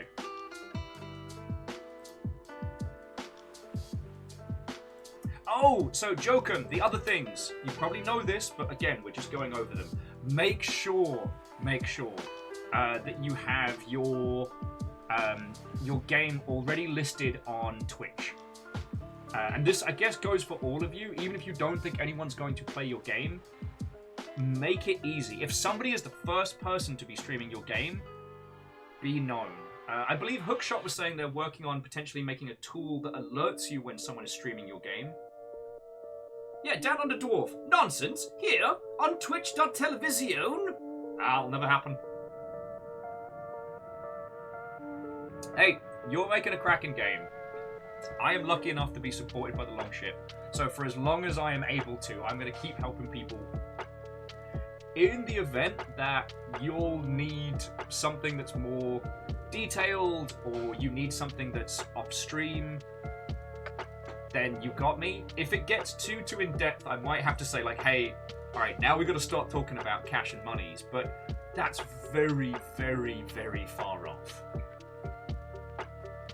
Although if any of you become like super duper squillionaire billionaires, just throw a couple of mil this way, just so I can pay off my bills and make sure that my animals are all spoiled rotten.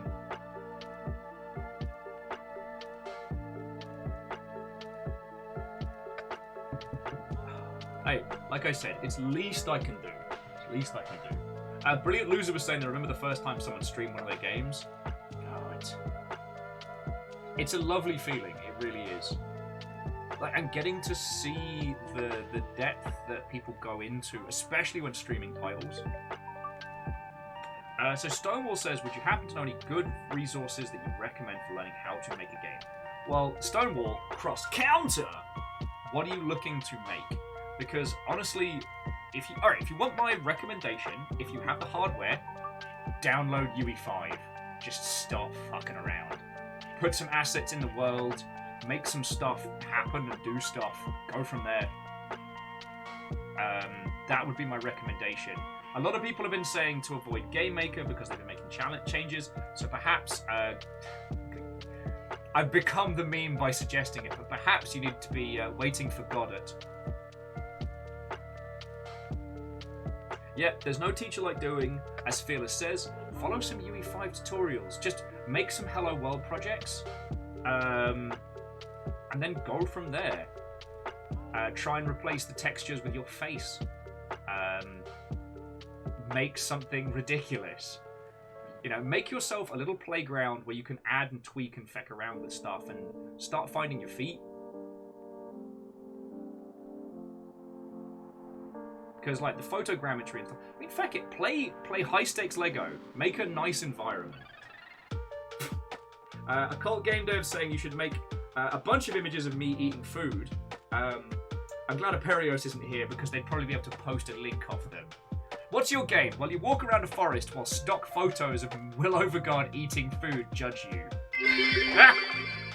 Yo! And feckin' thank you for that, alright? I mean, you used your Prime to steal money from Jeffrey Bezos to keep me alive. Yeah, the problem is the Longship as a whole would all absolutely play the shit out of that. And you need to have it like a long-form title. It needs to be Will Overguard judges you while you walk around a forest, except he's always eating food. The low-poly PS horror Will. Ah!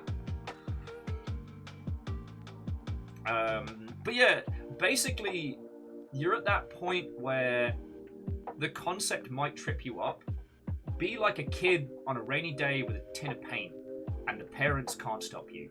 Make a mess. Get stuck in there. Make something dumb and silly. You know, make a game in which your entire goal is to change every soda can into a dog. You know?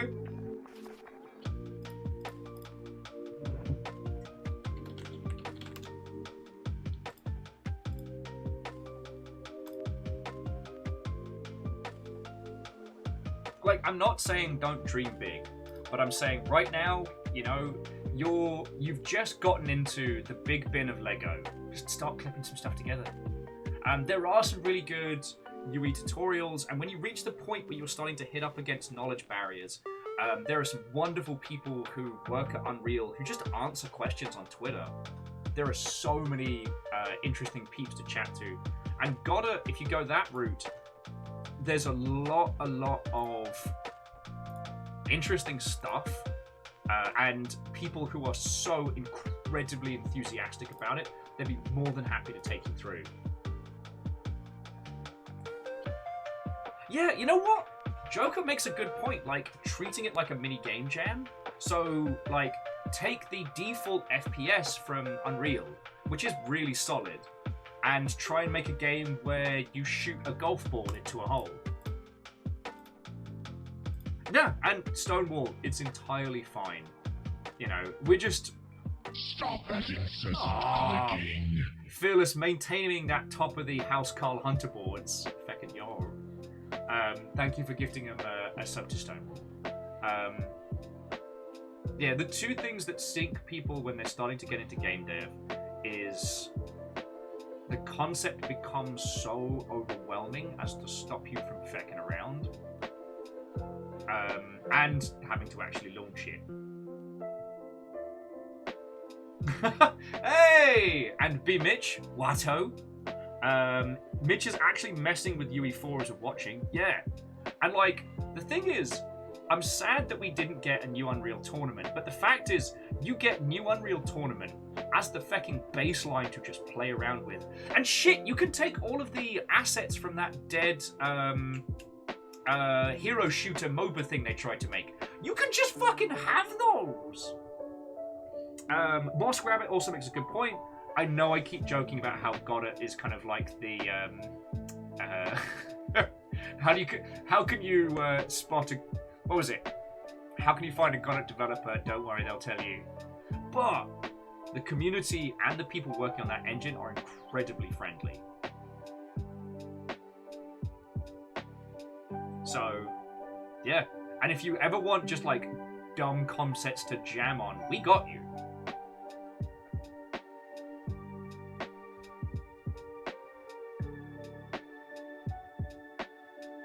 Okay.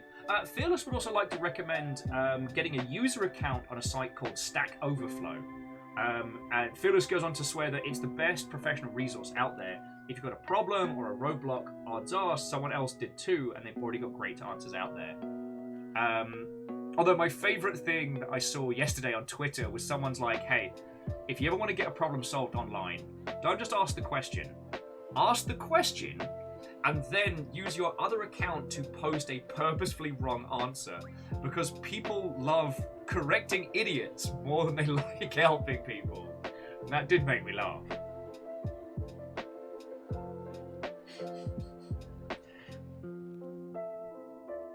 Oh yeah, and Jokum, I got that tattooed on my arm. It's actually one of the reasons why if I end at a sensible hour, I'm going to see if the tattoo place around the road's doing drop-ins.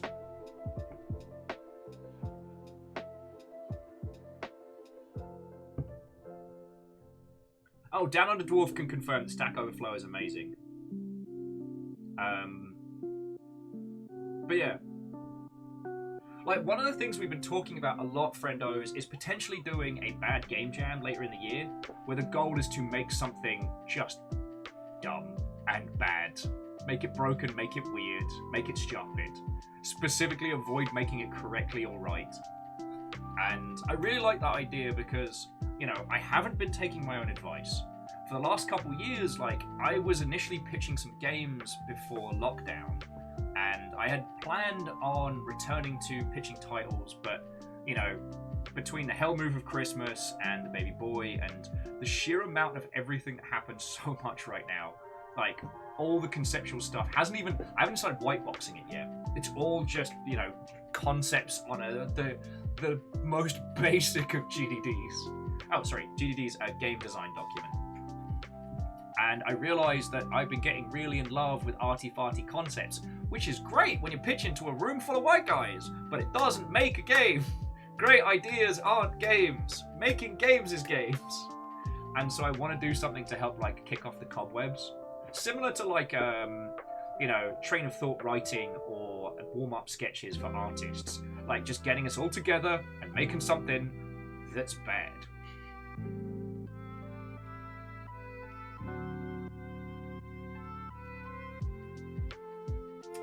So I don't want to go too hard in, yeah. Jokum hasn't written a GD in a while. A bit happy with that. You know what? The way it was explained to me was by a very good friend of mine who's an incredible designer, and was like, no...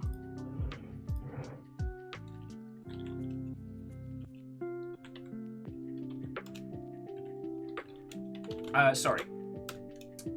No plan survive contact with the enemy, but you sure as shit don't want to be without it.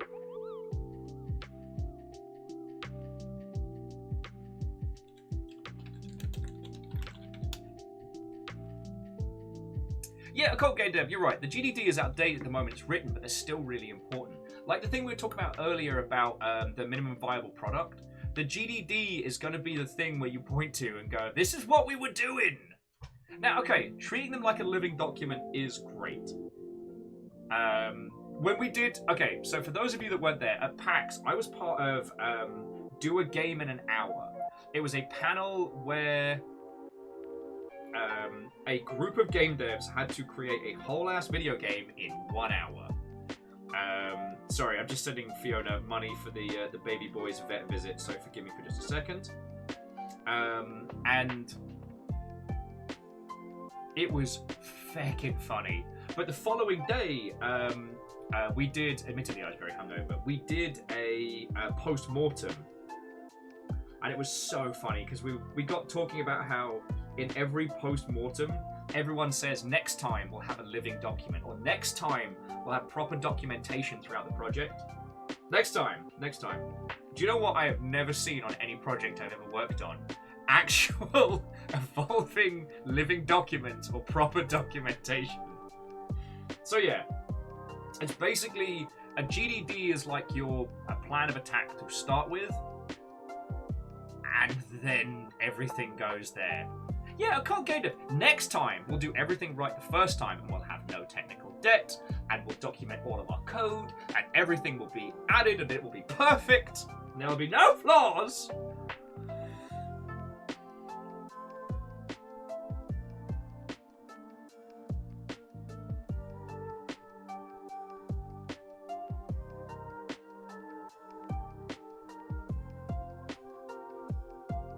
As Hookshot says, next time is also... It's just a perpetual in space-time. Next time is always next time. It's never this time. Yeah. Like, there's always a tomorrow.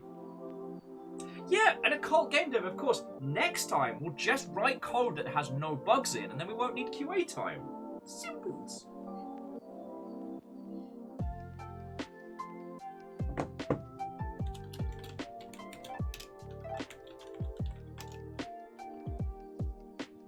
Now, Fearless says, make documentation a prerequisite of checking in code. That is always hilarious. However, someone's always going to write, it's 6 o'clock on a fucking Friday. I don't have time to write this. Check in. You know what, Chef? Why do we even program bugs into video games? We should just not do that.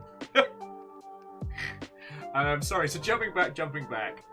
Stonewall was saying documentation is something they do in their work daily. Currently, they work in manufacturing quality. In manufacturing quality, in part, their job is literally updating documents in the quadruple triplicate. Yeah, so it's not something you want to do in your own time. Now, structuring your time later on when you have a better idea of what you want to make is great. But for now, like Stonewall, just get weird with the paint. pull the legs off a Lego man and make him into a man tank. That's the game development path for you right now. Yeah.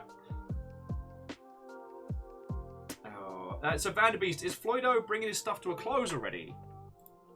Because I still got to do thank yous. Is Floydo finishing up? That's bullshit! Stream longer, Floydo! I'm helping people. Quieter.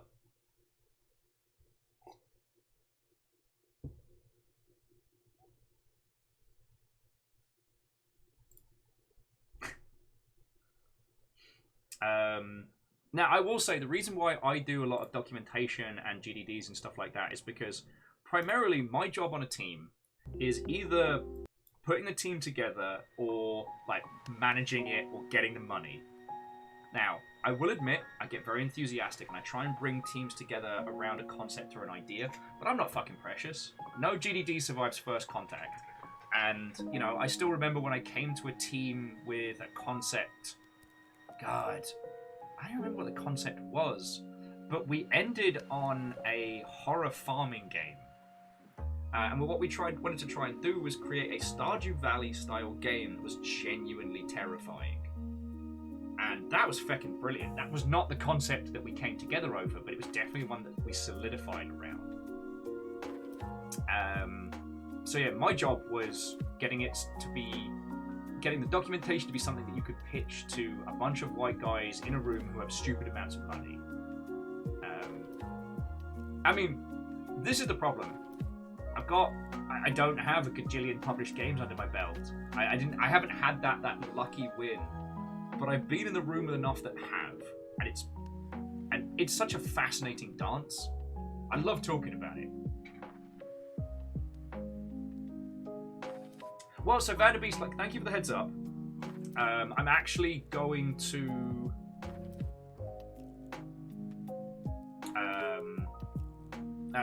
I'm not going to be rolling into a game after this because we've done nearly 5 hours of really good games industry banter.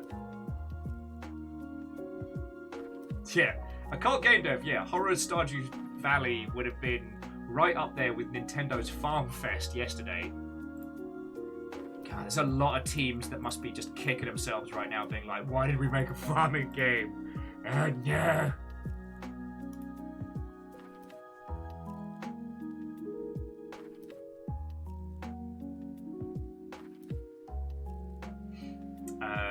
But yeah, so GDDs and stuff like that are very useful if you are part of a squad. You know what I mean? That's basically the long and short of it.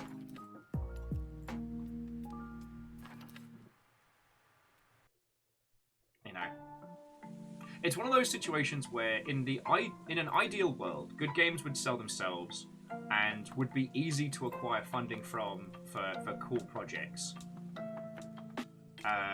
Sadly, it's one of those times where we just have to admit that what we wish the industry was like and what it is two different things.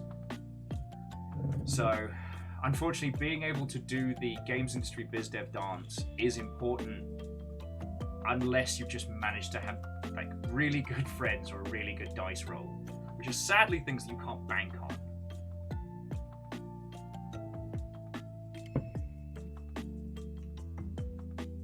Oh, Gleaner Heights? Perfect. In fairness, Kestrel, we were shopping this idea around 5-6 years ago, before I met all of you lot proper. So this does seem fascinating. I'll throw it on my wish list and keep a hawk eye.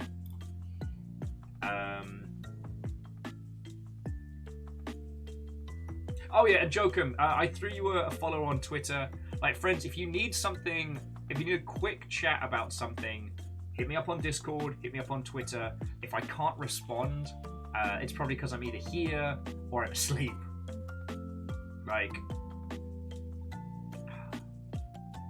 Friends, I will be perfectly honest with you. I can't promise that everything that I say and do is going to result in you being, squillionaires selling a gajillion copies. God, I wish I had that power.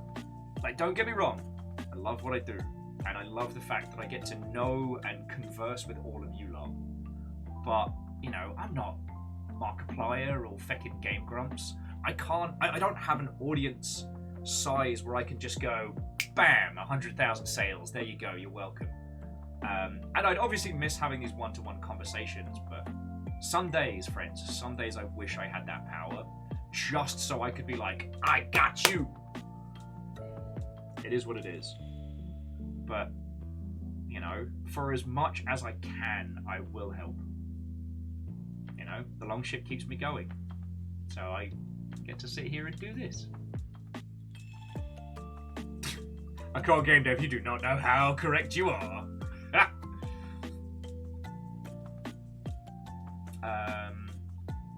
Also, Jokum, hopefully you haven't skedaddled by this point, but you'll notice that Hookshot has the game developer tag on Twitch. Once you have added your game to the Twitch backend, you can flag yourself as a developer of that studio. It's entirely worth doing. It's entirely worth doing. The game developer tag, Hookshot, that fanciful tag you see on both of us.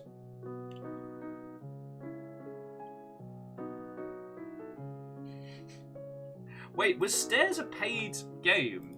Was that on Steam? Because unfortunately, itch.io games...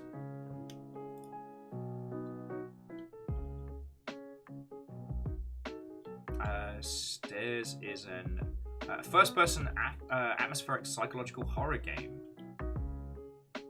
Is that you? Greylight Entertainment.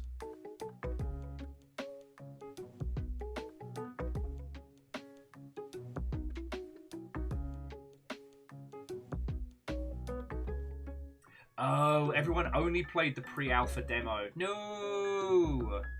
Yeah. See, this is one of the reasons why I recommend to studios, like, don't spend money on big content creators. Especially if it's like a one-and-done horror experience. Because the thing is, with love and respect, people don't want to see your game. They want to see Markiplier scream. They want to see PewDiePie do whatever he does. I don't know, shit himself and spin around in a circle. But the thing is, for those content creators, the big focus is them. The game is just a vehicle, and very few people transfer through. You'd think they would, but it's not the case. So, I mean, feck. I don't know what to recommend. Keymailer might not be a bad shout for yourself once you've got things set up, because, alright, there will be a bunch of people on Keymailer who will just sell the keys, but there'll also be a bunch of people who go, oh. And it can be a really interesting way to get stuff in front of people. Oh yeah, and Chef, that must have been feckin' glorious seeing your title played by those people. Thing was, most of my big titles I've worked on have been experiential or strategy games. I've never worked on a narrative title, so I don't know what it's like watching someone go through a story. You know, I've watched a gajillion Rome 2 streams and Attila streams, and it always warms my heart. But that's not the same kind of experience as the horror games that you've made. Again, it's like my spheres of knowledge.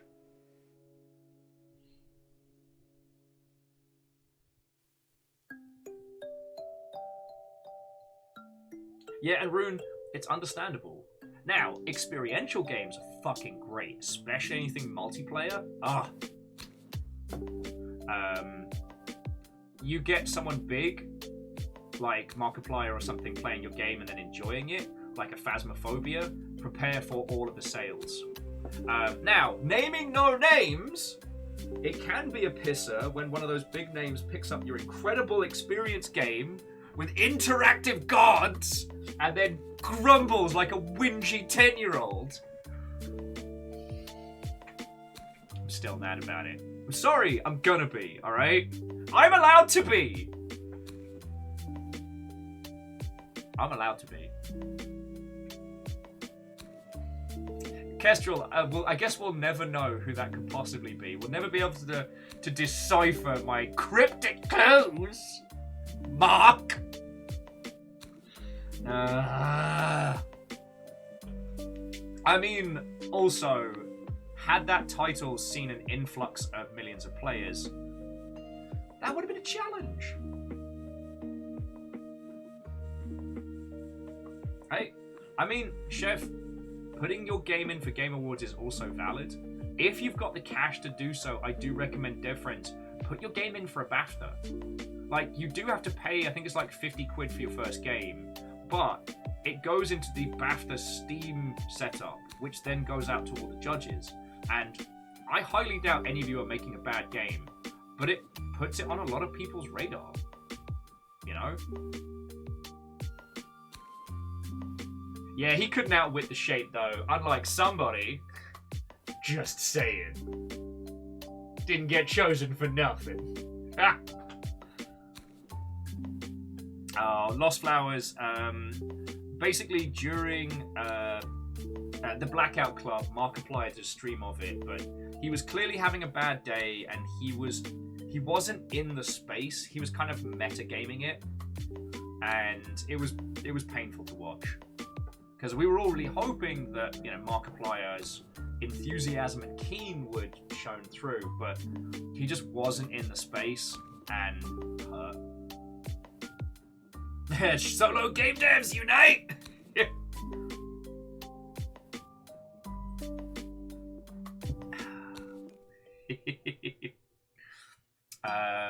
Okie dokie. So friends, I'm gonna roll credits in just a second and bring our stuff to a close, because I think we've kind of hit peak. So if any of you have any questions or like quick fire things, throw them forward now. To Mary, lovely to see you. After we finish quick fire, I'm going to run credits. For those of you who have found us today, as I said, I'm completely supported by this stream here. So that's bits, donations. If you feel I have been of value, feel free to chuck on anything in, but you're obviously under no obligation to do so. However, if any of you become super duper whooper multi-millionaires, I will be hitting you up for a few $1 million. All right? That's the clause. Like, Chef, when you make that big horror money, I can be like, oh hey. I have also promised that if I do end up with millions, we're gonna have a convention for just us. That's LongCon. That's another story.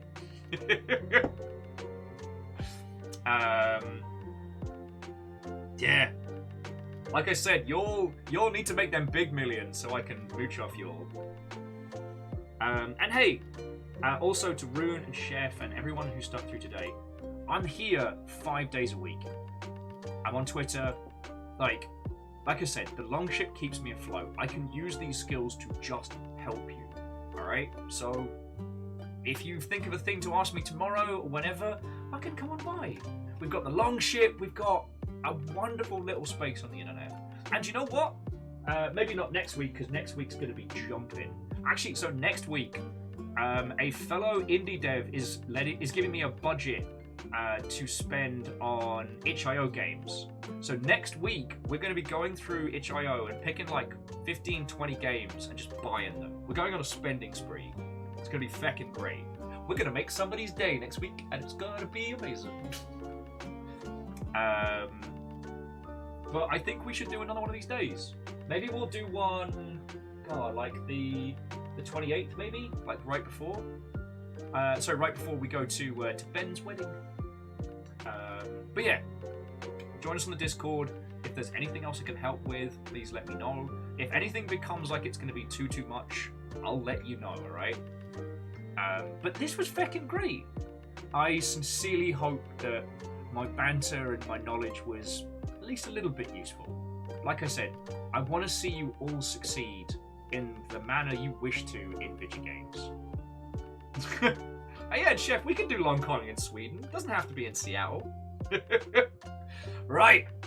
And on that subject, to the lovely individuals that chucked in today, I want to say some big thank yous.